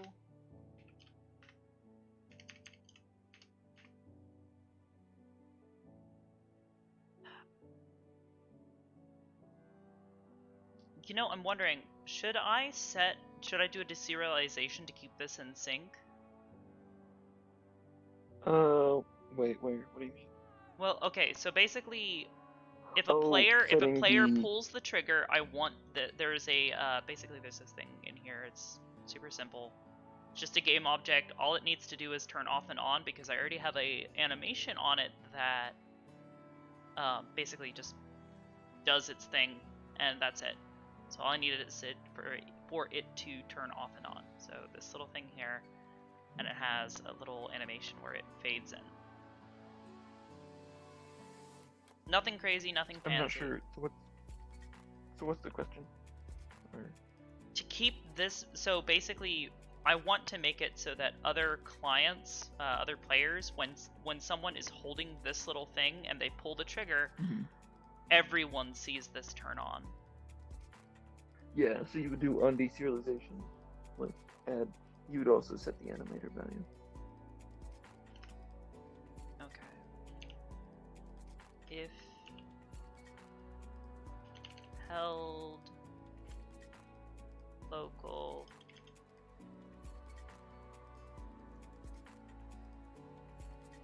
so wait, so I want to do this to be held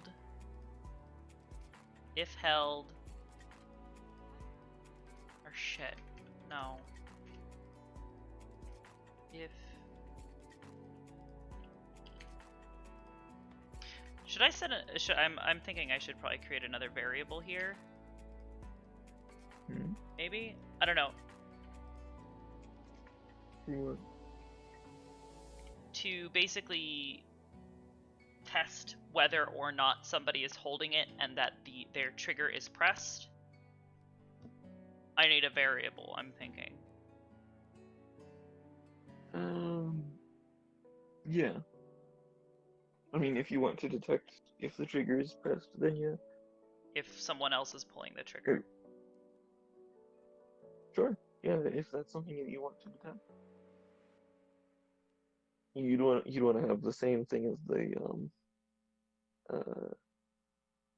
you'd want to have the same thing as the the held local and held.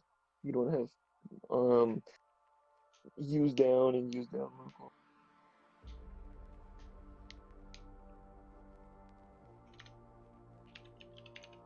Public bool trigger down.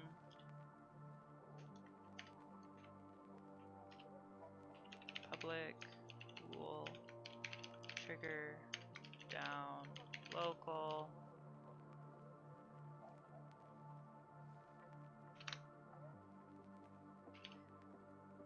again, we're doing basically the same thing, making sure that they are kept in sync.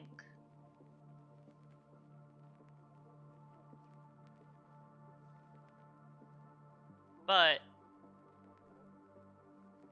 you're doing this as trigger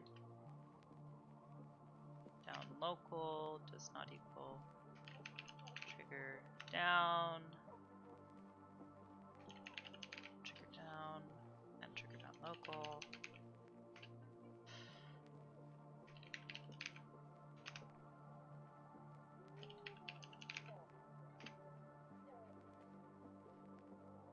You know what you could do,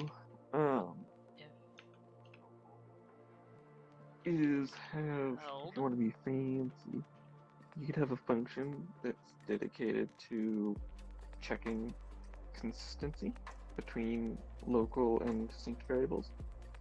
And because what you can do is use get program variable and set program variable, because those take a string. So you can just.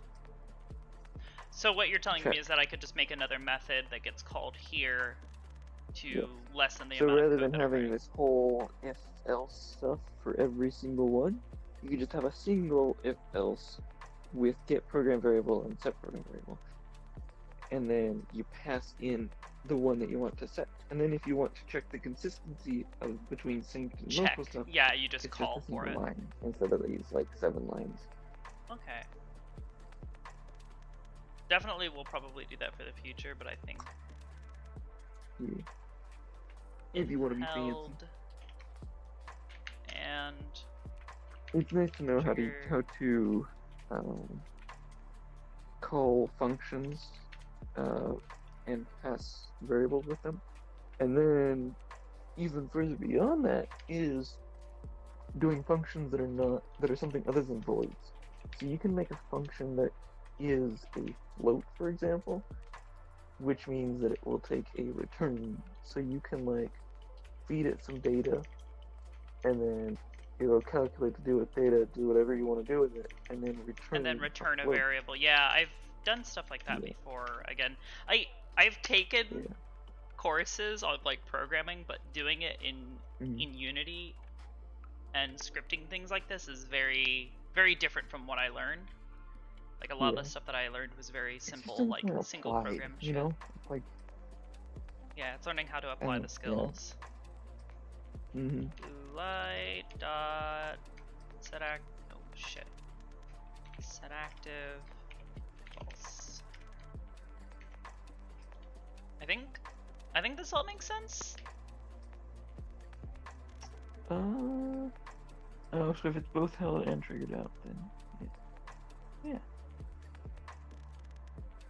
Though you might want to do if local held or if held local and if triggered down local, and also you probably don't want to do that in deserialization because the deserialization happens like 3 times a frame, so you would have like a delay between clicking it and seeing. So you're saying I should do this in the update section? Yes. Or you can like do it on, well,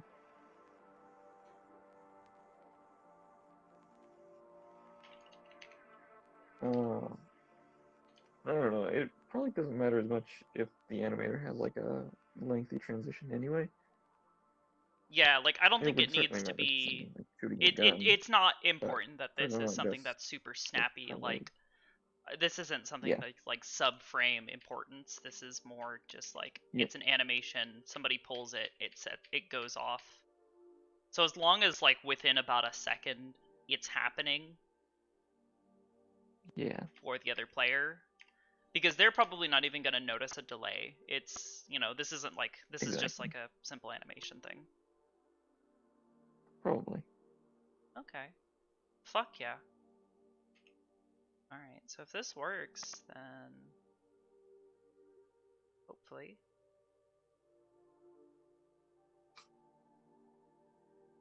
Alright, and I think it's thinking about something. Base. Oh shit, what is it saying? Hello? Oh, okay. Well, I think whatever it was, it worked.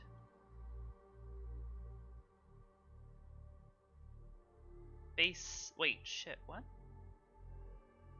Oh. Base type calling. Oh, what are you trying to do? Line 21? Something that's being interpreted as a type. Public override void. Well, search their whole script for the word calling. Wait, what is that? Because I did the same thing on the camera system script and... Oh! Well, what maybe is that? What is it talking about? Calling? Wait, oh, base type calling. Oh, for some reason I thought I was talking about I'm base. wondering if it has to do Like, with this. there was a base type called calling. No, but it's line 21, so... Oh, yes. Yeah, I know. Of course. So I You guess can't that's do not base supported stuff by at all. That's Udon why you Sharp gotta yet? delete it. Yep. Fuck. Yep, gotta delete it. Well, that's fine, because you don't need it anyway, so... Thankfully. I'll just do the same thing here.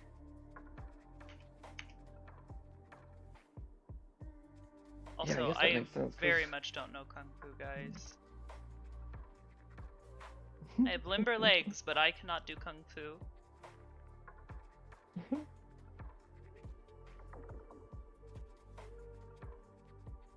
Okay, so that seems to have made it happy.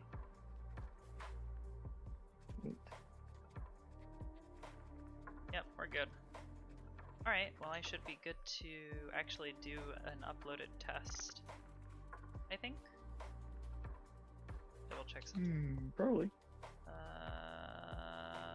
No, I'm not. I forgot to do one thing. When on pickup use up, it needs to be able to turn the game object off.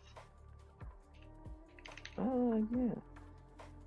Oh, and also you're just setting the thing false directly rather than using the variable. Did you want everyone to see it? Oh yeah, that's the other thing. I'll need to set the trigger down local. Yeah, trigger down local. Trigger down local equals true.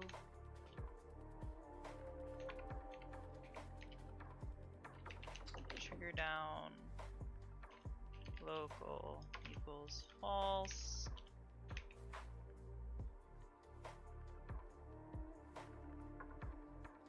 Oh, it also seems to be compiling way faster now that I've removed the base statements. I think that was just because it wasn't something supported by the script, so it was probably screaming at something.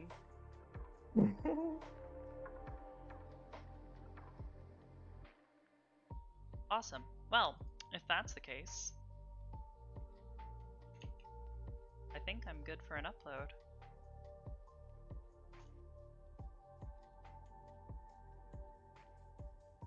Do I want to test it first, or do I want to just go straight for the upload?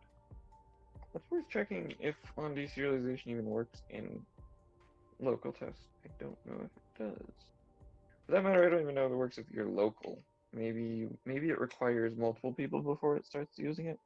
I really don't know.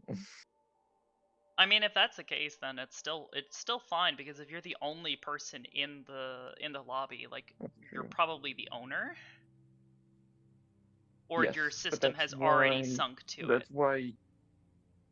That's why you would have to make sure you're only using on deserialization for the variable checks and not for like setting animator floats, for example.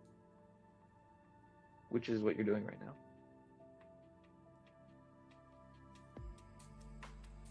If that's the case.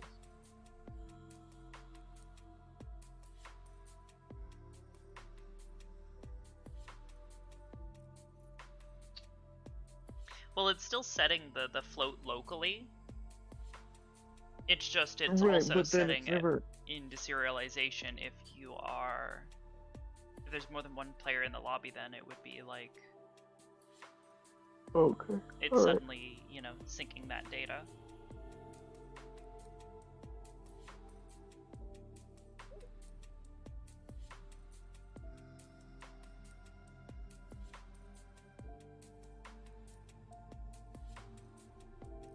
I wonder if it would even be better to, rather than saying like, is there a way to get like check who the master of the lobby is? Because their Yeah. versions of, or like their states for the variables should be the most up to date and should be the most like accurate. No, the owner's version would, Or the not owner, the master. but not just like. Is there a Yeah. way like if just to check if somebody is the owner of the instance? I'm assuming there is. Wait, owner of the instance? What do you mean? Yes. Like, so not the master, but like the person who like pressed a new instance. Yes. I don't think that's possible. No. The only thing, yeah, the only thing exposed is like master and owner, which is not really the same thing. Okay. Because I was wondering then if you could, if somebody is the owner of the instance, anytime their deserialization goes off, disregarding whether or not they're the owner of the object, just setting theirs as the value. Or like consistently pulling from their cache of values. So, but definitely the everything you've explained to me today is, holy shit, that is incredibly useful.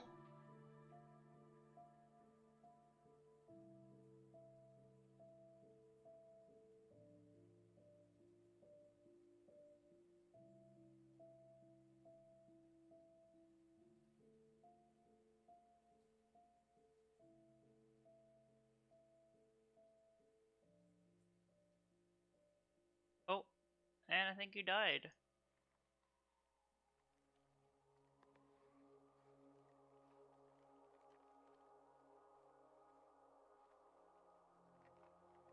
Oh, there we go. I am back. Welcome Can back. I hear you? Yes, I can hear you.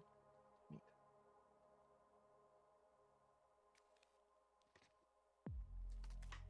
Wait, can I hear you on Discord though? Mm-hmm. Or... I think so. Yes, yes, that is. Howdy. Thank you.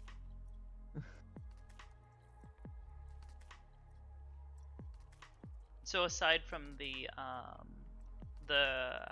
like hover vehicle thing that you were working on, what else have you been working on, or do you have in the works or perhaps plans for the Calistro project? Oh, for Calistro, I don't know. Whatever Kier thinks is necessary, I don't know. And like the hover vehicle stuff is so far out anyway, so I really have no idea if we'd even end up using that, or if it would probably get like remade when the time comes for it, or what. I have no idea. Mm-hmm. But the main thing I've been working on recently was still Hook Junkers. There's an update to it that's coming that adds time trials and like ghosts. So, like, yeah, I saw you it posting about yeah. that on Twitter. Yeah. Did I post talking about it, or did I actually post a video of it? No, I posted the link to the Discord. Yeah, that's what it was. Yeah. But yeah, the ghosts are really coming along. They're like, it records your motion, and then you can race against yourself, but also you can copy a string and then send it to a friend, and then they can copy that string and put it into their game and race against you directly. That's fucking crazy. And Holy also shit. the ghosts will be used to submit like world records. So if there's like official verified world records, people can submit them, and then I can put them into the world, and then just anybody can click on the world record button to race against the world record. Holy shit. That's just... Oh my god. So the only problem right now is that I need to compress my strings more, because input fields have a limit of like 16,000 characters, and right now I'm at like 90,000 characters for a minute of recording. So but it's on base 16. So if I upscale it to like base 64, then basically I'd get a compression ratio of like 1 to 4, which would bring it down to maybe like roughly 25,000 characters for a minute, which should be enough-ish, because most of the courses are only 30 seconds, so hopefully it will be good enough. And if not, I can go to base 128. Hot damn. Half that shit's fucking wizardry to me. Like, I understand, like, how it works, but, like, actually making something like that work with code? I was kind of surprised that the tools available for string manipulation is actually quite robust in Udon. Huh. The main function that I'm using is something called string.split, and what it does is you can have like a gigantic string with separator characters, and then you specify the separator character, like let's say it's a comma, and it will return an array of strings using like that are separated by that separator character. And then all you have to do is iterate through that array, parse it out to floats, and you've got your data. It's that easy. Well, I think I'm already seeing one issue here. Hmm. Although I think it might just be I might have accidentally left the game object on. Maybe once I pick it up and do a thing with it, it'll reset. Come on, Unity. Stop being a butt. There we go. Casino. Blue light. Yeah, I accidentally left it on. So once I pick it up and just toggle the thing, it should work. Okay, well. It's definitely not working. Fuck. Ooh.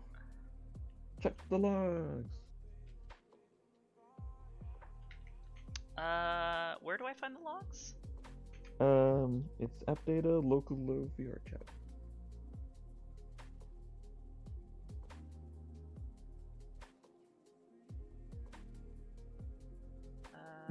The Roomba is so appropriate for this world. I love it. Oh, it is. The only problem I have is every so often it does this where it gets like stuck, and it just keeps like rotating. You just kind of gotta throw it. Other than sometimes it gets stuck on its upside.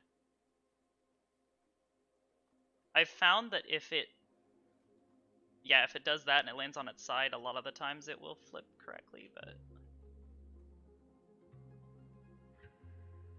I think I might have also made some like adjustments to like the physics and might have broken some things. I might just end up re-importing it because how he had it set up was pretty good. But yeah, there it goes. Anytime it hits something, it just turns for a undetermined amount of time. It's just like a random amount of time and then keeps moving. I smell a nerd here.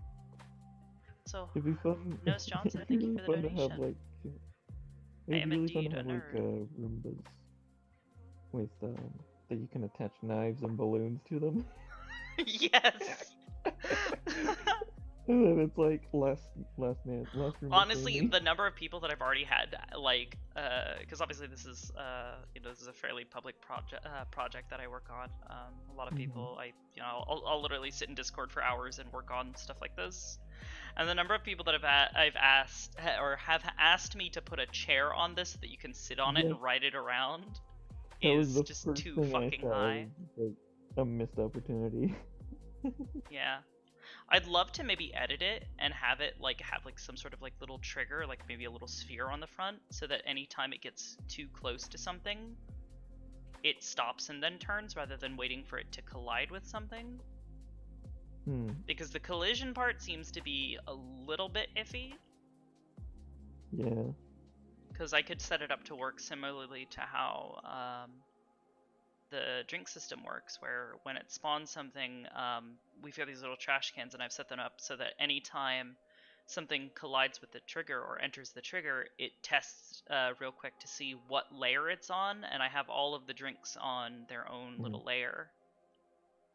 But I'm pretty sure you can actually like do even like make it even more nuanced, like set it so that like, oh, does it have like is the name of the game object equal to this? If so, Yep, then, you know, delete the absolutely. object or something. Like, you could set up a Yeah, just make sure way you better always check system, if because it's null layers first. suck. I hate layers. Yeah.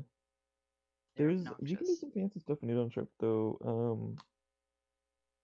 There's you can have a layer mask variable, like a public layer mask variable, and then that layer mask shows up in the inspector as like a drop down that you can like pick all the layers you want. Holy It's shit. really easy. And then Look at him go. here, let me send you a little bit of code. That would allow you to. It's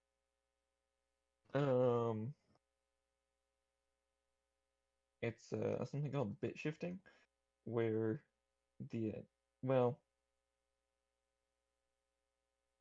basically you can compare the layer of the thing that you want to test against with the layer mask, and if they match, then it will fire the thing. But I need to find.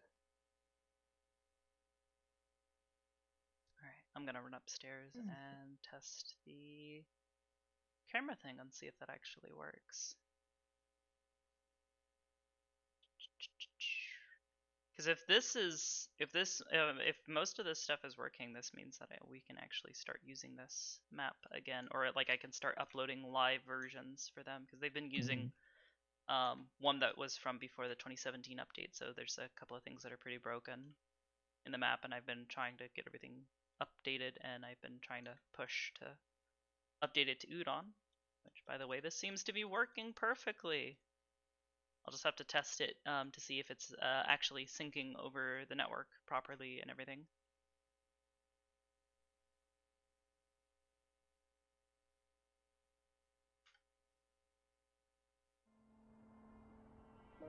There you go. That little line of code that I sent you allows you to check like a layer that you want to test against a layer mask, and it will pass for true if the layer is contained within the layer mask.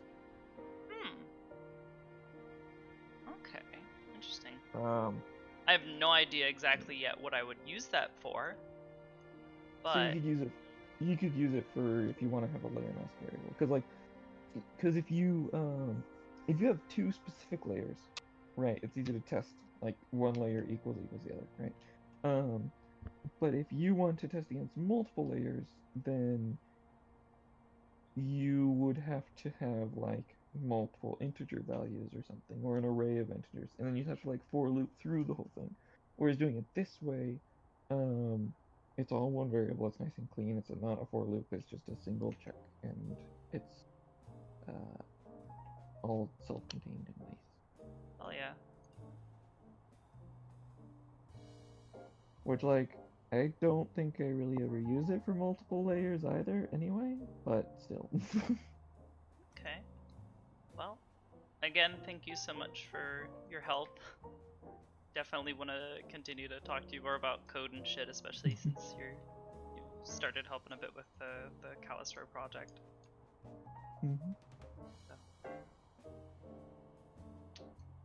But yeah, if I can get that last that little thing, that's like most of the main things that they need for the lobby to run smoothly. I think humor me and try changing it away from on-deserialization, because I don't know.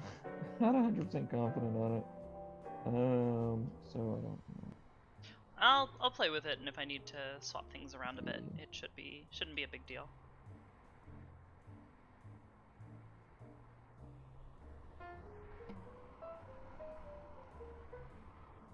Yeah, I gotta get going for now. It's pretty late. Yep, I actually gotta get going here soon too. I'm gonna probably upload some things and keep testing some things. I'm probably gonna actually end stream here in just a little bit. So again, thank you so much for the help. I appreciate it. Have fun. You too. Thank you. Bye.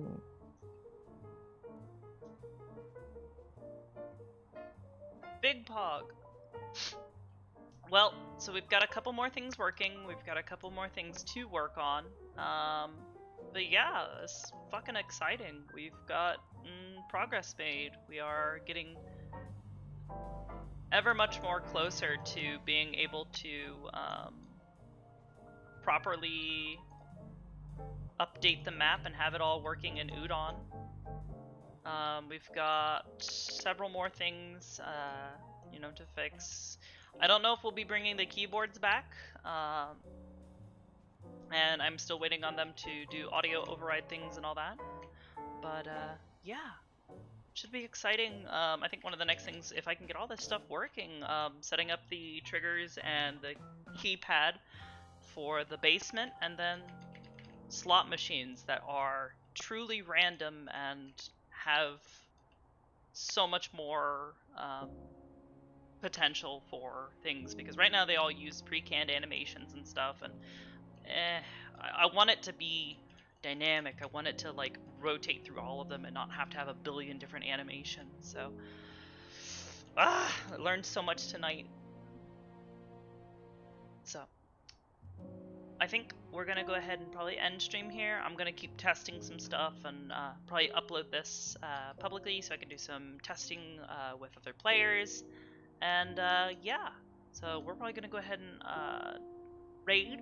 Let's see, who do I want to raid? I think Curry's still streaming some stuff. Let me see here. What's he up to?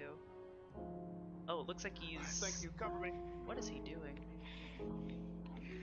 He's up to something weird. So, go give Curry some love. I will see you guys next time.